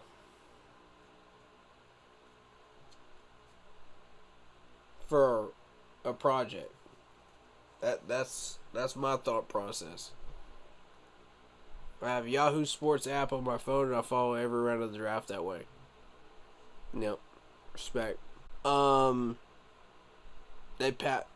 Pittsburgh passed on Marino back in 83. It was like the deja vu here again.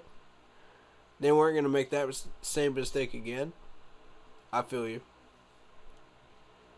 I feel you.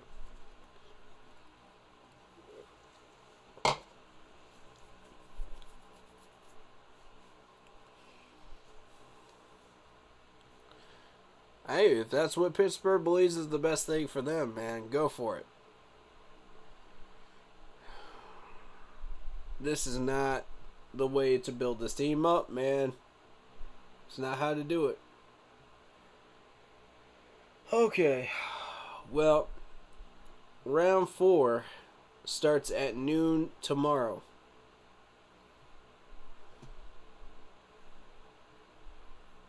Do y'all want to discuss anything else today while we're still live?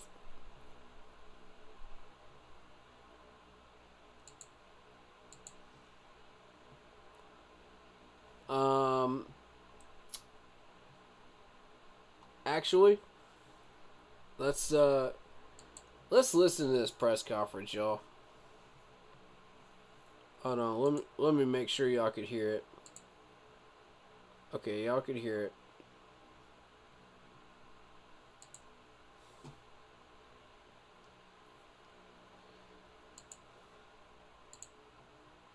Alright, let's go. Look at yourself.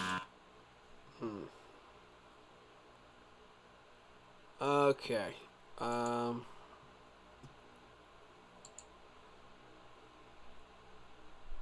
I am back. Just checks out the change if Patriots have their pick now.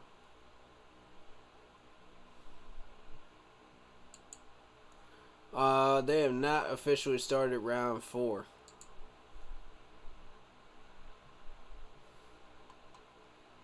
They have not officially started their round 4. Niners have not taken their compensatory selection pick yet. At the end of round 3.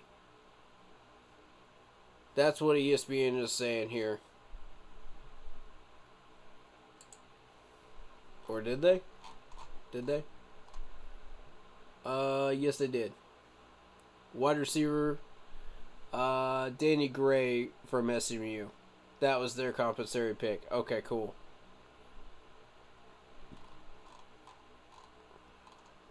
Alright.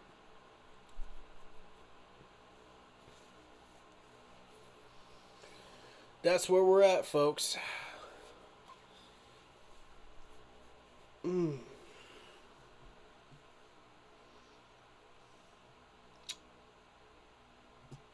Yeah. I'll do the press conference for y'all. Let's do this.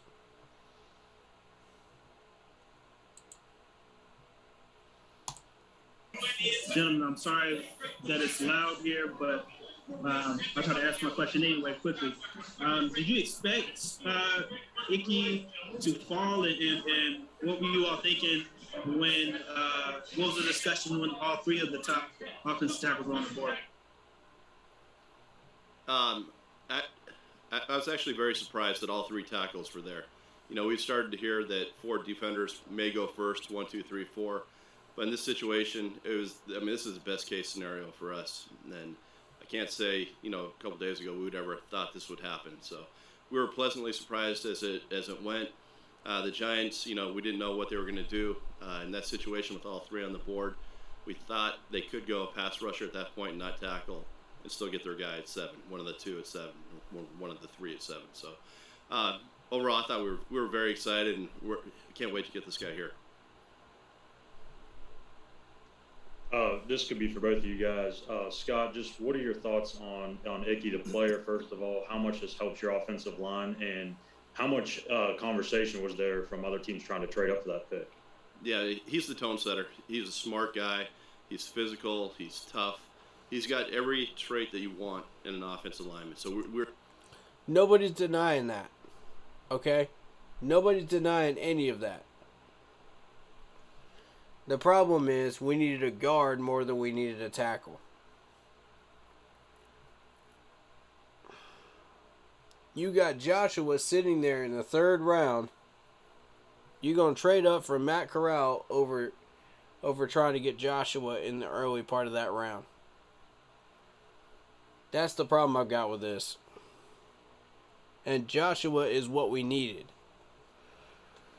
Because you want to guard first, a tackle second. The guy that can do both.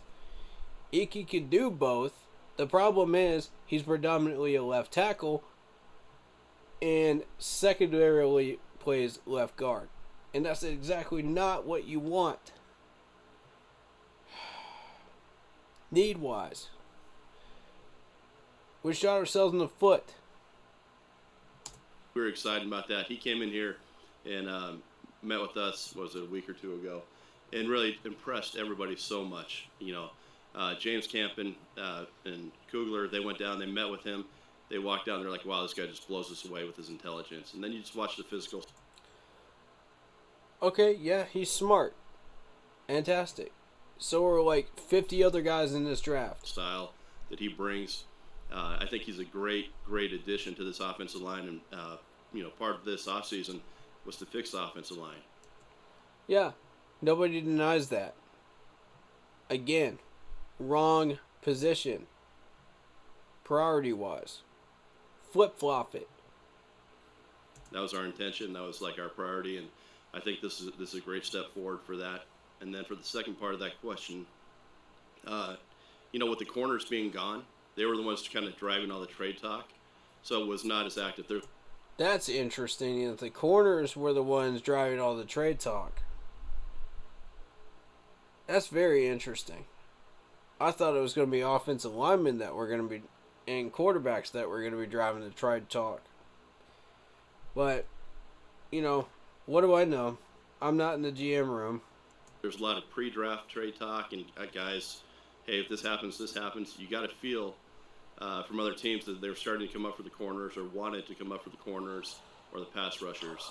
And when Eagles are one of them. When those guys went, it got a little bit more quiet than we had thought might happen at the pick.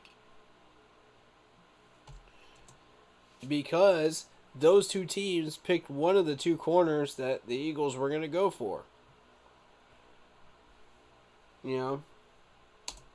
Okay, we could go with David Nelson followed by Joe Person. Once those two were off the board, Eagles stopped their trade talks. Hey, Scott, sorry about that. I already said David Nelson there. They went defensive tackle instead. What made Icky stand out above the other tackles for you guys? Just all of them were really good guys. I mean, they all had great traits. We would have been happy with any of them.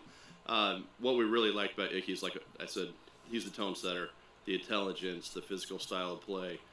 He brings all of the intangibles that we want as well as the physical attributes. Same question, asked in a different way, same answer in a different way. That's what you wanted. And you said there weren't many calls, but were there some calls there at the end, and were anything that was any tempting at all? Nothing serious. We asked a couple teams if they wanted to flip with us because we thought we can go back one or two and maybe pick up something. Philadelphia and Pittsburgh. But I think other people are looking at the same board that we are right there at 6. So wasn't a lot of action on the clock. And are you happy now? Will you look to trade possibly back into the first round to get another player, or are you done, you think? Yeah, I think Coach and I are going to regroup after this, get the scouts together, get Mr. Tepper, and we'll look at every opportunity to move back up. But if we walk out of this with Icky, we're looking at CJ as our 3rd-round pick. That's a heck of a day. We need really good, solid football players. CJ is our 3rd-round pick. Did he just give away who he was targeting 3rd round? Or was this a smoke screen?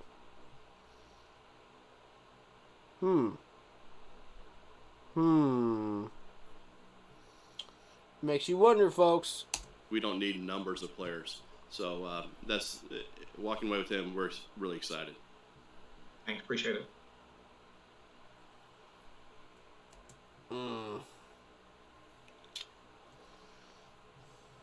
So, the Zach's Family Pack with your choice of 20 finger. What did we have to give up for CJ? A 3rd round.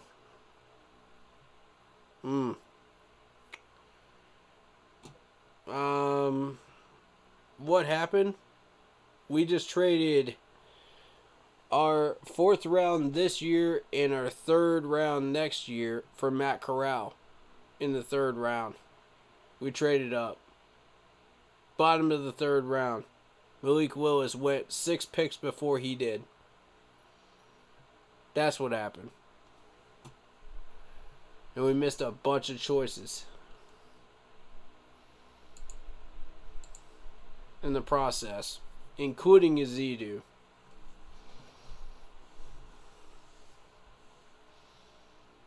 Which I'm royally upset about. If you're going to trade up into the 3rd round, make it worth it. Christian Harris was gone too. You're going to trade up into the 3rd round. Trade into the early part of the 3rd round so you have a shot at these guys. The fact that they are still going to be there towards the middle of the 3rd round is dangerous. You're going to miss him. Trade early.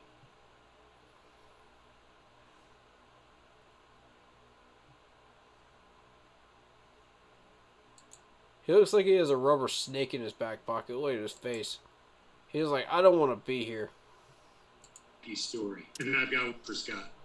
I just think, having him on the visit, Joe, I think, obviously everyone sees the tape, sees the way that he can play. I mean, even after we drafted him, Chanel, who works in our social media department, she's taking pictures, and she said, we got Icky. She worked at NC State. She loved him. So, I think when he came in the building, it was like a bolt of energy. Just really a special person to go along with his physical style of play. There's no doubt that he can pass set, that he can run block. He's got all those tools. But I also believe the person that he is. I mean, he's from right here in Charlotte. He went to Providence Day. I mean, this is going to be a special place for him. And we talked everything from favorite restaurants to blocking the 3 technique. So he's. Well, all of that is nice. It's not what we need. We chose the wrong one. Should have went as Edu. He's a person that's going to step into this locker room and, players are going to respect the way that he plays, but also who he is. And so I think that 30 visit, Joe, was it was one of the best things I've ever been a part of. We walked away like, wow, that's a grown man. And I want to, echo this. Yeah, that's the same thing you say like every first round pick that we have, bro. You said the same thing about J.C. Horn last year too. I just want to mention that sentiment Scott made. I feel like we've added a lot of really good players, and we've got a lot of really good players, and a lot of players have grown up over the last couple of years within our systems.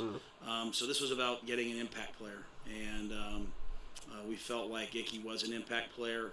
I think Scott and I probably sat there until this morning, went through like 50 scenarios, and not very many of them had him still being available. And that's not a discredit.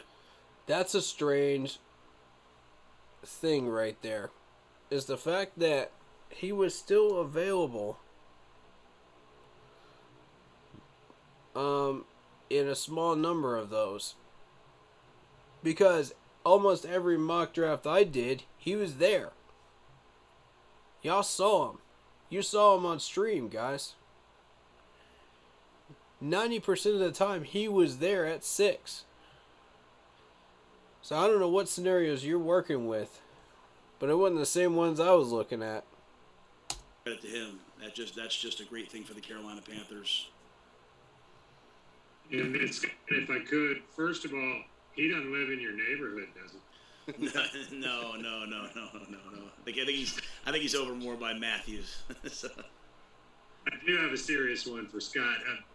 Do you anticipate picking at all later today or tomorrow, or do you think you're done until Saturday? And what does getting the tackle now mean for the quarterback position? Yeah, I think today it's not going to happen today.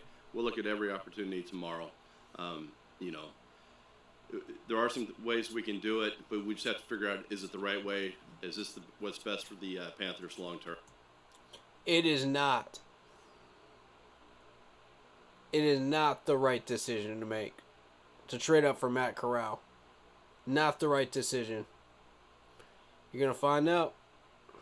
So there's a lot of talks that'll happen with Matt, myself, Mr. Tepper, and our crew. He's a bridge quarterback. He's a project. Point yet. All right, poor decision. Steve Reed and Jason Brown. Now we're out of pickle next year because of it. Would you say that this would increase your chances of potentially trading for a veteran quarterback? I think we'll look at every opportunity out there. There's. You certainly did, sir. You certainly did. There's not much to get out of that from this point on. That was one of the most disappointing drafts I've been a part of in Panthers history thus far. Yes, we got positional need, but we didn't choose the right ones. Again. And it's going to cost us.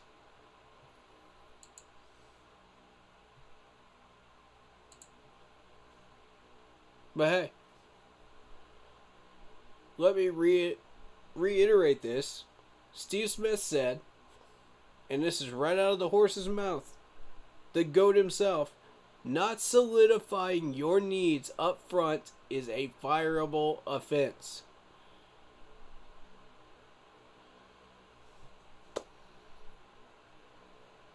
Let me read that again. Not solidifying your needs up front is a fireable offense. Just because you drafted a tackle, just because you traded up for a quarterback, doesn't mean they're the best ones available. That could be better at solidifying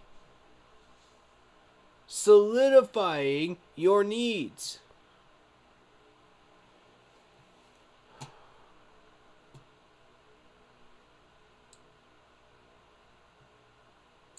We didn't do that today. We didn't do that yesterday, and we didn't do it today. We didn't solidify our needs. Yeah, we got somebody at those positions, but we didn't solidify our needs.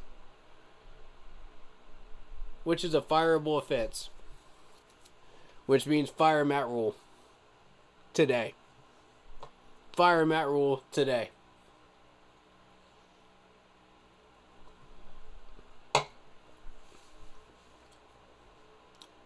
I'm done with Matt Rule. I'm done. I'm over it. Matt Rule needs to go.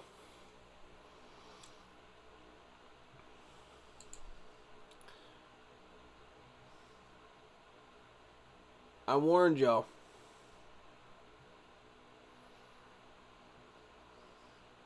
I warned y'all. Not solidifying your needs up front is a fireable offense. I warned y'all. Steve Smith even warned y'all. And you didn't listen to him.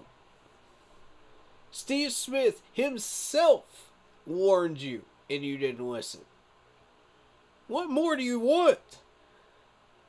What more do you need? This is what happens when you let the cattle rule the roost. Okay? Nothing good comes of it. This is what happens when you let Matt Rule take over that room. Nothing good comes of it.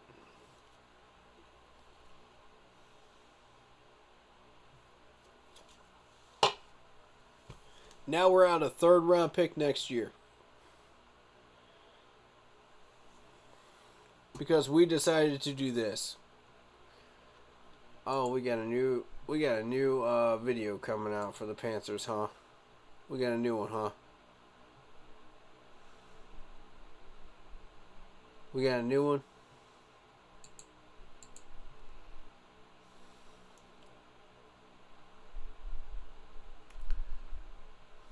Oh, it's just the highlights. Okay. Oh, an A- grade. A- grade. Are you serious? Of course CBS would pick that. Of course CBS would say it's an A- pick. Of course they would. They want to see us fail.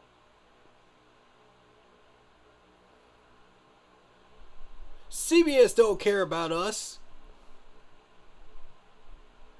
The whole NFL don't care about us, bro. What do you think they put commercials right in front of our draft pick? They don't care about us. It's not a coincidence every year.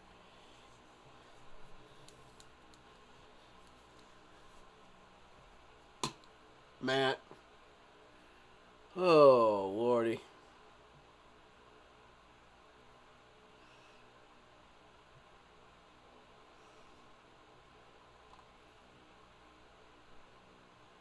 Wow. Wow. Wow. Wow, wow. Alright, let's hear from Akeem.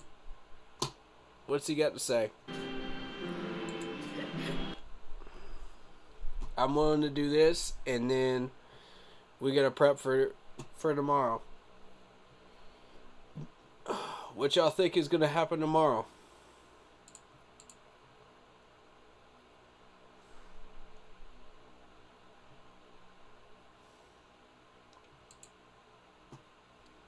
Watch, at this rate, we're going to end up trading a star player or something. And just ruining ourselves further. Dude, I'm done. Welcome home, first off. I know we saw you kind of get off the plane and do your little walk around here around Charlotte. What has it been like to kind of be back in the building and be back in a place that's very close to where you played your high school ball and where you grew up? First of all, welcome to Carolina, Icky. You know, welcome. It's a feel-good story, you know, with Icky, you know, and I will have to say, man, welcome to the family, you know. I wish we had chosen somebody else, but, you know, it's all good. You know, there was somebody better on the board, man. With all due respect, Icky. But I love having you here, man. Now that you're here, let's get to work. Honestly, it's just surreal. Like, something that you only dream about. You know, it's so rare that this can actually happen. And it's just so exciting. I'm just so excited for this opportunity and just, you know, I guess be more engraved into the Panthers organization. I'm just excited. What were your impressions of offensive line coach James Campen? People have said that he brings a different kind of intensity to this room. That's why he wanted to come here. That's why he wanted to come here, y'all. It's that offensive line coach that had a history with Green Bay. How much y'all want to bet? I know you don't have any previous experience with the previous staff, but that's in terms why of what he brings really to the wanted to be table, here. what did you like from what he was able to share with you on your visit? He ain't here for Matt Rule. He seems like a teacher, you know, someone who knows about the game. You know, I believe he's been in the NFL now, coming on 17 years, something like that. So has the experience, and that was, you know, one of the biggest things that I wanted in an O-line coach. You know, a teacher, someone I felt like who could teach me more and more about, you know, the way to play offensive line. And I'm, you know, just really excited to get the opportunity to work with him. Thanks, man. No problem. He ain't here for Matt Rule. Ain't nobody here for Matt Rule. This man's here for that offensive line coach. He wants to learn from him. You just heard it from him. First question. There it is. Nobody care about Matt Rule. Hi, Icky. Vashti. I spoke with you last night. I was wondering if you've heard from any of your new teammates. Has anybody Garbage reached out man to wouldn't you so even want to far play since for you've Matt been Rule. drafted? And I have one more follow-up. Yeah, I had Sam Darnold hit me up, Christian McCaffrey, Brandon Zylstra. I don't know, Zylstra, I can't remember his name, but, you know, we actually signed to the same agency. So I'm actually, they're actually full circle now, because he met me when I was being recruited for my agency, wanted to sign with them, and now we're on the same team. So it's kind of crazy, but, you know, a lot of different people in the staff, and really just fortunate to be, you know, calling my teammates. Have you given any thoughts to a number yet? I mean, I think 79 is available. Yeah, if that 79 is available, I'm grabbing that one for sure. Kind of just keeping that 79 hot, keeping it alive. Nice. Thanks. Nice. Give him the 79, y'all. Followed by Ellis. Icky, how are you? Good to see you. Mike Solarte, Spectrum News 1. Congratulations. Welcome back home. Thank you. I appreciate it. Being the number 6 pick in the NFL draft, with that comes a lot of expectation and a lot of perhaps pressure to be maybe be an immediate impact kind of guy. Are you looking at that are you looking at it as pressure? How are you embracing this moment? Because there's going to be a lot expected of you, I would imagine, coming in. Yeah, you know, I expected those, you know, the responsibility and stuff. I appreciate, you know, Coach Rule and, you know, Scott and, you know, David Tepper, just everyone in the whole building putting their faith in me at the number 6 spot. And, you know, I'm confident in myself. I'm confident in my abilities to kind of weather the storm and, you know, go through the adversity I need to go through. But ultimately come out a better player. So, I'm really just more excited for the challenge more than anything. I'm gonna do everything I can to make sure I live up to those expectations. Listen to that, man. This man embraces the challenge. Sam, you could learn something from this. Yo, Sam Darnold, you listening to this, man? You could learn from this. Embrace the challenge. You just saw we just drafted Matt Corral. Embrace the challenge. He's already teaching y'all something. And then just a quick follow. Already. Leaving behind NC State, I mean, Day one. It's just 2.5 hours away, so I imagine those ties are going to be pretty strong. I imagine that he's supposed to be learning for y'all, but he's already teaching y'all something. Listen to that. That the city of Raleigh and folks back there, like, I don't know, maybe the Carolina Hurricanes might call you for a storm siren sounding or something in the next week or so. Yeah, that'd be great. I've never got to do the storm siren. Who cares? Before, so honestly, that'd be crazy.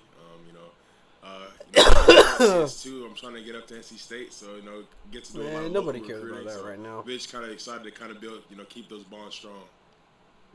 I'm sure Dave Dorn, thank you. Thanks, Icky. No problem. Unless you're from Charlotte, you don't really Icky, care about Ellis that. Willinger with the Charlotte Observer. We met at your pro day. It's nice seeing you again. You too. Yeah, I remember you. My man, welcome back to Charlotte. Look, for months we've listened to what other people project and predict about what you'd bring to an NFL franchise. Now that you have a home and the draft process is over for you, can you detail what type of football player and person the Panthers drafted at 6 overall in yourself? I mean, I guess my play style more speaks for itself. The violent and the physicality that I play with and the mindset I play with, where I just want to impose my will, run pass, special team, doesn't matter. Everything I can to do to impose my will and do everything I can for this team, I'm going to do. Impose his will. Y'all hear this? That's the attitude of a player that wants to be here. Okay, that's the attitude of a player that wants to earn his place on this team and stay here for a long time. You're starting to earn my respect, Akeem. Keep it up. A lot of players on this roster could learn something from this. And a lot of coaches, too. One in particular.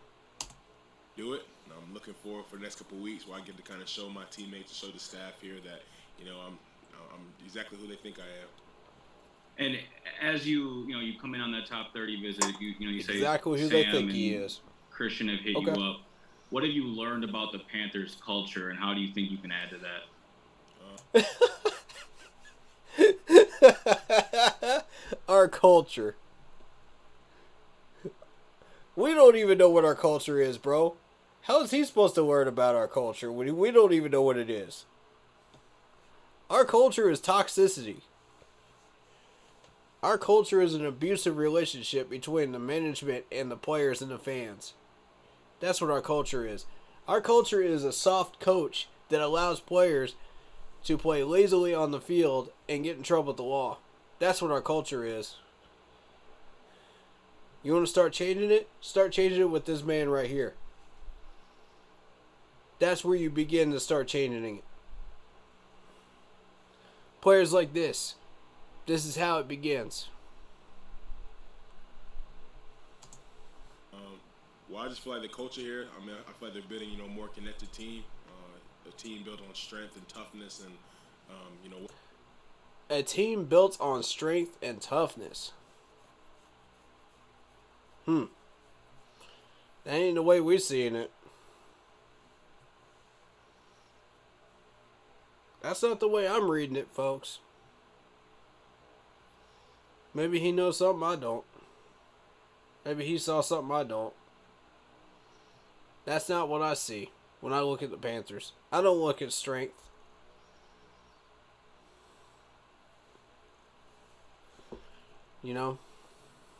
I look at a lazy team that needs to get there. We're going to keep looking at 6-win seasons. Weather and adversity and just everything, just kind of just dealing with the ups and downs and come. Diversity, dealing with ups and downs. Oh. Buddy, you have no idea. You have no idea the downs, man. The downs this team has dealt with. You have no idea. Study our history, man. For real. It's not pretty.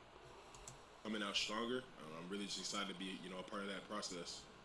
Yeah, we have some ups. Appreciate it, man. Congratulations. We Enjoyed do. it. Thank you. Jonathan Alexander, followed by David Newton. They're hard to find, but we do have them. Jonathan Alexander, Charlotte Observer. Hope you're doing well. Doing good. Good. Let me ask you. You mentioned it's interesting to see like a new player's perspective on our culture.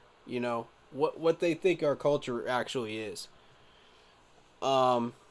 Because I've been wanting an outsider input on what they think our culture is. Because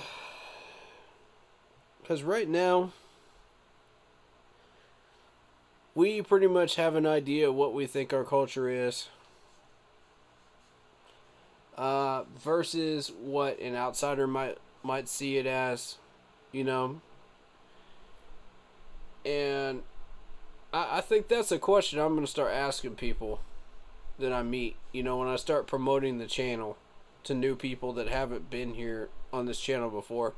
I'm going to ask them, what do you think the culture looks like in Carolina? I think that's a good question to ask. I want some outsider perspectives, outside of our crew perspectives, you know what I mean? When they start joining us. And then they'll find out, this is what we really feel like our culture is. Versus the rest of the fan base. So, I think that would be an interesting thing to ask. And once they've been here for a bit, I'll say, okay, now what do you think? Has your perspective changed? That you have been a part of the crew? Like, I'm curious to see what answers we get. Aren't y'all? I'm curious. That'd be interesting. So, Akeem, you just sparked that for me. Thank you. I appreciate that, man.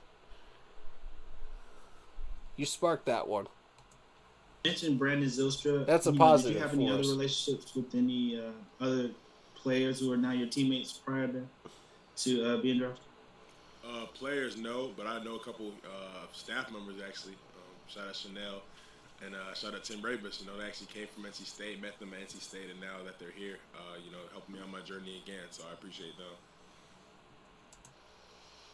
them. Okay.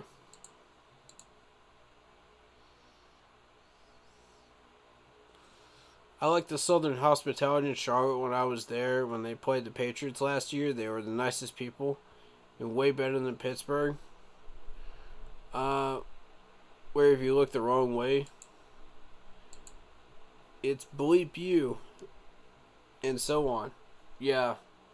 Truth, man. Truth. Yeah, the Southern hospitality, man, that's been going on for years, bro.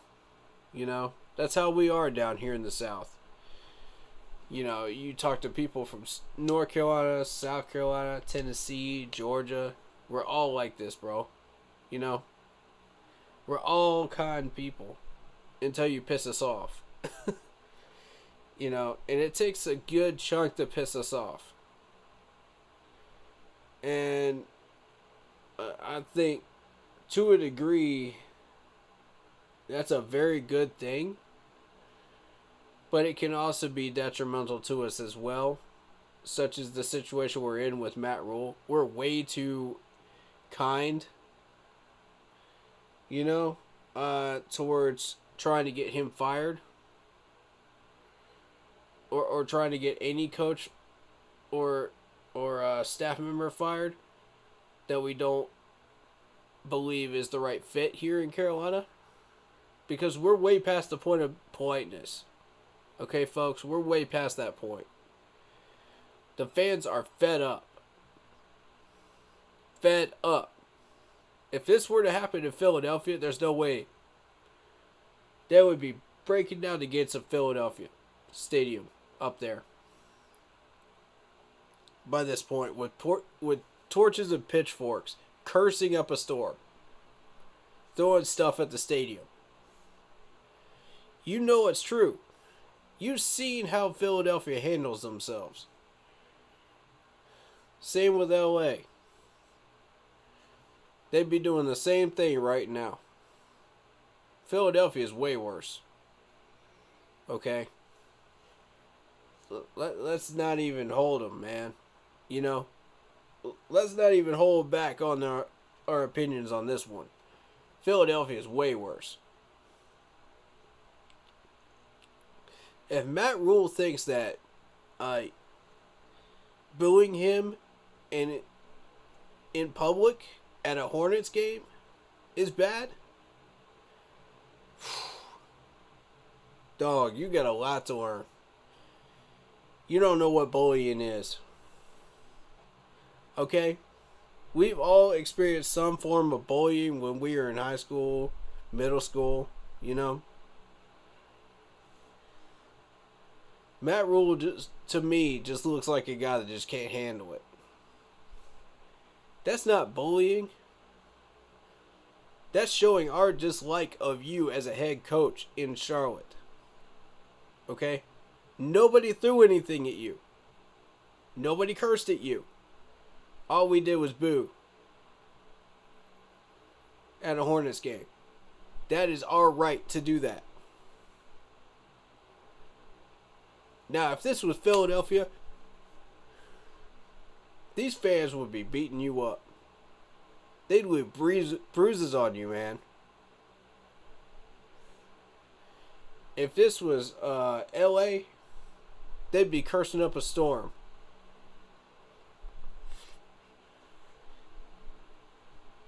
Here in Pittsburgh, they picked a fight with a pregnant woman because she wore a Chargers jersey.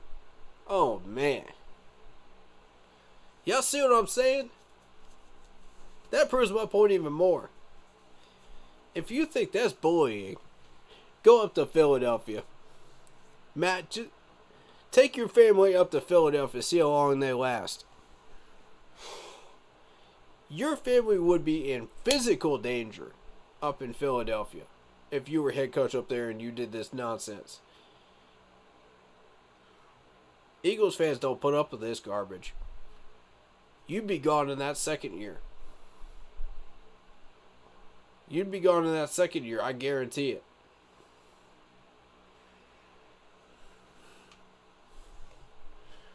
They'd be throwing stuff at you from the stadium. Oh, we ain't even gonna start with how much danger you would be in public. We ain't even gonna start there on that one. They'd have riots at the stadium. It would be chaos up in Philadelphia if you were up there. Be glad you don't have a job in Philadelphia. Oh, man.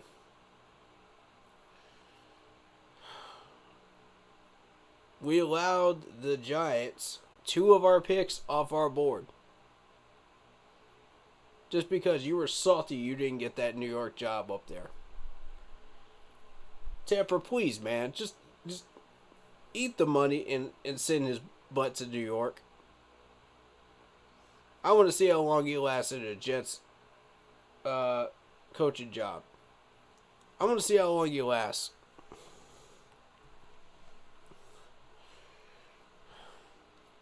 Because New Yorkers are temperamental too, man. You go find out. They're a lot less patient than we are. And I think we're too patient. In a way. We're too patient. And that can be detrimental too. We don't want to be too eager to fire a coach, but we don't want to be too patient. Both are bad. And that's where we are right now. We are too patient. So, boycott's the only way to get the message across to these people, man. Just don't buy anything. Don't buy anything. Nothing. No food, no drinks from these people, nothing. I wouldn't even buy bootleg stuff anymore. Nah. I wouldn't even do that. Not even worth it.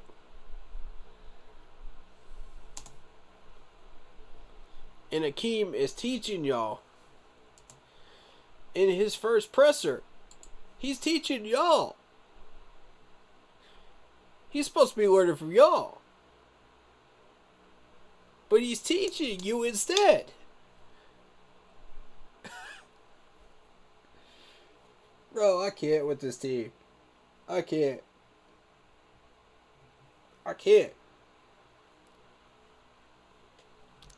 I can't with this management.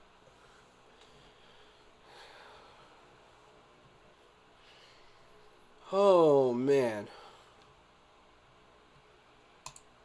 All right, sorry about that. I got one more. Sorry, David. I have one more question. That's my bad. You kind of known for your mean streak on the field. Pancake King, of course. Ooh, y'all hear that? Mean streak. I think every lineman could do something with a mean streak. Help build that kind of mindset and that ability you have. Well, I always say, started my freshman year of high school, really. My O-line coach, Coach Hastings, and my head coach, Coach Hastings, the same guy. But kind of just started with that mindset, still that into me. He went to the Citadel, so he had to get out the mud just like that. Playing football and doing military stuff at the same time.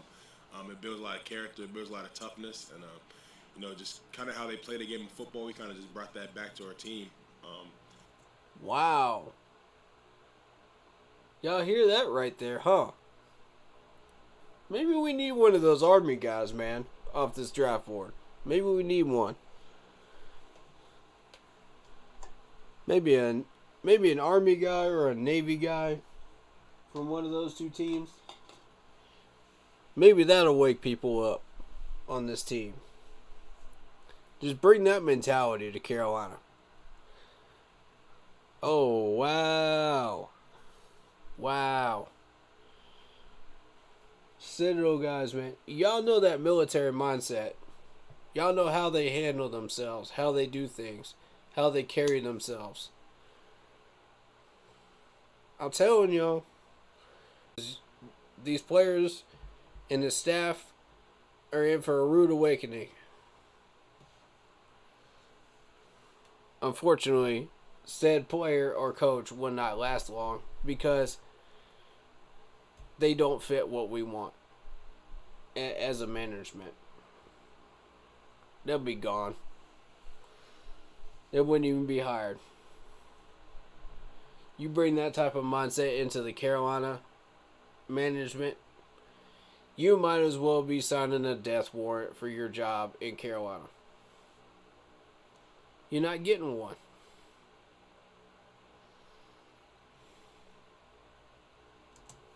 And so he kind of just started that streaking me a little bit, just letting me know that you can play offensive line violent. You don't got to just, get in front of somebody or position block. You can really just smash into someone and impose your will. You could play it violently.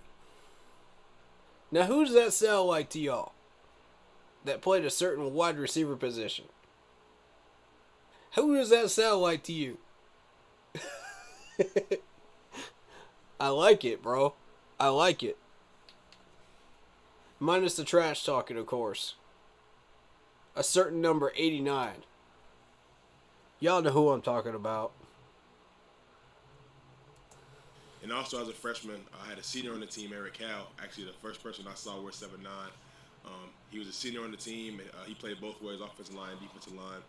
And I kind of just seen how he played as well. How he just plays just nasty and violent, just always wanted to put guys on the ground. And so kind of seeing that as a freshman, I had, a play style to look forward to, look up to. And after he graduated, he actually wanted to give me the number 7'9". And so just... Wow. That's a great story right there. I like this dude. To kind of just honor his legacy. I figure I kind of just played I just like like this him. dude. Just as nasty, just as violent, just as physical. and it's kind of my game has kind of just manifested since then. Hey, David Newton, ESPN.com. Wanted to ask you, kind of following up on that, your mom was talking about that switch that seems to go off in you that takes you from Icom to Icky on the field. Tell me about that gets you to that, from that Mr. Friendly guy to Mr. Yes, sir, Andy. Violent guy. That's the guy. Well, I feel like, growing up playing football, I've always learned to kind of just play it violent. I started off on the defensive line, so, doing everything I can on that side of the ball to impose my will. Who does that sound like to y'all? Oh, man. I'm surprised that man isn't weighing in on this pick right now. I'm surprised. 89, where you at, bro?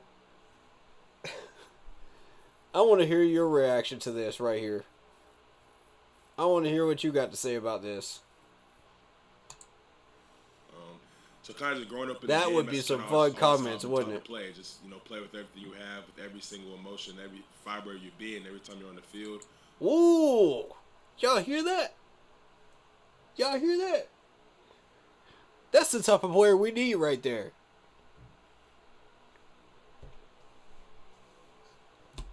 Go ahead, Akeem. Go ahead, Akeem. Let me play that back so y'all can hear that again. That's what this whole team needs right there. That mentality. So, doing everything I can on that side of the ball to impose my will. So kind of just growing up in the game, that's kind of always how I've been taught to play. Just, play with everything you have, with every single... Play with everything you have. Emotion, every fiber of your being, every time you're on the field. Every emotion, every fiber of your being, every time you're on the field. Yes, sir. Yes, sir. That's what we need in Carolina. We need a culture change. Start it off, Akeem. Yes, sir.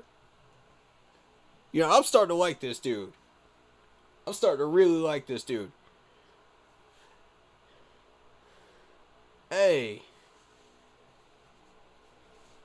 Scott, I'm starting to see what y'all seeing in him now. I'm starting to see it.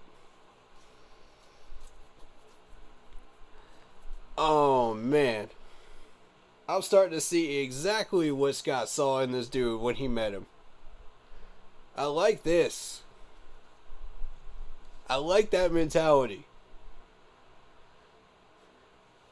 That tells me right there, he's going to play with every fiber of his being till that clock hits 000 on the field. That's the type of mentality that got us to the Super Bowl in 15. That's it right there. That's it. That's what we need. We need a 53-man roster of that right there. Get it, Akeem. Let's go, man. I really take that to heart. I feel like if I'm not playing to my hardest and if I'm not doing everything I can, I really feel like I can't look my teammates in the eye and tell them that, I got their back. So, for me... Facts. Facts, my man. Facts. Follow that example in the locker room. Speak up. Speak up. Say that right there. If people don't follow that, I don't know what to tell you in Carolina, because this locker room has become soft if they can't follow that mentality. And that's a byproduct of Matt Rule. No more. No more of that soft mentality in this locker room, no more. After I just heard that right there, that better be everywhere in that locker room next year. That better be everywhere. Me, for the security of me, for the security of my relationships with my teammates and my coaches and the trust that they have in me, I have to go all out. I have to do everything I can on the field to do everything that I can to win. Yes, sir. Why can't we have an entire 53-man roster of that right there? Why can't we have that?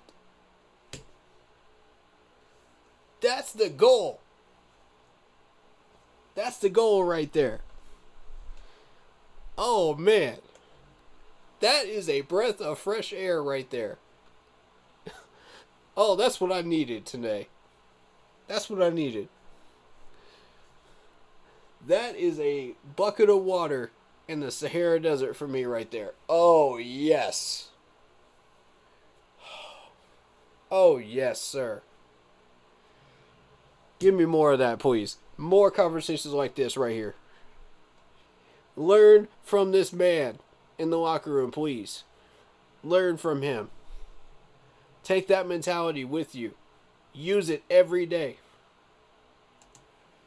What's the most interesting, other than being drafted by your hometown team, most interesting thing to happen over the last 24 hours since? Incorrect. We drafted the right man.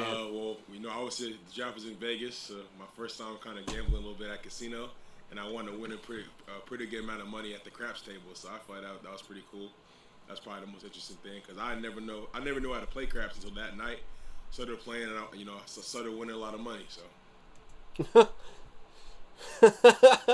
He's smart. He's smart too. Okay. He's a quick learner.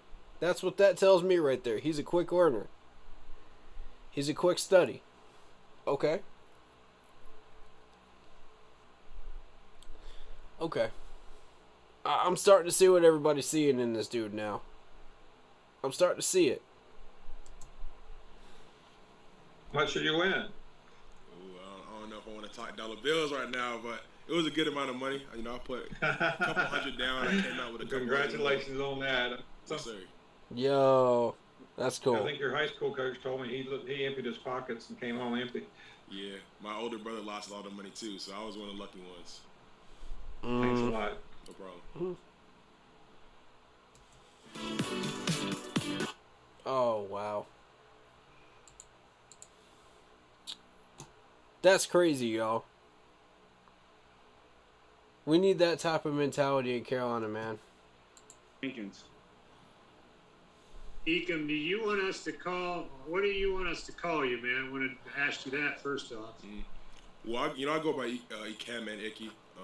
I guess on the field, I'm more Icky. I like to mention both. Obviously I have pride in my name, the roots of it, so I like when people call me Ecam. But also I kind of want to honor that nickname too. I've had a nickname for the majority of my life, so that's what's up. Any chance I have to kind of mention both, my name's Ecam, but I go by Icky. I try and do it. So I guess either or, and both if you can. Got you. Okay, thanks I for got the clarification. And then I got you, homie. We heard from Rule and Fitterer last Icky night. it is. They both were talking about what an everybody on the impression you stream made on call him your Mickey top from 30. here on. Blew them away at the whiteboard, for instance. Was that right in your wheelhouse when you made these top 30 visits? Like, could you kind of tell us your approach when you went from town to town? And how many of those did you take? Yeah, I took a couple 40 visits. The Panthers were actually the last one I had before the draft, so I kind of had them in the back of my head going into it. But yeah, I always prepare really well. I watch a lot of film, and I sort of critique it myself a lot. So a lot of the bad plays and good plays as well, I've already watched already. So, when they put a play up on the board and ask me to explain it, I've already watched it 5, 6, 7, 8, 9 times. So it's kind of easy to kind of just reflect on the play again and really just give them a thorough answer. So it kind of speaks to how much film I watch of myself and how much film I watch of our scheme and how much I want to learn more and more about my game and the game game of football. And I feel like that knowledge kind of came out during my 30 visit. Wow. So this dude is critiquing himself too. I like this. This is the type of player I'm looking for right here. Okay, Scott, I see this, man. This is starting to change my mind. This is starting to change my mind right here. Maybe this was a Scott Fitterer pick. Maybe it was. This is starting to really rub off on me right here. You're starting to win me over, Akeem. Was there anything specific to your visit here that was kind of funny or poignant or that kind of was a takeaway? Kind of funny. We were watching my combine tape, and we were watching my 5'10" 5 drill, and I don't know, when I was there, I thought it was moving, but I guess watching the camera, it looked like I was going a little bit slower than I thought, so I guess I thought that was pretty funny. Okay. Hey, Icky, Chris Jenkins with Charlotte Vibe. Those guys before me, man, they really took all of my questions. But one thing I could ask you, though, is, you're now at the NFL at the highest level. What do you see as your prep work is going to look like differently this year going to the pros than things that you did each year preparing in college? Oh, wow. Great question, man. Great question. Always count on my boy CV to ask the right questions. Hey, Charlotte Vibe, shout out to you. Give that man a subscription. Hit that bell on his channel, man. I love his channel. He always asks the right questions. He's an accredited Panthers YouTuber and a reporter for the Panthers. So, give him some love. Give him a sub. Give him a like on the streams. I'm sure he would appreciate that. Tell him you came from me. Tell him we would love to have him on this stream once in a while. I'd love to ask him, if we could find something worth discussing with him and asking him questions on that maybe he could get answers for. I would love to have that happen. Let's do it, man. Anytime, you are welcome on this channel, bro. You are welcome here. Hit me up, bro. You know my Facebook page. You know my Instagram. I already hit you up on Instagram.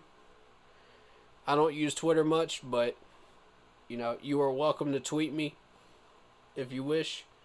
Let's do this, man. I love it. Charlotte Vibe, love it. Great question, I feel like, some of the prep I did is really similar more than anything. Taking care of my body, making sure I'm in the training room doing prehab stuff. Making sure my ankles are always flexible and mobile, and my shoulders are flexible, and hips and everything. Making sure my body's as fresh as it can be. Those are things that I did in college, and those are things I'll continue to do in the NFL as well. Might wind up getting a chef or something like that. Just making sure my meals are up to order, because in college only so much you can do on a college budget.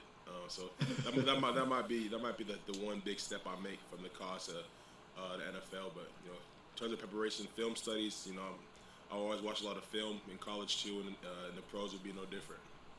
Yeah, I know you said. Yes, sir. This man's willing to work. That's what I'm talking about, man. He's not going to change it. He's going to keep working just as hard as he was in college. He's going to put 110% into his work, man. He's going to grind. That's the type of players I like. I like this dude. Let's go, Iki. Chris McCaffrey reached out to you. He might be a good guy to give you some tips for the diet and taking care of his body. Might have started meal prepping or something. Yeah, we'll see. One other question. Who's your agent? Sure. Mike McCartney. Okay. Thank you, Iki. Yes, sir. All right, we only have time for a few more. So we're going to go Steve Reed, Nicholas Carboni, followed by Scholar. If I could try to keep it to one question each, that would be great. Thank you. He's Steve Reed from the Associated Press. Hey, I was just wondering, is there a offensive lineman that you kind of maybe modeled your game after at the pro level growing up, or as you're coming through college? Is there a guy that you're like, that's the guy that I play like? Good question. I'm curious to answer that. I'm curious as to answer. Jeez, am I having a stroke? Okay. That's the answer I would like to have as well to that question. I feel like probably the biggest guy would probably be Sorry, y'all. for me. People don't like when I say that because it's always hard to do what he does, but I feel like the combination he has. Who is it? Finesse. Who is it? Is there a guy that you're like, that's Let me back that up because I didn't hear play it. like? I feel like probably the biggest guy would probably be Trent Williams for me. Trenton Williams. Good choice. Good choice. Very good choice. I like him too. He's a hard worker. He's a nose to the grindstone guy, man. He don't play around. He keeps his mouth shut. He just does what he does. And he's all about the grind. I've always liked that, and I've always respected that about him. So, good choice, man. people don't like when I say that because it's obviously hard to do what he does, but I feel like the combination he has of finesse and, just being a brawler and the way he does things, it's kind of unconventional. You don't see a lot of guys play the way he does, but true. He's doing his job. He's been the highest. I think he had like the highest graded offensive line grade ever in the history of the sport. So kind of just goes to show that you can play outside the box a little bit and still succeed. And I kind of feel like I want to do that too. I don't want to just be the one type of player, one dimensional. I pride myself in being versatile and being able to do a lot of different things on the field. So I feel like I probably say Trent Williams. Okay. I'm with it. I'm here for it. I'm here for it.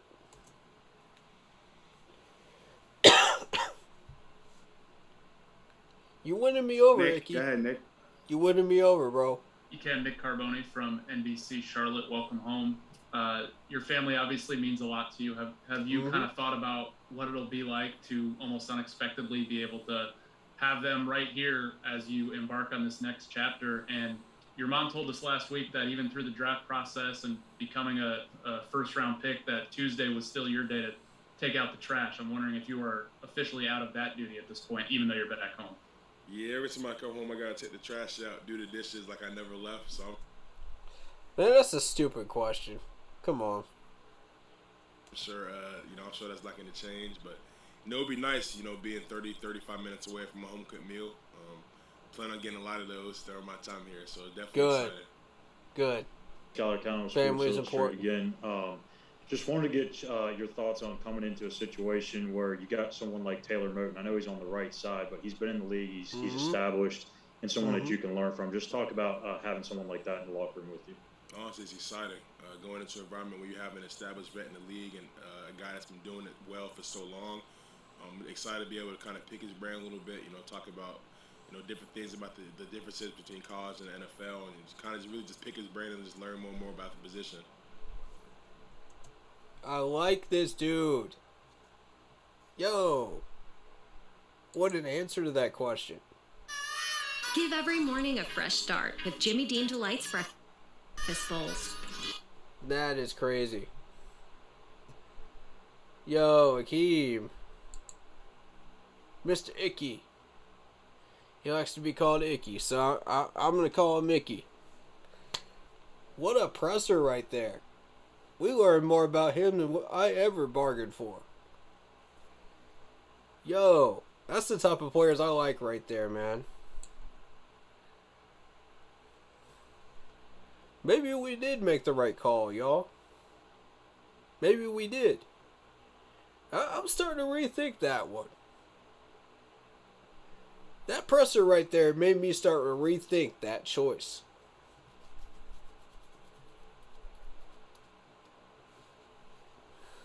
Is he worth not trading down for? Now you starting to make me rethink that right there, buddy. I like a player that does that. Icky, let's go, man.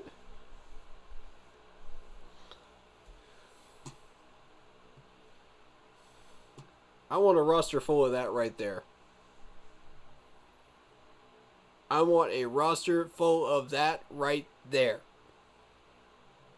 I want 53 players on this roster like that. That's what I want.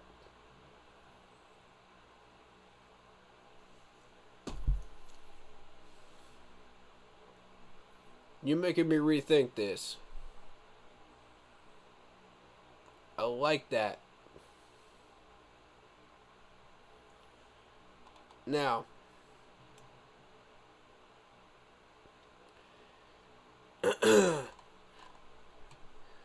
when I have to think about whether he is worth missing all these players down here, that's a good thing. That's a very good thing.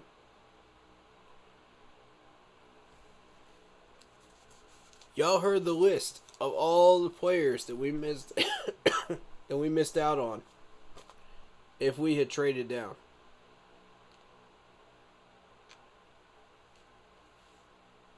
That we would have had a shot at. Y'all heard the list. And for me to say something like that, you made a big impression on me. Big.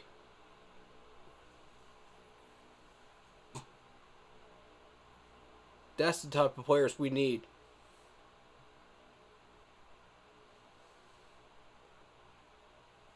Now I'm starting to understand why Scott Fitterer likes him so much.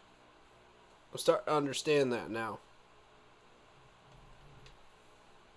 I'm starting to understand the impression that he made on these two front men.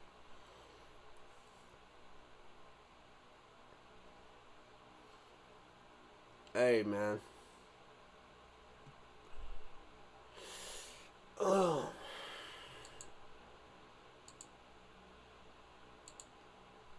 I'm man enough to admit it. I'm man enough to admit where I am wrong.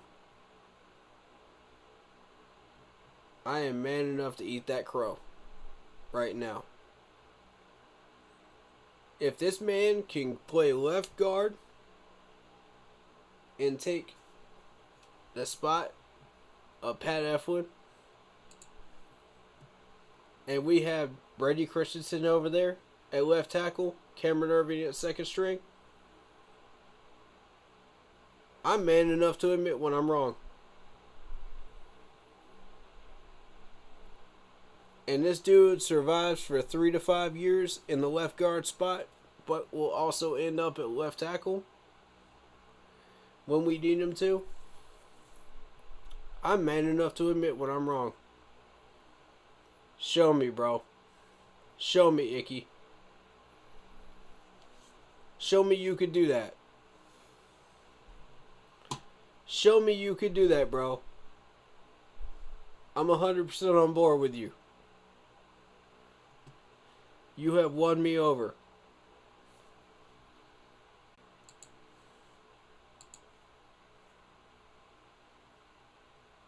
Wow.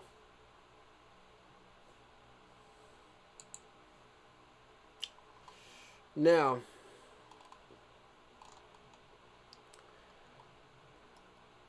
that being said, there is still the issue of Matt Corral. Now, people are saying that they think he's alright. He's a project.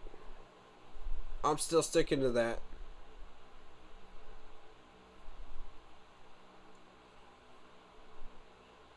Matt, I'm going to give you an opportunity, though. Win me over. Okay, Corral, win me over.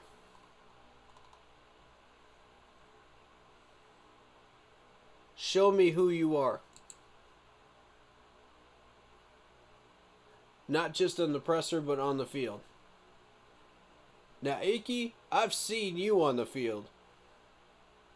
I've seen you on the field, bro. You proved your worth to me. I know what you could do. I've seen the film. The film speaks for itself. And it backs up exactly what this man is saying. He's a hard worker. He's 100% all in. He works to the grindstone. He's film studying. He's smart. And he's not going to change anything he's doing. You know, once he gets to the NFL, which is a good thing. You know how many players change their mentalities and change what they do once they get up to the NFL? This dude ain't going to do it. He don't need to. He's already... Why change what works for you, you know, once you get up to the NFL, just because it's the NFL? You know, let the NFL add things to what you're already doing. You know, that's the thing. And that's what this man is doing. He's letting the NFL players add to his already strong schedule and what he's doing to take care of himself and to grind and to film study and prepare himself. It's in addition to what he's already doing. That's what I like. That's what we need. Don't change yourself just because it's the NFL. And I don't see Icky doing that. And I'm happy to see that. That's refreshing right there. That's very refreshing. That's the type of players that are going to change the culture of this locker room in the right direction. You know,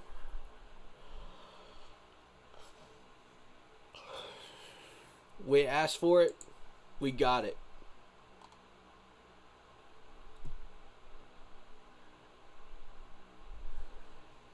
We got it, folks. We got what we asked for.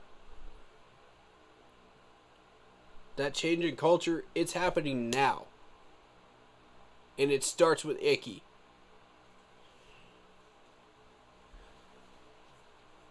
Wake this locker room up.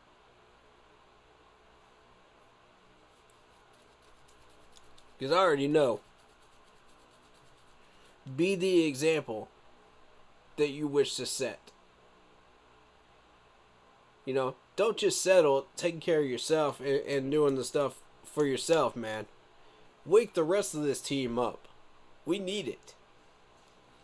They need it, y'all.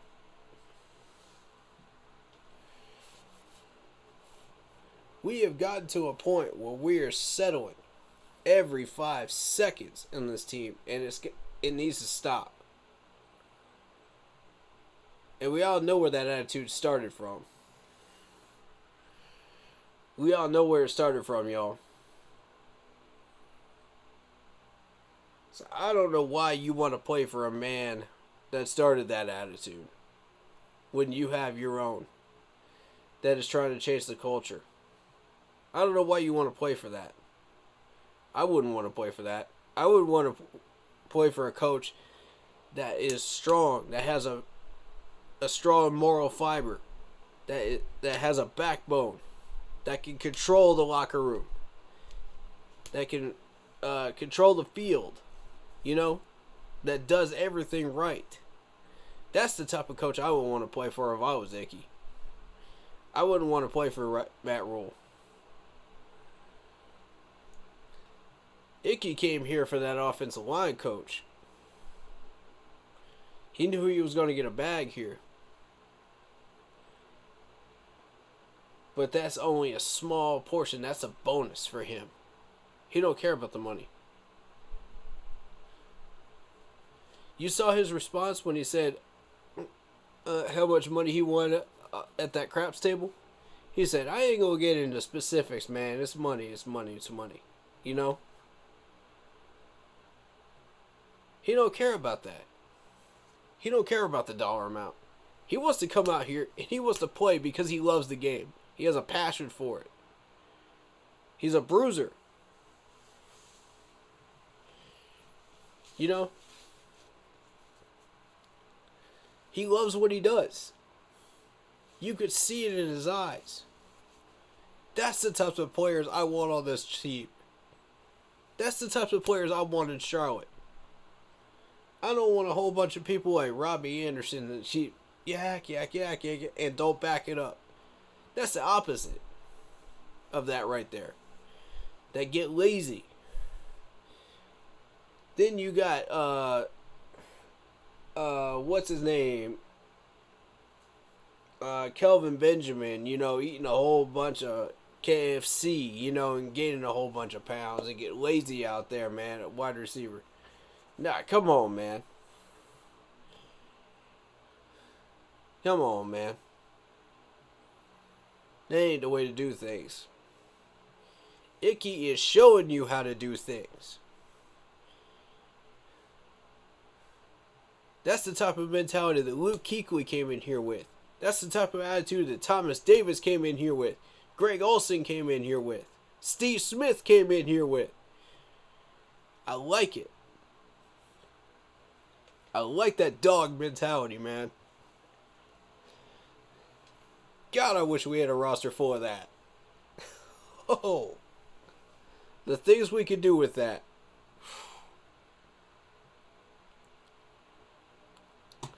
Change that culture, Icky. Let's go, baby. I like it. Carolina. Let's get it started.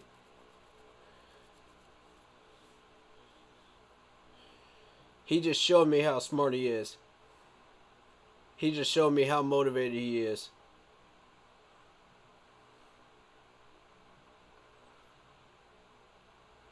He just showed me that dog mentality. That's what won me over. And that story about his number, too. That won me over, too. I love that. You know, you hear a lot of stories about these players that take over these numbers to honor other players, you know, that they looked up to or really enjoyed playing for, you know, or training with, you know. That story resonated with me right there because you look around the league,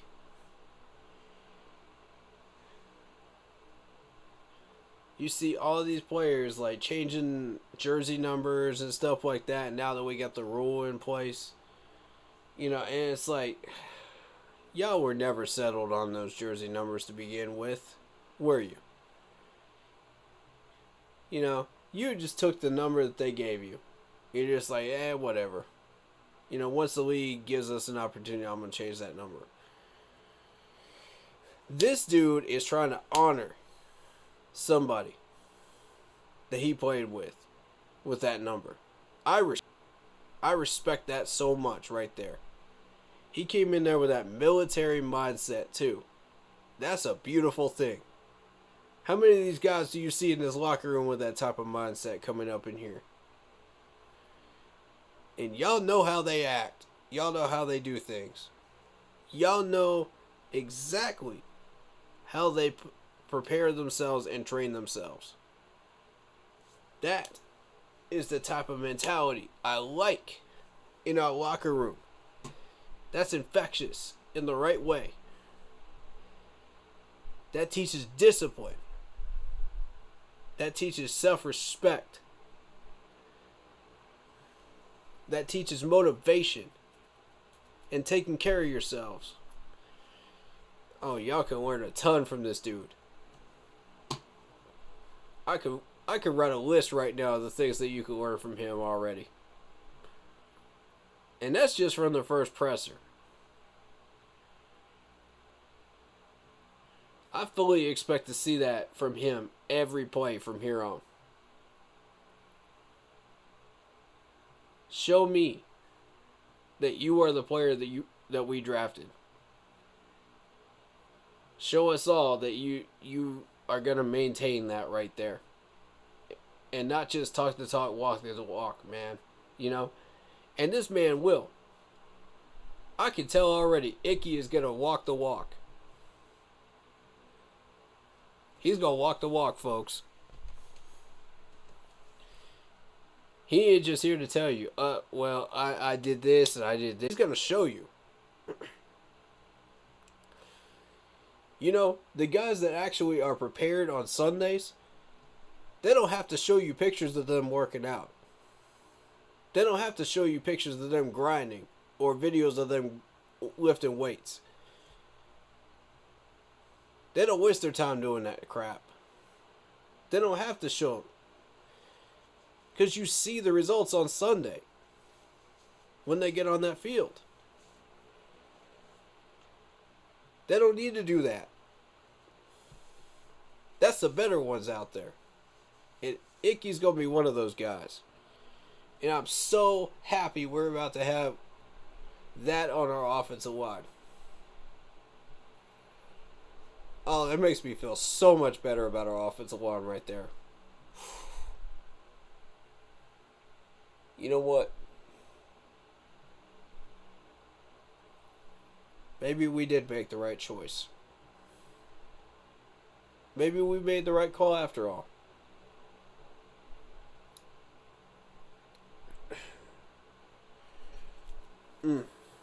maybe that is worth a number 6 pick.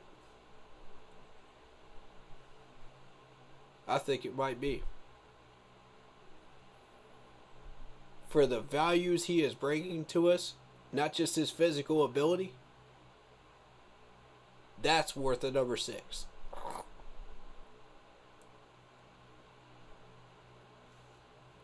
You know what I'm saying?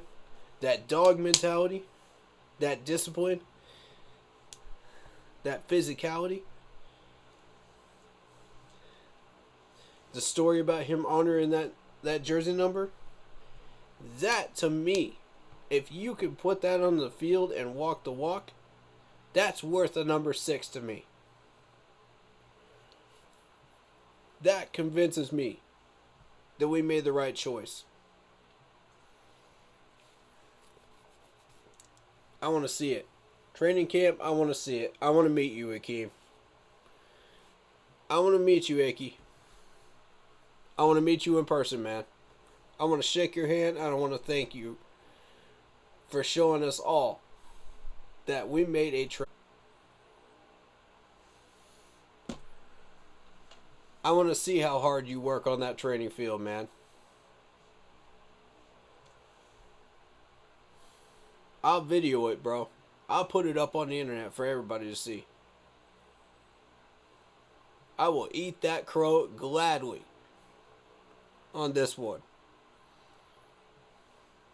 Show me the work. Let's do it, bro. Let's do it, Icky. Let's do it. Show me. Let's get to work, man. I love that smile on his face, too. I love that. He loves the Charlotte area. That's a bonus, man. That's a bonus to get somebody from that area. You know? On top of all of that, that's a bonus. Oh, that might just be worth missing all of these prospects down here, man. That might just be worth it.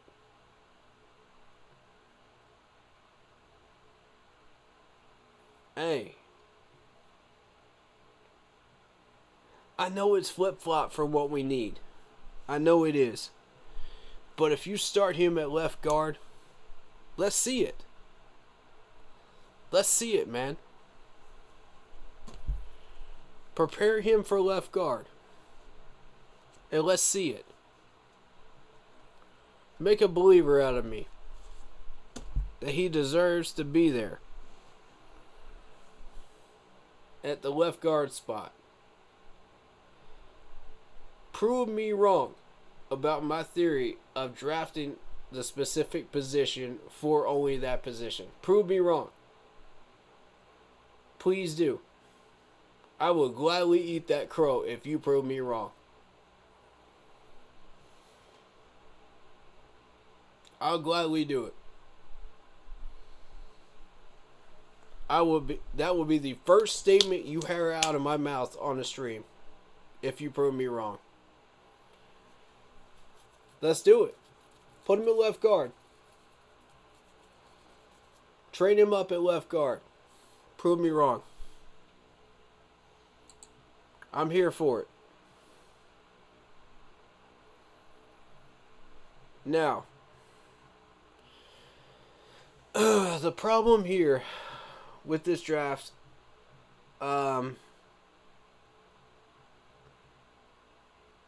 is going to be that Matt Corral trade up.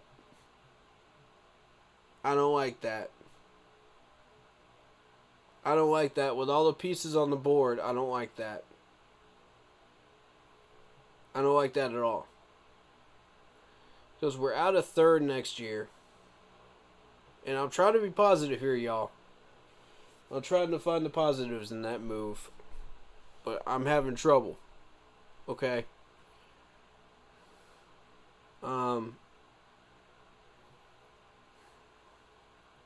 So now is the chance to prove me wrong about the trade up. You know, I'm open to it. I'm open to hearing what people have to say about it. I think we made a mistake with that trade up. Because I feel like if you're going to trade up,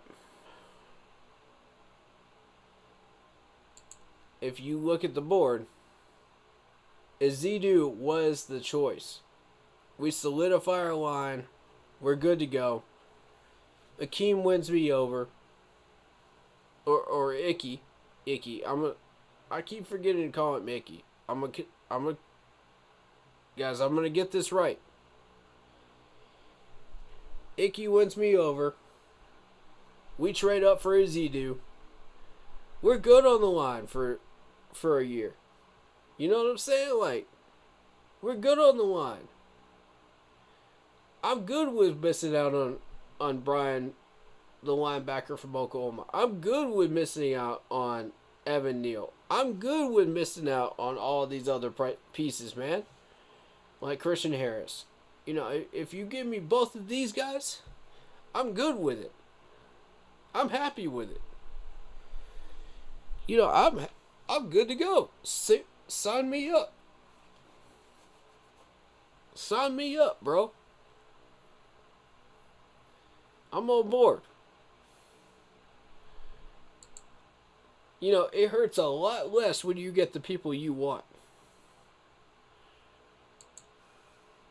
It hurts a lot less watching all these other prospects and pieces go off the board. You know, when you get the guy that you really feel passionate and strongly about, that is the right piece for our offensive line or what have you, you know, at that position.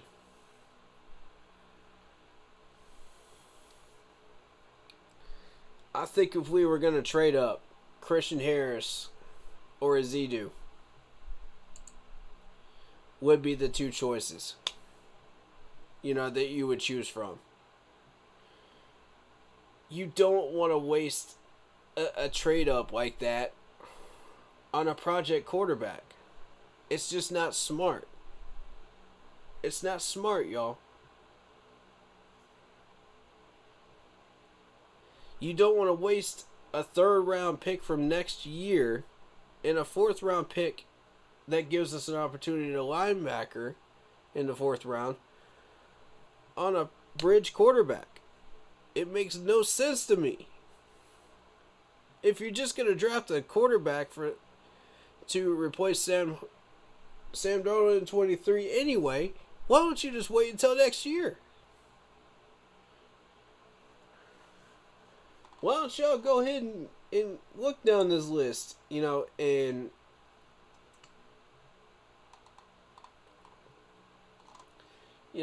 maybe I could see Carson Strong dropping some, you know, go get him in the 5th round if he's still there, you know.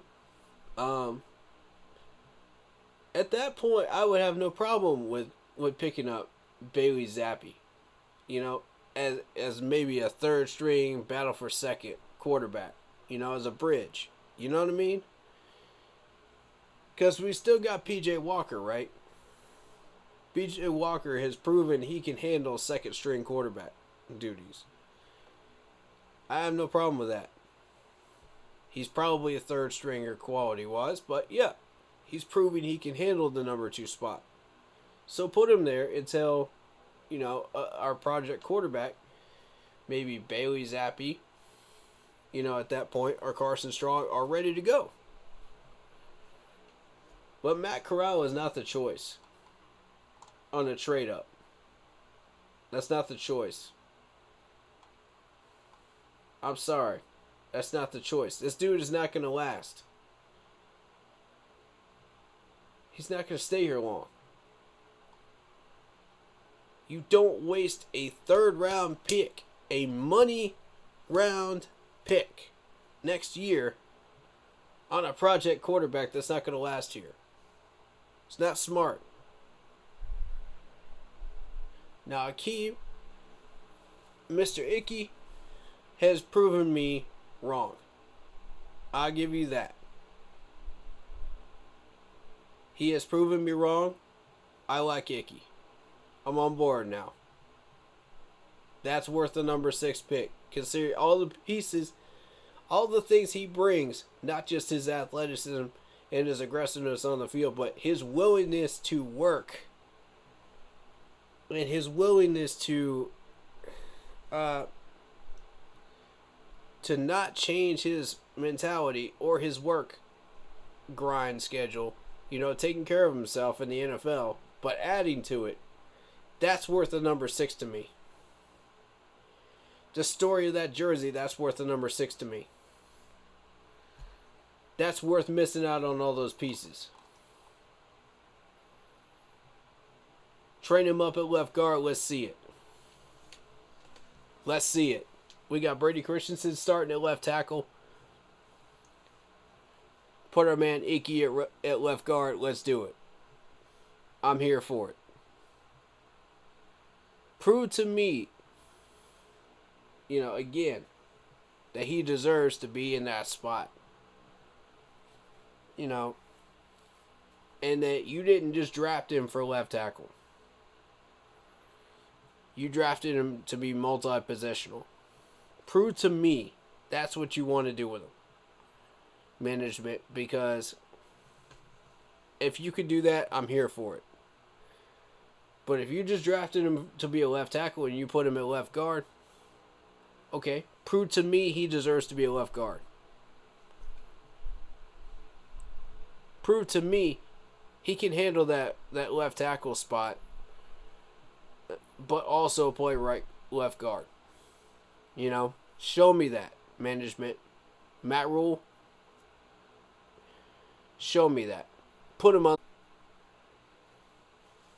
Vietnam. You feel like he'll go wherever they need him to go? Yeah, fair enough, man. I'm here for it. That trade up, though, I got a major problem with that. That was one of the dumbest trade ups I've ever seen in our Panthers history. Dumbest move I've ever seen.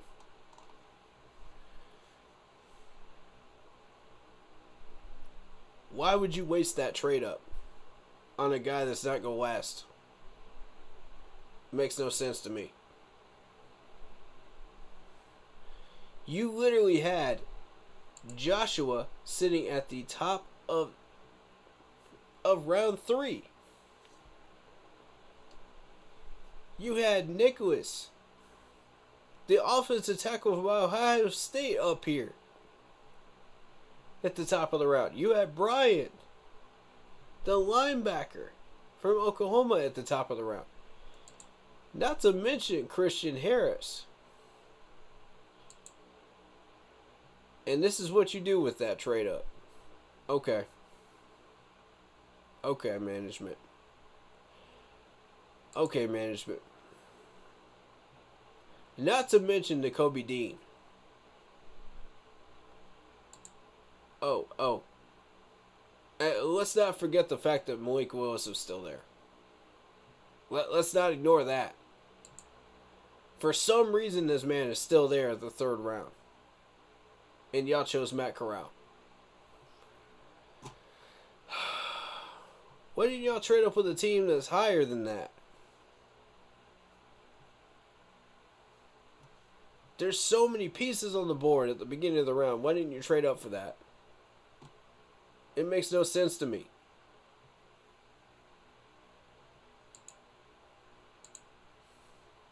No sense whatsoever. Tyndall, the best inside linebacker, was still on the board. Okay? Let's see who else is still out there. Let's see who else is still there. Guard position. We still got Jamari Sawyer is still there. Marquise Hayes is still there. Y'all gonna tell me you don't want Marquise Hayes or Sawyer? Y'all gonna tell me you don't want one of those two at least when you're skipping over a guard? Man, please. Please. Outside linebackers. Best one still on the board. in my opinion, Christopher Allen.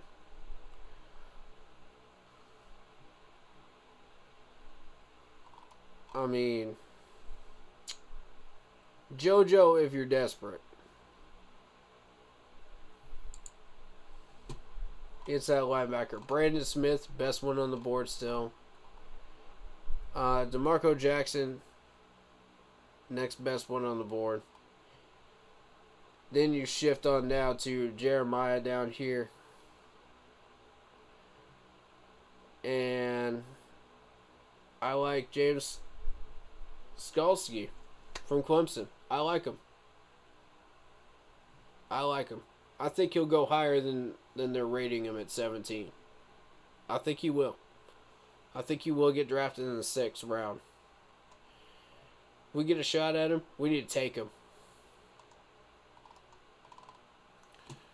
I'll take him over Brandon Smith. I'll take him over DeMarco Jackson. I want Skalski. I want him bad. But Panthers management is allergic to Clemson players.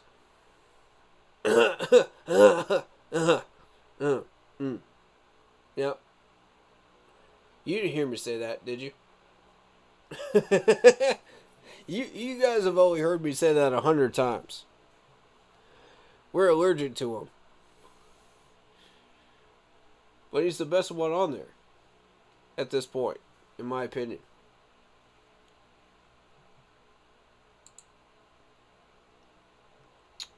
So,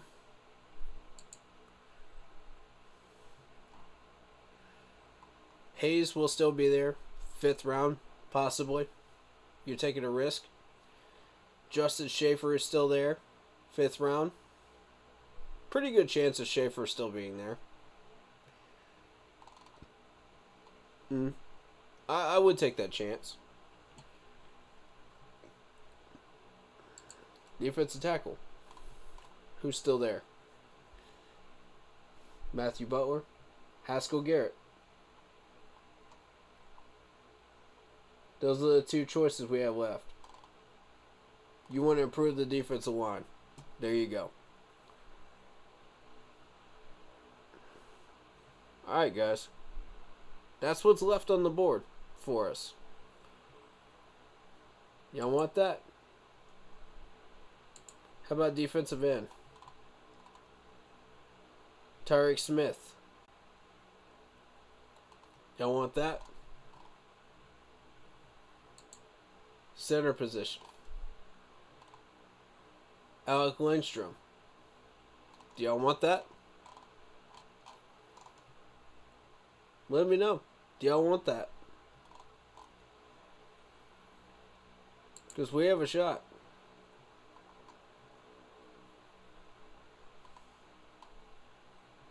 There's a few names on here I didn't expect to still be here to this point. Starting the 4th round. There's a few names. But they won't last long. We got to choose wisely when we get a pick. If we get a pick. Oh, yeah, that's right. We don't have a 4th. Because somebody decided it was a great idea to trade up for Matt Corral. Oh, snap. So we don't see any of these names in the 5th, do we? Nope. Here we go again, y'all. Management always does something stupid in the draft every year. They always do something stupid. No matter who's in control. Which I don't understand because we got Scott Fitterer in control. You would think he's holding all the reins, all control over this draft. And then you let Matt Rule control the trade up for Matt Corral. That's frustrating. That's very frustrating.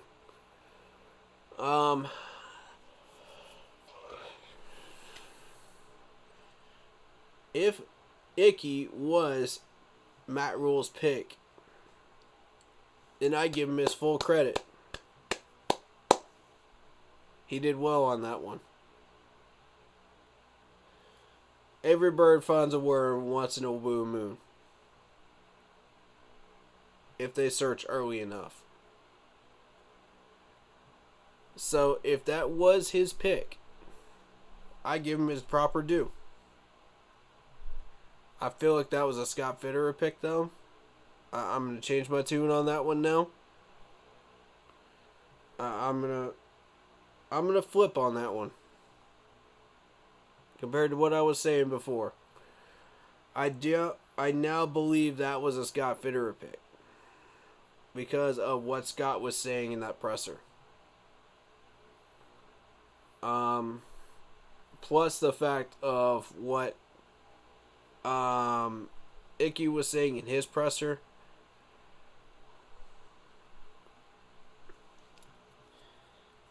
And the expression on Matt Rule's face. He did not look happy.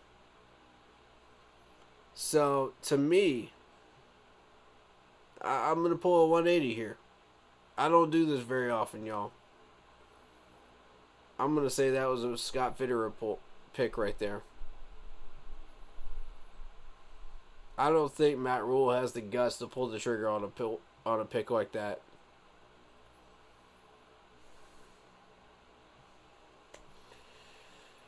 Oh.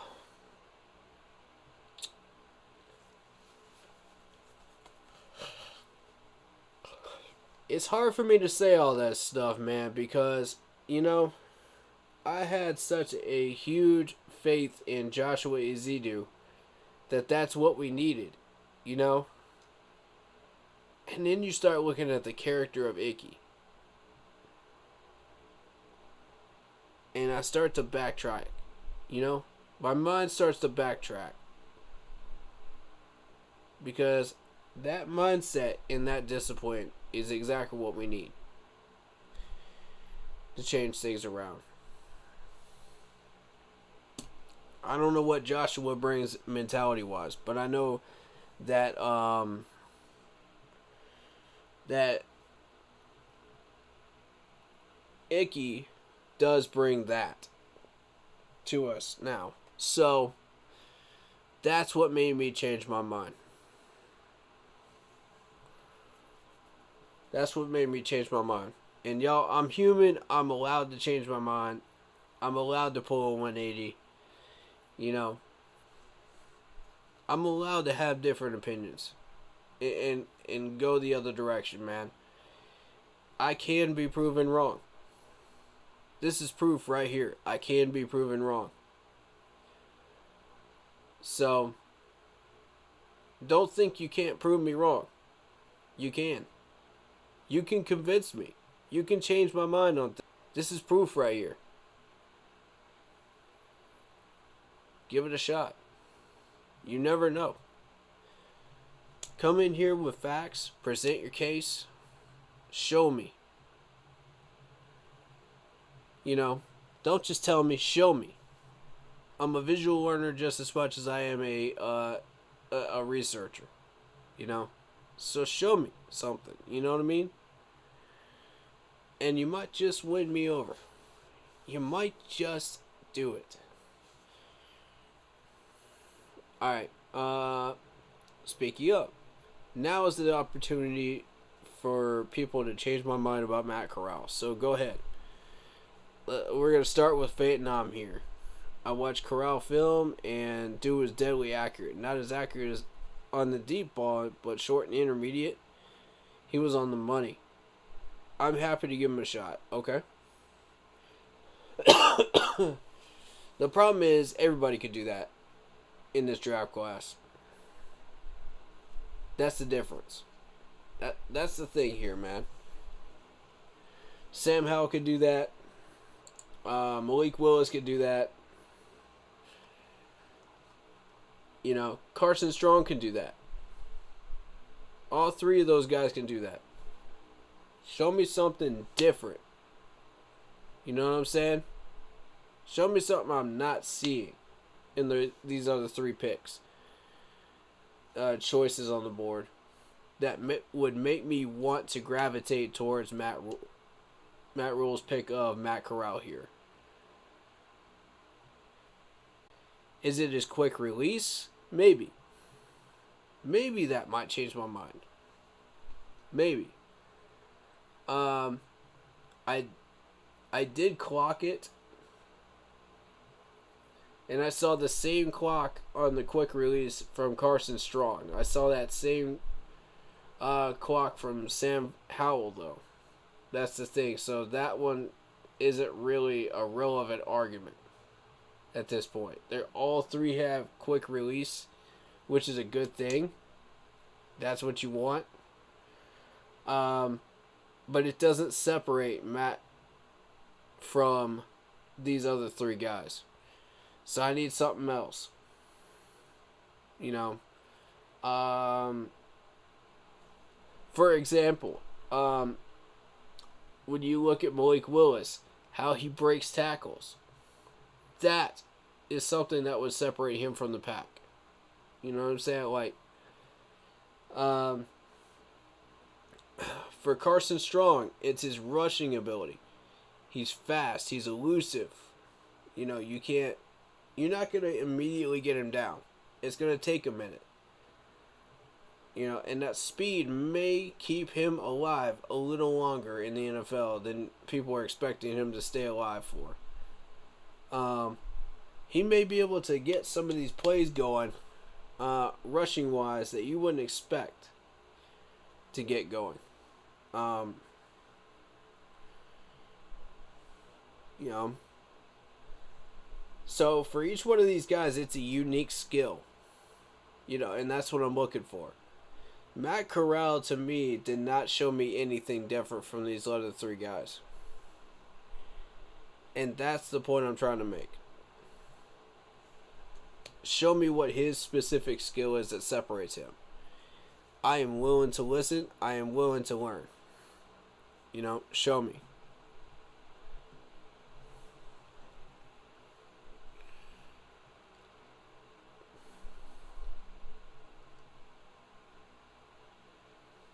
How about let it be an open battle for all O-line positions? Oh, I like that idea. I actually like that idea. Vietnam, you might be onto something there. Here's the thing, man. Do y'all know how many rotations of offensive linemen we've had in the past 7 years? It's been kind of ridiculous, man. So, it is possible to do this. At this point, I greenlight this. Because of how many rotations we've had. Because of how many injuries we've had. Open season for O-line positions. I like that. Nobody's job is safe. I'm with it. Personally, if it were my team, I would be doing that with every position on the 53-man roster. And especially during training camp, because it would show me which one of those guys really, really wanted it. You know? Who wants it? Prove it to me. Prove to me you want to be on this roster. Prove to me you are willing to grind. Prove to me you are willing to play every down like it's your last. Prove to me you're willing to give 110% every game. And if you don't, then you can't look your teammates in the eye. You know? Because you feel like you're letting them down. Prove to me on an entire 53-man roster that you deserve to be there every Sunday and get every penny that you were earning. That's what I want to see. The problem is every one of these players that's on this roster that's already there, established with a contract, already knows they're getting paid. That's the problem. You know, whether they win their job or not. And when they get taken out of their starting roles, ooh, you know, you're not going to start me here. I don't want to hear a bunch of lip. You know what I'm saying? I don't want to hear a bunch of lip, man. If I'm head coach, I'm saying I'm taking you out for a reason. You want that starting job back? Earn it. Earn it back. Prove to me you deserve to have it. Earn your money, man. You know what I'm saying? I don't care how much you're making. I will bench people that are making millions of dollars. I don't care. Just to prove a point. You know? I want open competition in this team.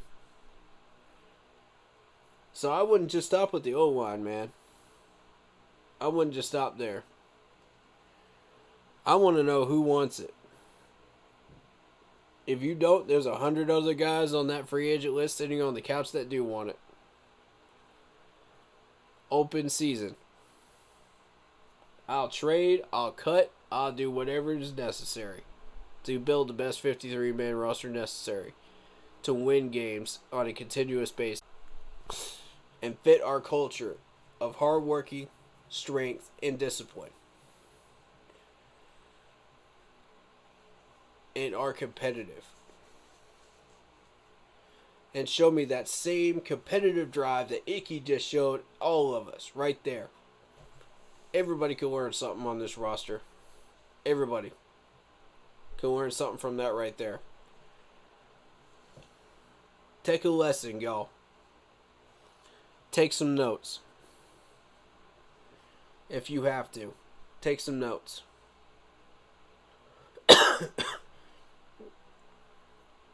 I ain't talking about even us, the fans, can learn something from this. Yeah, best position wins. You know?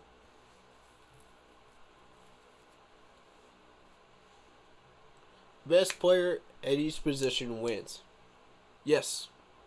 That ensures that you are willing to put in 110% into your game to earn your paycheck. Yes, sir. I believe in that principle.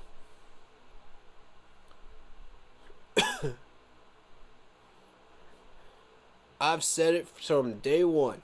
I want the best 53-man roster, period. That's the goal. No matter who it is, no matter where they're from, no matter what skin color they are, no matter what their story, their background, doesn't matter. I want the best 53-man roster possible to win games on a consistent basis. And I want those players to represent themselves properly and give us positive publicity. That's what I want. And Icky did exactly that. He did exactly that in that presser. On day one.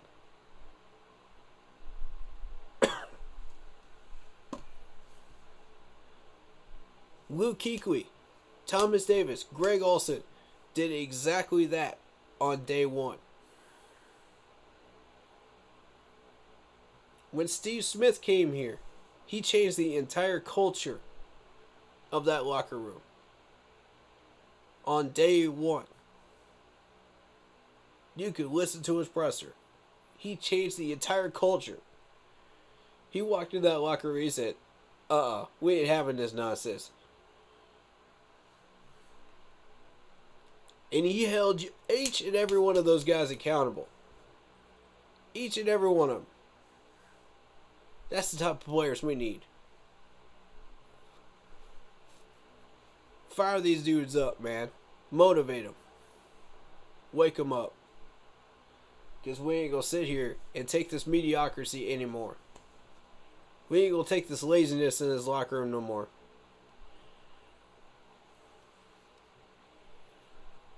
You know?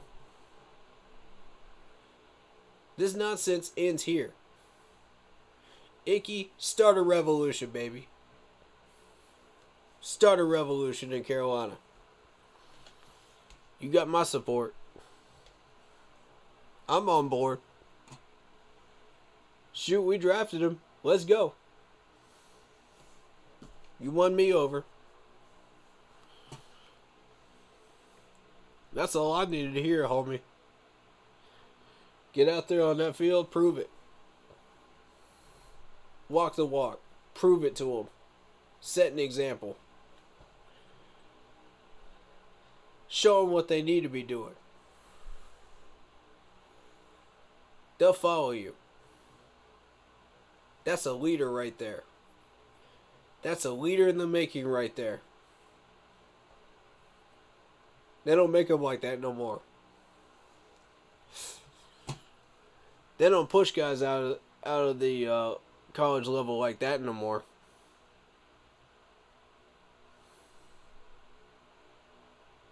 That's a leader.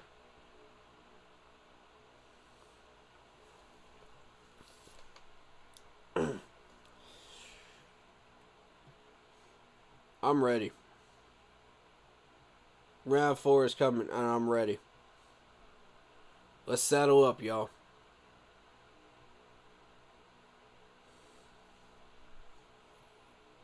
Hey, it's coming. We don't have a pick till round 5. I think the next move we make is linebacker. It has to be. Linebacker. Or we are wasting our time. Linebacker. Alright.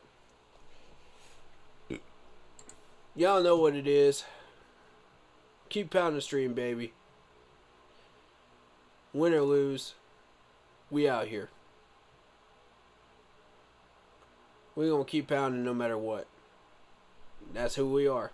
That's what we do. Appreciate y'all, man.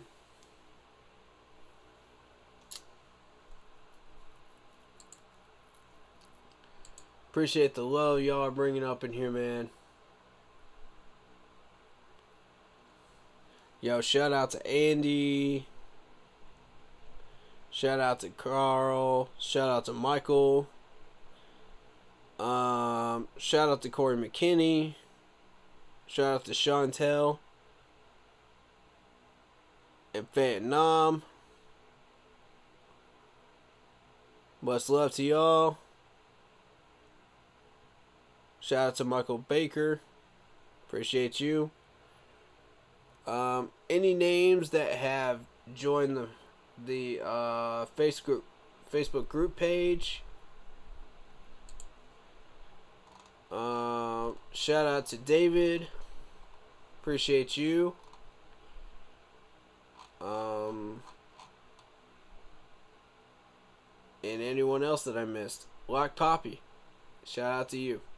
Appreciate you, man. Day 3 is coming. Y'all ready? We're starting our stream at 11 a.m. sharp. Be there. Alright, peace, y'all.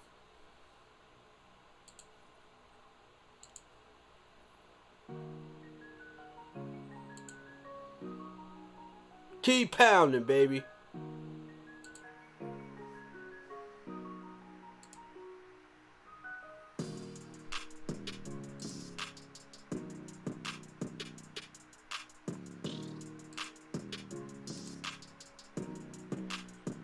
Keep pounding, Facebook crew.